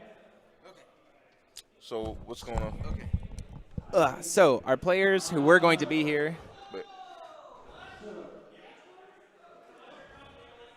All right, if you have any questions about how sudden death procedure works, you have any weird things with like games So, that middle of turns, et cetera, feel free to call a judge at that time, and we will come So, on to assist you. our player who is going to be playing against Josh Dropped. specifically rested. No, didn't drop. Specifically requested to not be on stream because it was his first GP.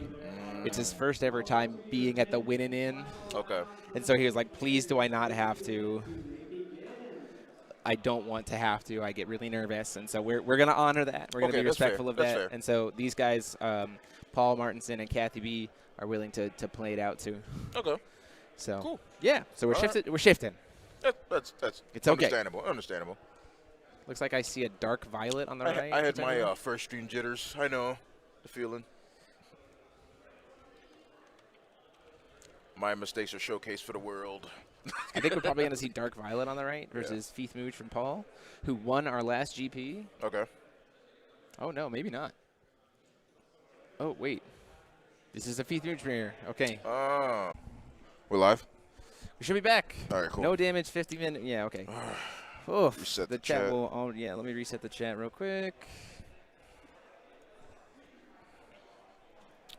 Sorry about that, everybody, but this is why we have backup strats.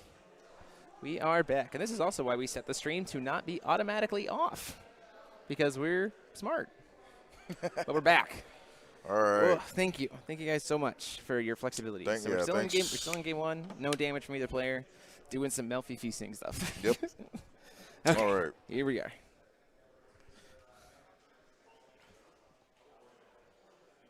Yeah, time on round is probably still accurate because the chrono never stopped. Yeah. But sometimes your phone is just like, hey, stab. And I'm like, no, phone. That's not. No. We No don't want stab. that. Please continue. Thank you guys so much for your just for all day today. The stream has been running really great, and it's been great to talk to you guys in the chat and everything else. So I've been really thankful. Okay, so we've got a Lycion.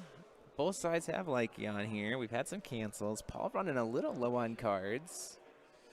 Feasting Colin Stone, so we can keep that Mooj Dart available. There's that Valentina. Main-boarded Valentina. Interesting. Yeah, very interesting. I feel like you still mainboard one. Like, I mean, I think with the thing about the Feasting deck to me is like I don't think there's really a risk to just like hitting that one, right? Because like you're gonna be filtering so much, right? With like the Persia, the Moot, and also the Mooj. So that, like, if it ever becomes if it ever becomes like I just don't need this anymore, just whoop, get rid of it. Shuffle it away. Yeah, that is fair. That's fair. Yeah, I think absolutely it's tech cards like that are what I think are spicy to see in these like mirrors. It's like that mirror breaker card, right? And if your opponent doesn't have, what did we say yesterday, right? The deck doesn't have spot removal, so like things stick and you just don't go anywhere. Yeah.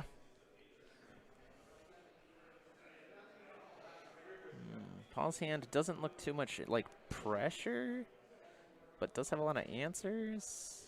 The Melfi, I think Melfi, Big Show.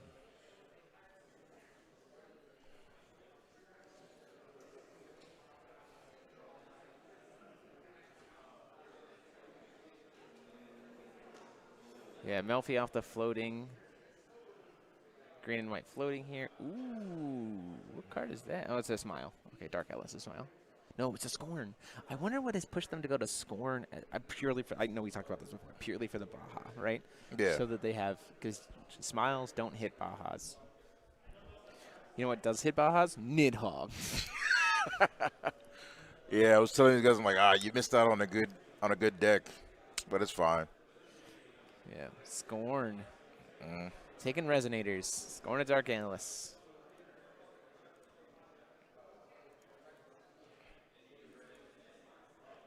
It's in set 4. Scorn reprints. Crazy Lady. Crazy Lady. She drew into her Val. She drew into a what? Off the filter. Oh, she drew into right into the Val.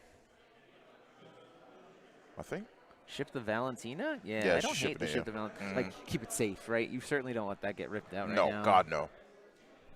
Not in the mirror. I mean, as we just saw.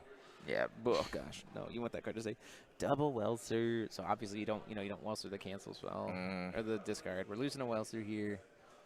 Welser Lankion. Both of these hands are very similar. Yeah. Both these hands super similar. Thank you, sir. Thank you very much. I'm interested in Kathy's list. Paul's list is probably very similar to what we saw from Thomas. They build decks together a lot. Right. Pierre in the main. 2 Valentinas main boarded. 2 optical camos. A Lightning Rod Mermaid.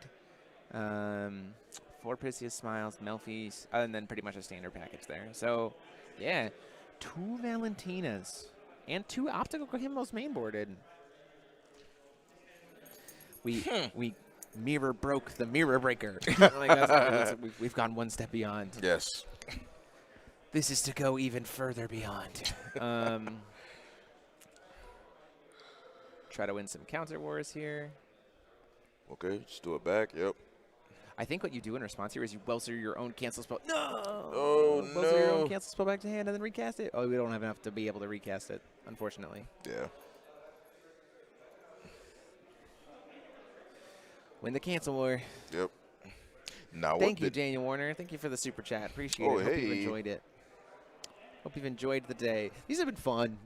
I've been having a good time. Like, normally with these events, sometimes we get a little bit burnt out on the commentary, but like, there's been a lot to talk about today. Absolutely. Absolutely. Yeah, every game has been just full on, like, oh my God. Like, it's been some really good games. These turns, right? Yeah. These turnarounds.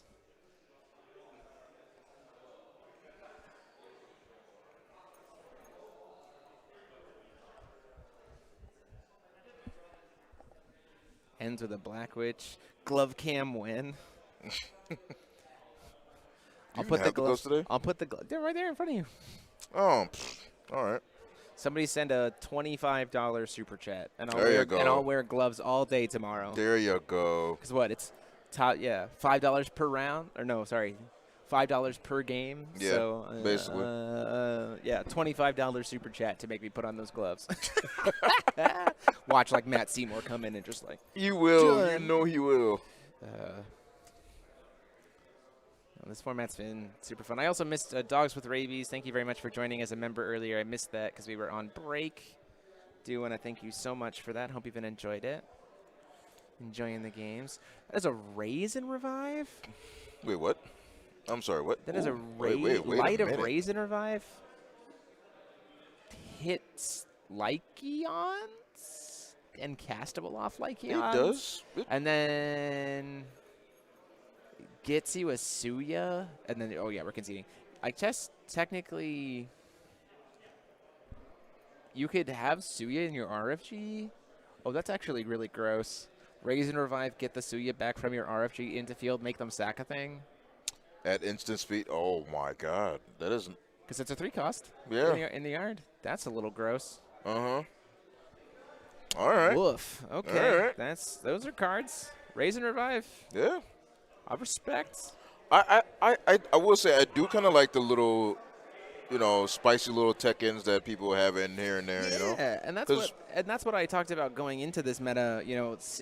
Watching the people who were doing their testing and all these Right. other stuff is like we know what the engine is, right? But it's like, what do you do with those 10 flexes, Exactly. right? And everybody's kind of done something a little bit different with it. Own little personal touches. And Yeah. like to me, it's like okay, I get it. I understand, and I kind of can't wait to see the next meta where like our rulers are just going to change. We're going to see different things at the top. Suddenly a new band of tag rulers. Is there support for the singleton rulers? Like what's going on, right? I'm excited to see what that brings, but like you got to hand it to him. This is entertaining to watch. Like this is the little text, the little tweaks, the ways to find the avenues has been really enjoyable to me. Let's look at sideboards here. So, Kathy, the Pierres, Dispelling Stones, another Lumia. Satan's probably don't come in. That doesn't really make much sense. Yeah, I think probably the Dispelling Stones, the Pierre, and maybe the second Lumia, the third Lumia, the fourth Lumia. Who's the fourth? I think those are probably what comes in. Paul Martinson probably bringing in Dispelling Stones. Alvarez, the Demon Castle, maybe. And maybe the Valentina. Because he is playing the Valentina in the sideboard. Gotcha. So there's that possibility there for sure. Just wow. Let's talk about the fact that I do have to absolutely give credit to every single Feith Mooge deck for playing at least 2 copies of Showdown with Ragnarok. Just in case there was an influx of Ragnarok players here to try to take him out. They had something respect. I mean, they're like, and Fair enough. That's a respect. You got to Fair respect enough. it, Fair enough. right? Yeah. I mean, Ragnarok is that deck. Like,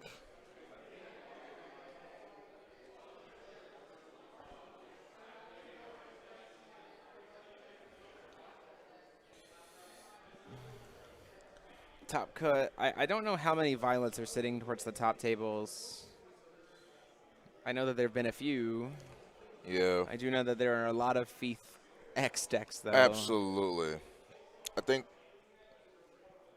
the violets that we know of kind of took a hit, so not sure. I'm sure they'll rotate in, but I don't There think might it'll not be as quite much. as many as we yeah, expected. yeah.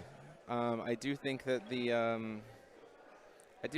the Feith Mooge decks have been maybe better techs to handle Violet. Yeah. And the other That's thing what I've too heard. is, which gives her a little bit rough a time. The other thing is too is like when you play the Violet as the Dark Violet, you are kind of making yourself slower, so that gives the decks that maybe really only can't contest with Violet because of her speed a little bit more of a chance, and sometimes you can Exactly. hit rogue matchups and Yep, yep. metacalls.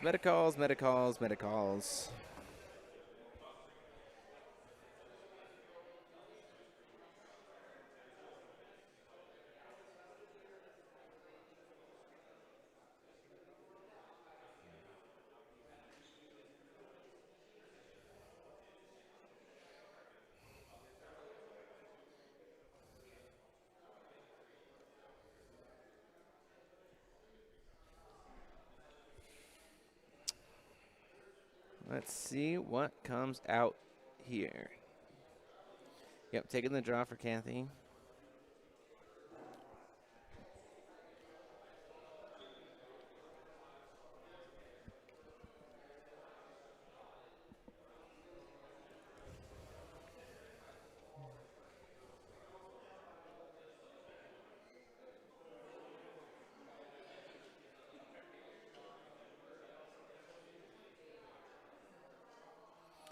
Let's see what comes down here. A lot gets mulled in that. Oh, no, only just one got mulled in that second one. Okay, that looks like a pretty solid hand.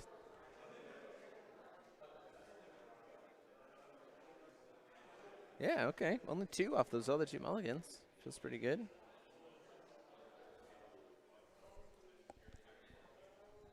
Oh. 2. Oh my gosh, what's going on here?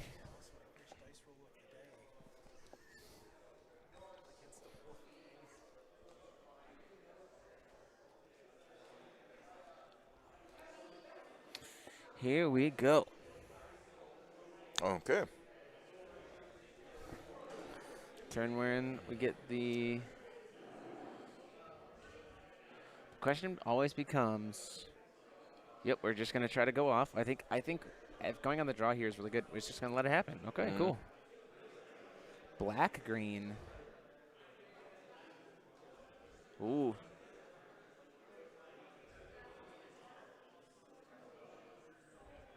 You said black blue. What did you say? We're figuring out what we're producing. Double black. All right. Yeah. Casting smile. The double black here is smart because if there's the Welser, like then you can cast the smile again, and then like makes the Welser feel real bad. Like get real aggressive here. Which I think, I mean, if you're on the drum, like it feels like if you've got the hand, you play it, right? Might I as think well. I see at least 2 Lycaons in that hand for Kathy. Like seems pretty good. 2 Lycaons and at least 1, I think, number 13. I don't know why I'm leaning. I can see the same Ooh. You take the big. Well, I think you took the Melfi?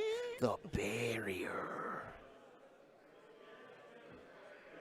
Oh yeah, no, we're gonna hit the Prissy. Okay. Very, very, very much questioning. Yeah, no, the Prissy is the right call. Yes, absolutely. I think so, because you can play around barrier, but Yeah. you want to pull the consistency away from your opponent, especially since we're about to hit double Lycaon from Kathy's side. Like this hand isn't super great for Paul to be able to play Lycaons with, right? No. Unless he like draws into another Melfi off the. Oh. Okay, we play a Lycaon and use the other floating black for a black, which didn't play the second Lycaon. I wonder why. Wait, does she? She did not. That's another Lycaon in hand. Yeah, maybe I see to it. just like represent. That seems. It's very interesting. Yeah, why wouldn't you just Kathy slam it down? is X2-1, I believe. Or sorry, no, X1-1. 7 points. 2 wins, 1 draw, 1 loss. So both of these are technically win-in-ins because X1-1 bubble, like there's a lot of people. These guys are sitting at table 4. So like, or no. 1, 2, 3. So they're sitting at table 5. So it's kind of a win-in for bubbles based on breakers. Yeah. And where is the big show? Okay. Is she about to? Okay. okay. Just figuring out what we're So going to we're talk looking about. at, Institute certainly going to the bottom of the deck. Yeah, I think that was a Melf. No? Okay, maybe I'm just looking at it wrong. Moves to recover. Okay.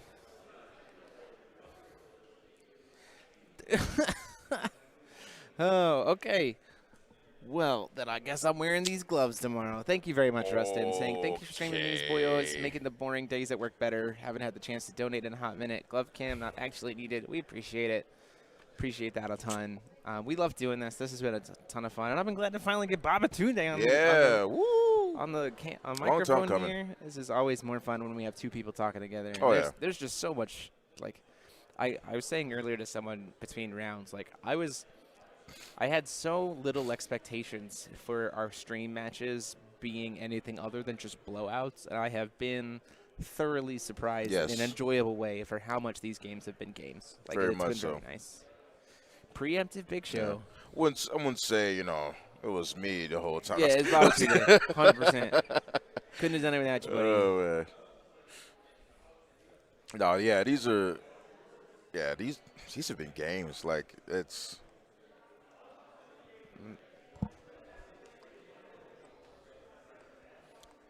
Like, I have not been entertained. We're We're trying to cast. So, yeah, We're trying to cast the Priscia side right now. Okay. Okay. Hoping to draw into a cancel.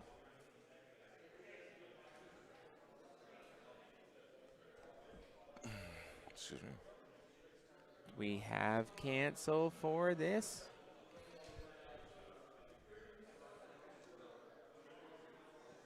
We have we do have so many cancels. She has man. energized, yeah. She does have Energize here available. He's got to put one on bottom. A second Lycia on field would have felt really good right now. Oh, exactly. Yeah,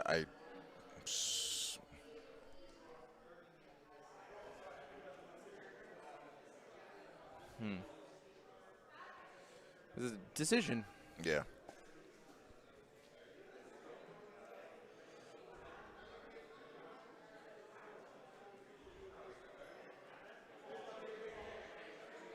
Yeah, I think we get there. Mm-hmm.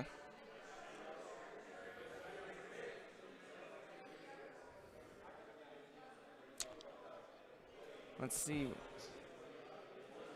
Yeah. Oof. Yep, you let the cancel resolve. Well, damn.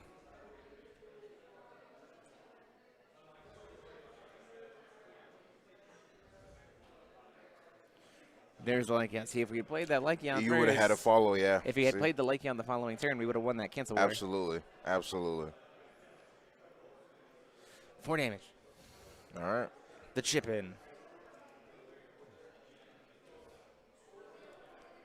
Yeah. Well, she has another, what's that, another Prissy in hand? Yeah. So, it's yeah, not she's too all bad. right. Yeah, she'll be all right.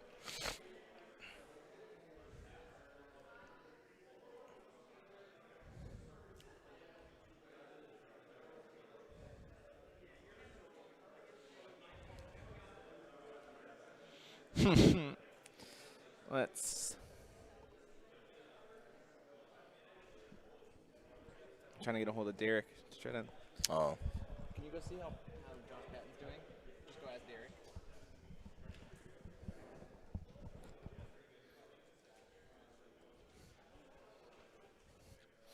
Trying to see how some other people at the top tables are doing.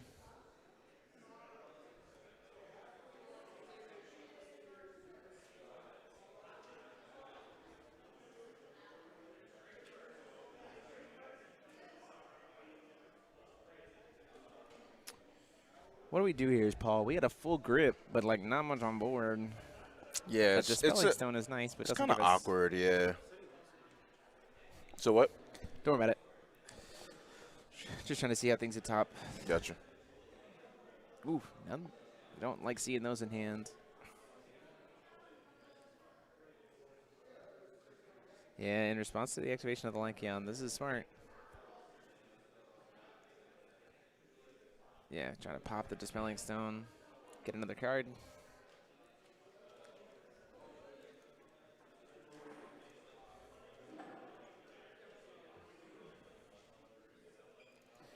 Good old treasures finding their way into other decks. Absolutely. This recyclable draw a card cantrip edition hate for 1. Card is legit. Oh, poor What's her name? What is her name? Jesus, I forget. Ooh, Feasting Stone coming in. Or sorry, 6H Stone coming in.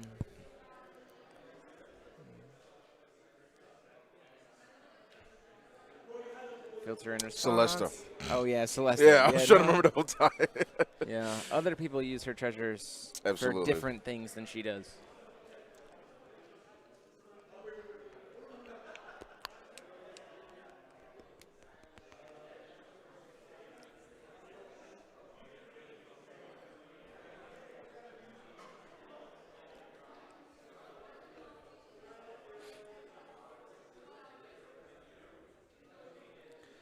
Playing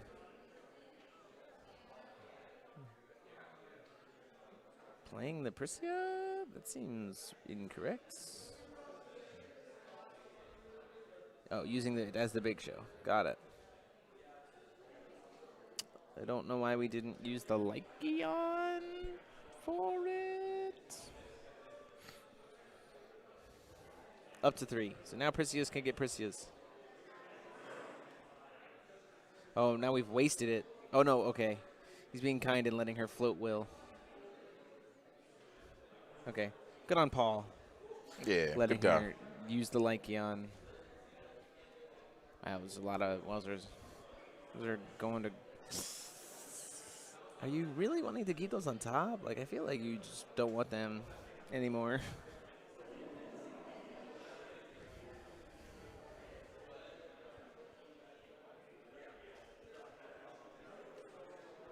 Oh, now she's playing it.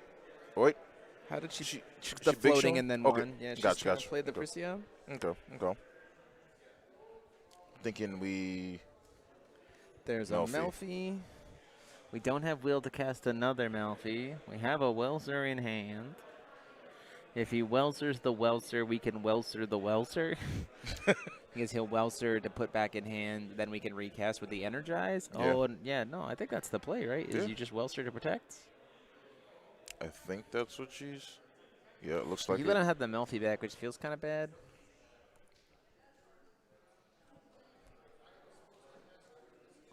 Yeah, we're going to try to hit. Try to filter.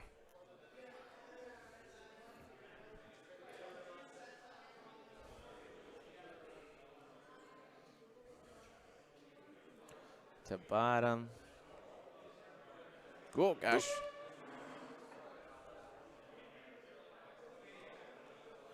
Did we see something? Or is the Melfi going back in hand? Like, Wellsering a Melfi never feels super great. You also have to recover one of her rulers. She is not... Yeah. Yep. Yep.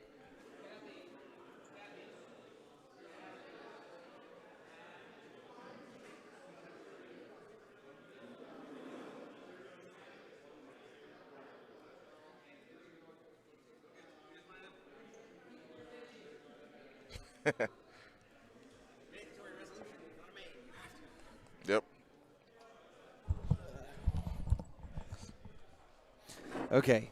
So we've already lost one Priscia, right? I got Yes. canceled. So we get Yes. 3 Priscias? Interesting. Do you get that greedy? Is this on her turn or is she This doing is it? on her turn. But we don't have any way to give Swiftness. I don't know. Yeah, so I don't know. We're getting this Guardian Beast. Getting a Lightning Rod Mermaid. And... And Neverend. Okay. We certainly have... No, Frisia's Journey does not work on Melfi. While she is on the chase, she's not a chant. She is a chant while you are attempting to put her on the chase. But once she hits the chase, she is no longer a chant. Interesting. Yeah, it's one of the reasons why Frisia's Journey dropped out of the meta so fast. So they got what? It's one of the reasons why Frisia's Journey dropped out of the meta so fast. Is because of that ruling. The only card that really matters against Frisia's Journey is a literal turn 1 heart-to-heart talk. Just doesn't. There's nothing else in the meta that does anything. Ugh. Unfortunately. That is very... Did we swing in for another 4? So down to 32?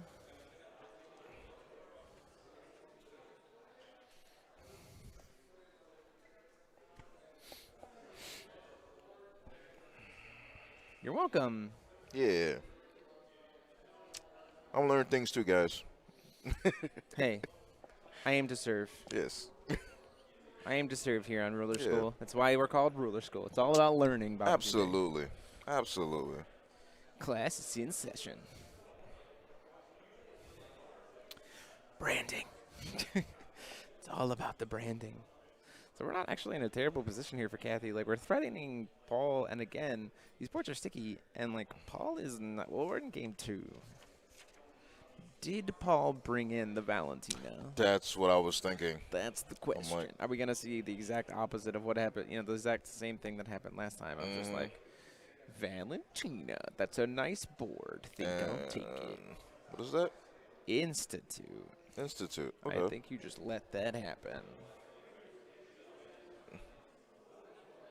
Yeah, maybe we can filter. Ooh, the Pierre's nice for if we get through this Institute. Oof, lost a 6 siege stone there. But we're still at 3. You know, the pumps are bigger there.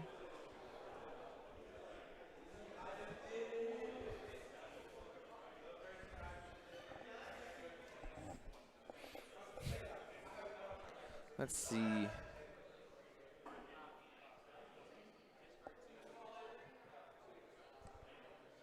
What are we doing here with this Institute?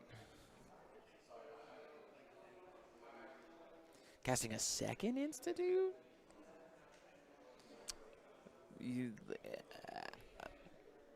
I don't. I mean, I don't think resolve. I think you let. Yeah. I don't think you can. Because you don't really see it. Yeah. Okay. Like, I don't think it matters. I mean, we're at 4 uniques. Does this man play a golem? Don't you dare tell me this man is playing a golem in his board, in his deck. Did you see it golem? I'm just saying, like, I don't know why he's doing this. Like, Okay. I don't really know what's getting us here. Yes. Right? Because, like, we have 2 stones, right? But Kathy's up on, like, cancel shenanigans in terms of, like, having Will from Feasting, having Tap Will from Feasting, having Lycion from Feasting. Like, what's going on here is lethal. Attempting to try to kill the Witch. You just throw a Melfi under it. Huh. Yeah. The non-foil The non-foil art refuses to allow.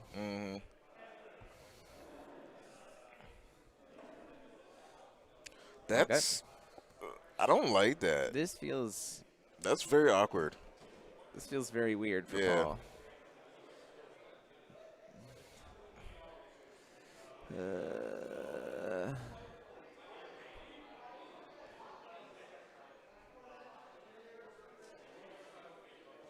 If there's a cancel here, we go to game 3, right? I suspect so.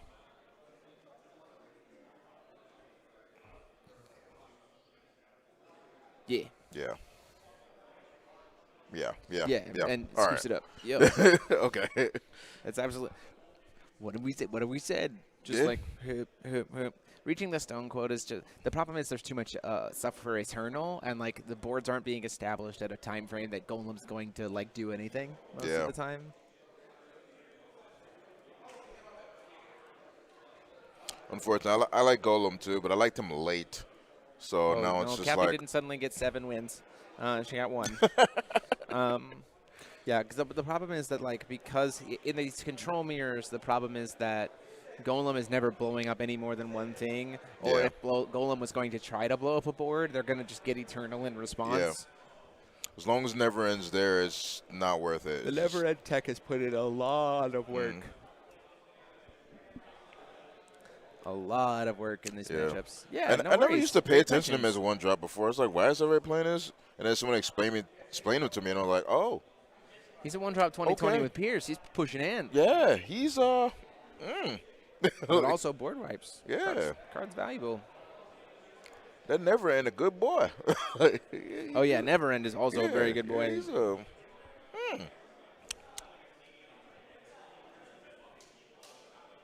I think Josh just won.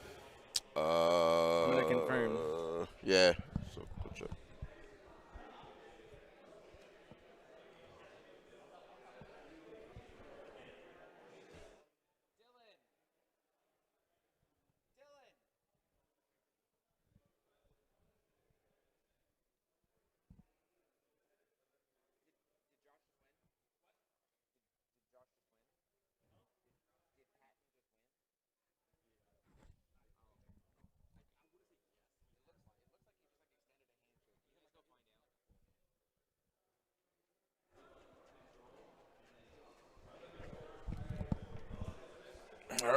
Game 3. Yeah, game 3. Ooh, she got a lot of removal. That's a hand. A lot of hand rips. Oh, that's your shipping away. Josh Patton wins. So he should, sitting at table 4 and wins, will be a top 8 lock for our Josh Patton.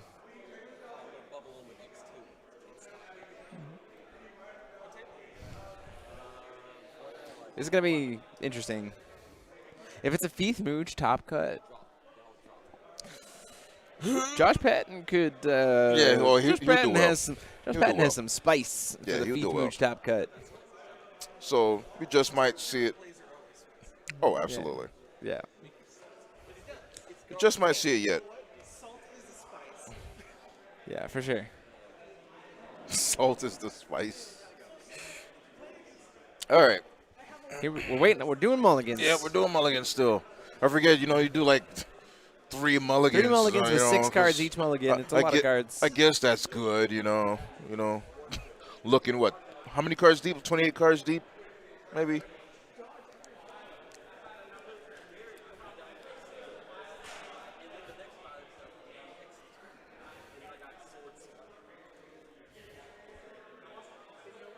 Let's see.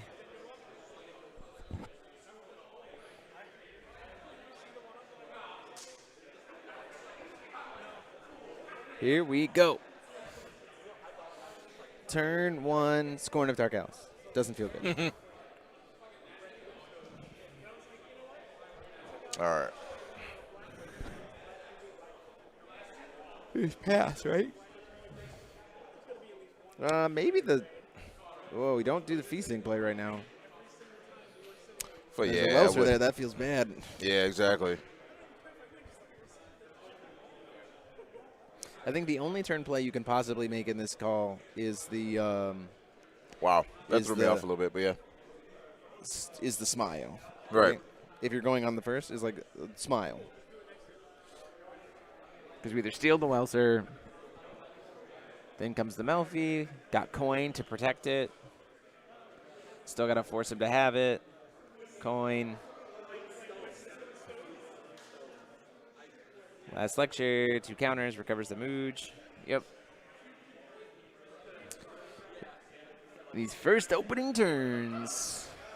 This is why the coin is so good right now.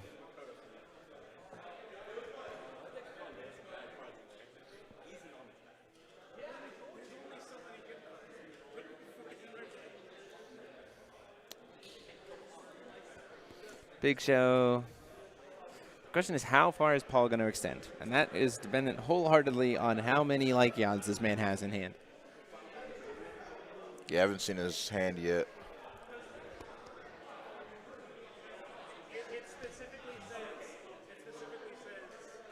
You I seen don't it see like one. I see one. You see one? Okay. Yeah. I think she also has one. Yep. Uh-huh.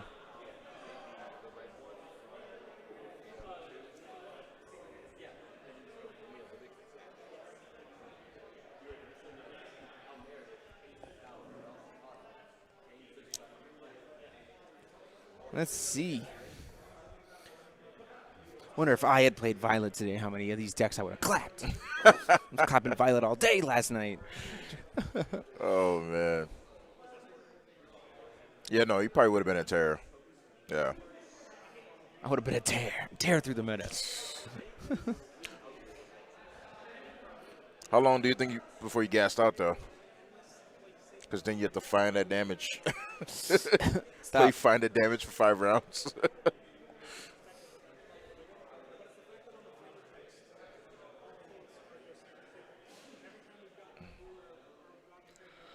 What are we doing here? I am lost as well. Melfi. I should have So we floated. know we have the Welser in hands to like stop whatever he's gonna do. So Kathy just kind of gets to go here. But we know there's the Welser in hand. Or not. Okay. Yeah, because she didn't tap for that. Oh, because she didn't tap to produce. She did not tap to produce. Green. Yes, yes, yes. That's exactly why we have that problem. Absolutely. Gross. Punished. I think that misplay is gonna probably this is one of those moments where the spike, right? The peak to the valley. Like that might actually just cost Kathy the entire game. Mm-hmm.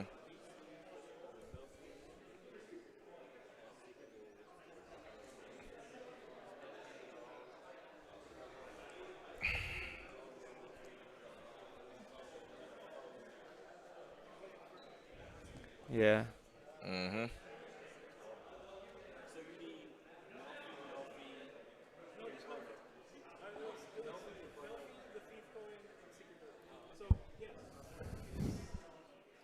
Are you guys talking about FTK Inferno and how it's a terrible deck and don't ever play it? And the FTK Inferno decks are always terrible. I am always correct. I mean, fair. At the casual level, sure. Go nuts.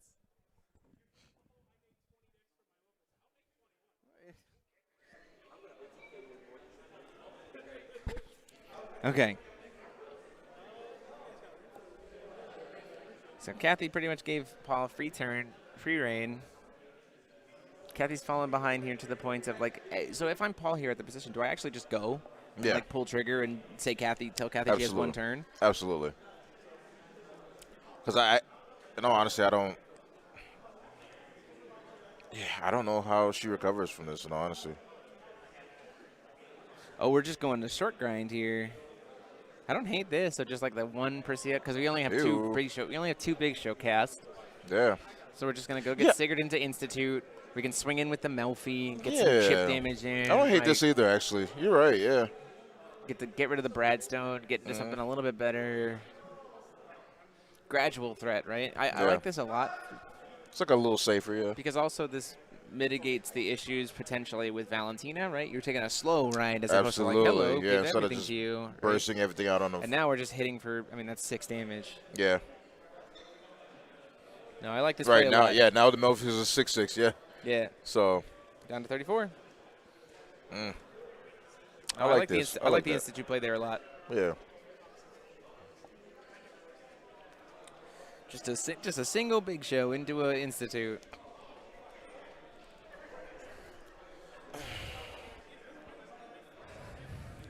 Scorn. More salt in the wound. Yeah. Yeah. I think you. Actually, no. I think we go for the big show. I think you go for the big show too. I don't think Blackwitch is nearly as concerning when you have 3 bodies on board with an Institute. It's like you can do whatever you want. You have a witch. I have 3 units. Exactly. No, I think that you go for the big show and you start ripping the consistency parts out. Absolutely. Because cancels don't do anything to a board. Big show's her recovery, and Blackwitch right now is to stall out Paul, but Paul again doesn't answer a board. Right.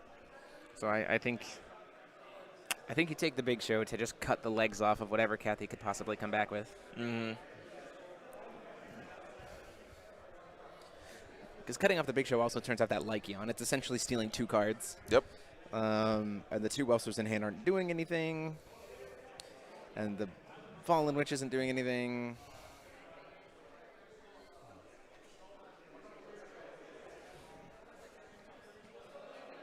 He's actually thinking really hard about this. I think he's writing down the information. Oh, okay. Paul takes notes. I do think he is thinking rather hard about this. Yeah. Yeah, they're Persia gets taken. There we go. Yeah. Yeah, absolutely the smart play there. Yeah. Oh, yeah.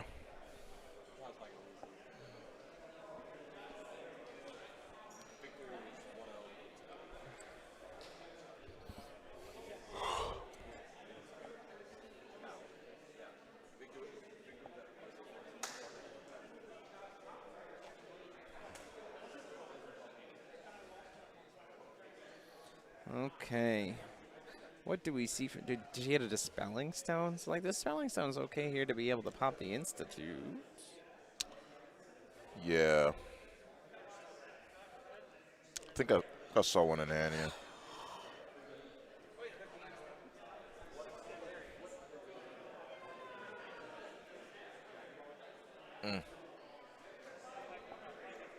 Huh.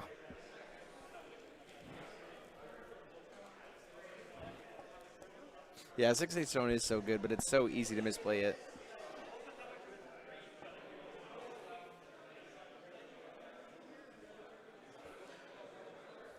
Definitely, yeah.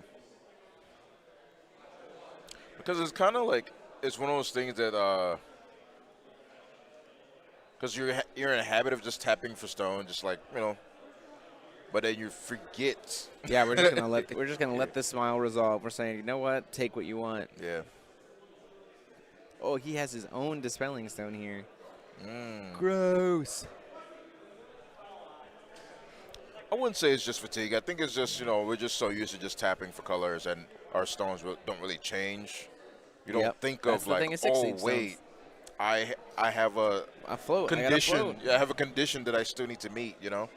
So it's very easy to miss that. See, the thing is, like, even if there's a dispelling stone here to pop the institute, I think he's okay. 'Cause, like, you still have 15 damage every turn from Priscia. Absolutely. Like, yeah. you have 15 damage every turn from Priscia Sigurd. Mm-hmm.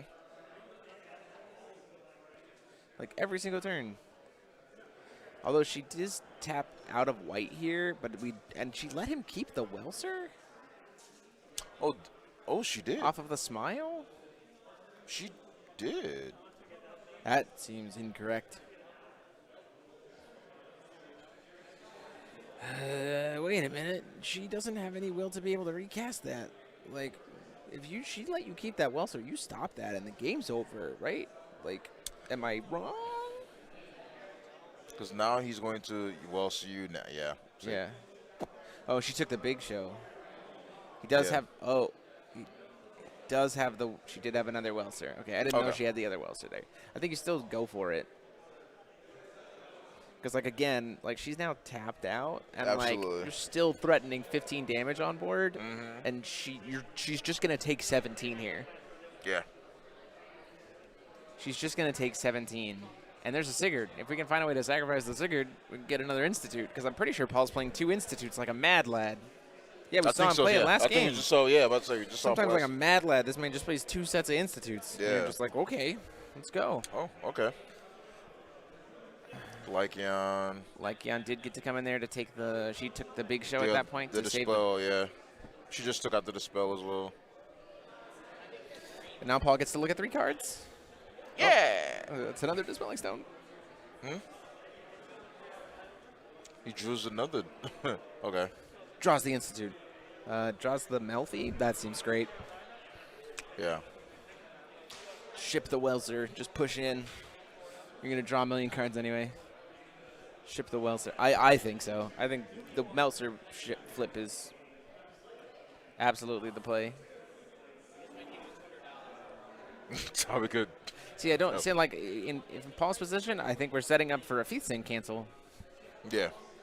Like, we're going to apply 17 damage here, and we're just going to just go, you have 1 turn. I have a Feast Sing. Good luck.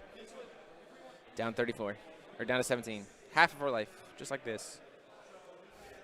The deck can just grind. Cast a free Melfi.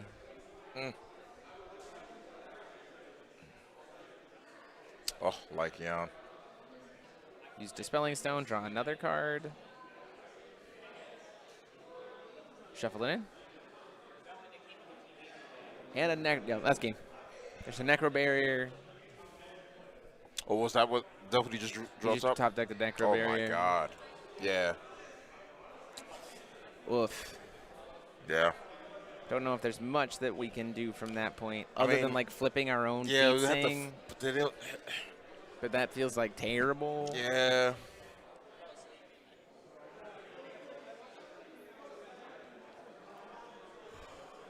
Magnus Guardian Beast feels bad. The Melfi feels bad. If I'm... Nah, I don't think you ever preemptively pull trigger here. I think you're telling Kathy, hey, you have to do something. I'm going to try to answer it. Problem is we don't have any will. We do have 1 will for that Necro Barrier. The 1 Bradstone.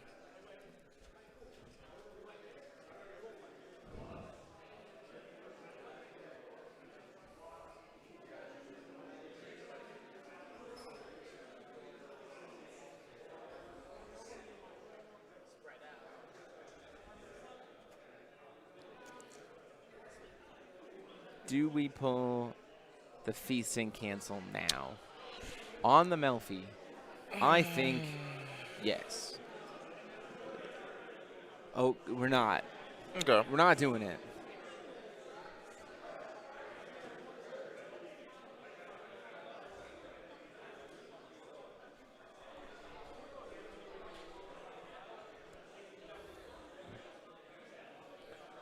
I mean, I guess we wait for her to commit some more stuff before we really just say no.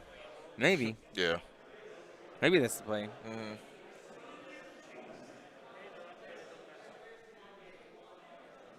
Dispelling Stone with the floating white. Draws Yeah, another that's fine. Nobody Or- gets Light Yawns. No, neither of us You're right. get Light Yawns.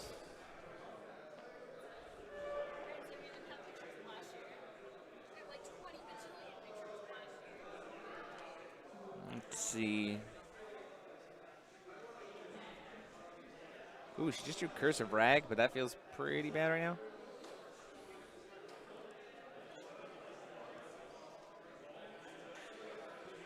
Cancel.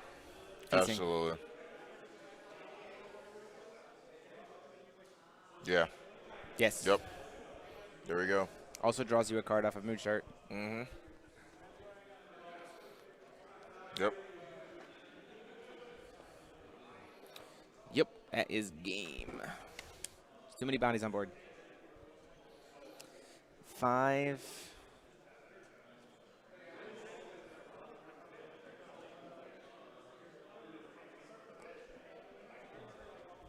She has a Welser. I mean, technically she can flash in a Welser to serve as a blocker. Technically. Oh, is that a Raise and Revive? This is gross. Yes. We don't have the will. We do have the will to cast it, too. Gosh, that's gross. Okay. Yeah, you just call stone. Doesn't even matter. 4 stones. No, 4 stones don't care. Raise and Revive, we can cast that to get the blocker out of the way. Like, 2 at a time. There's another 2, down to 13. She has to block exactly the Sigurd. Yes. That's what I was looking at. Yeah. You have to block exactly Sigurd. Mm-hmm. 5 in the air. Down to 8. Because Pricia's too little.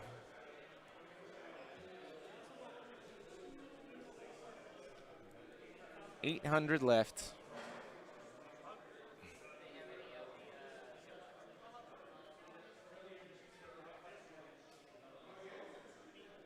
No no blockers?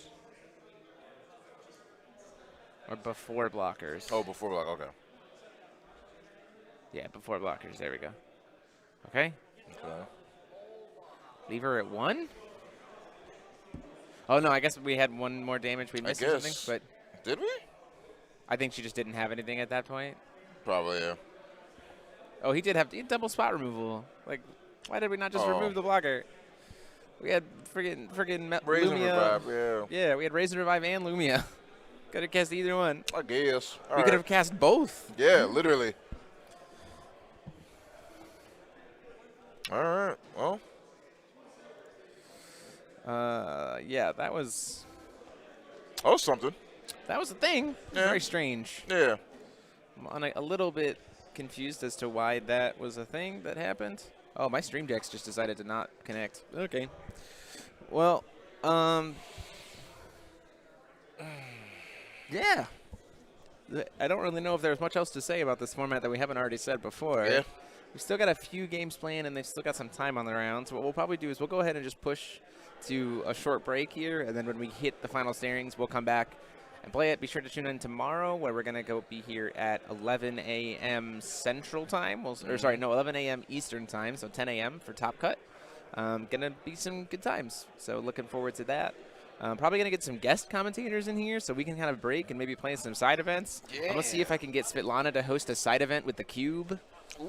We'll see. That might be fun, but that'll we'll be see nice. how it goes. And, yeah, so we'll be right back. So give us just a minute. Let's see if my thing wants to work now. It does not, so I'm going to go here, and we're going to go to short break, and we'll be back in just a little bit. See you later.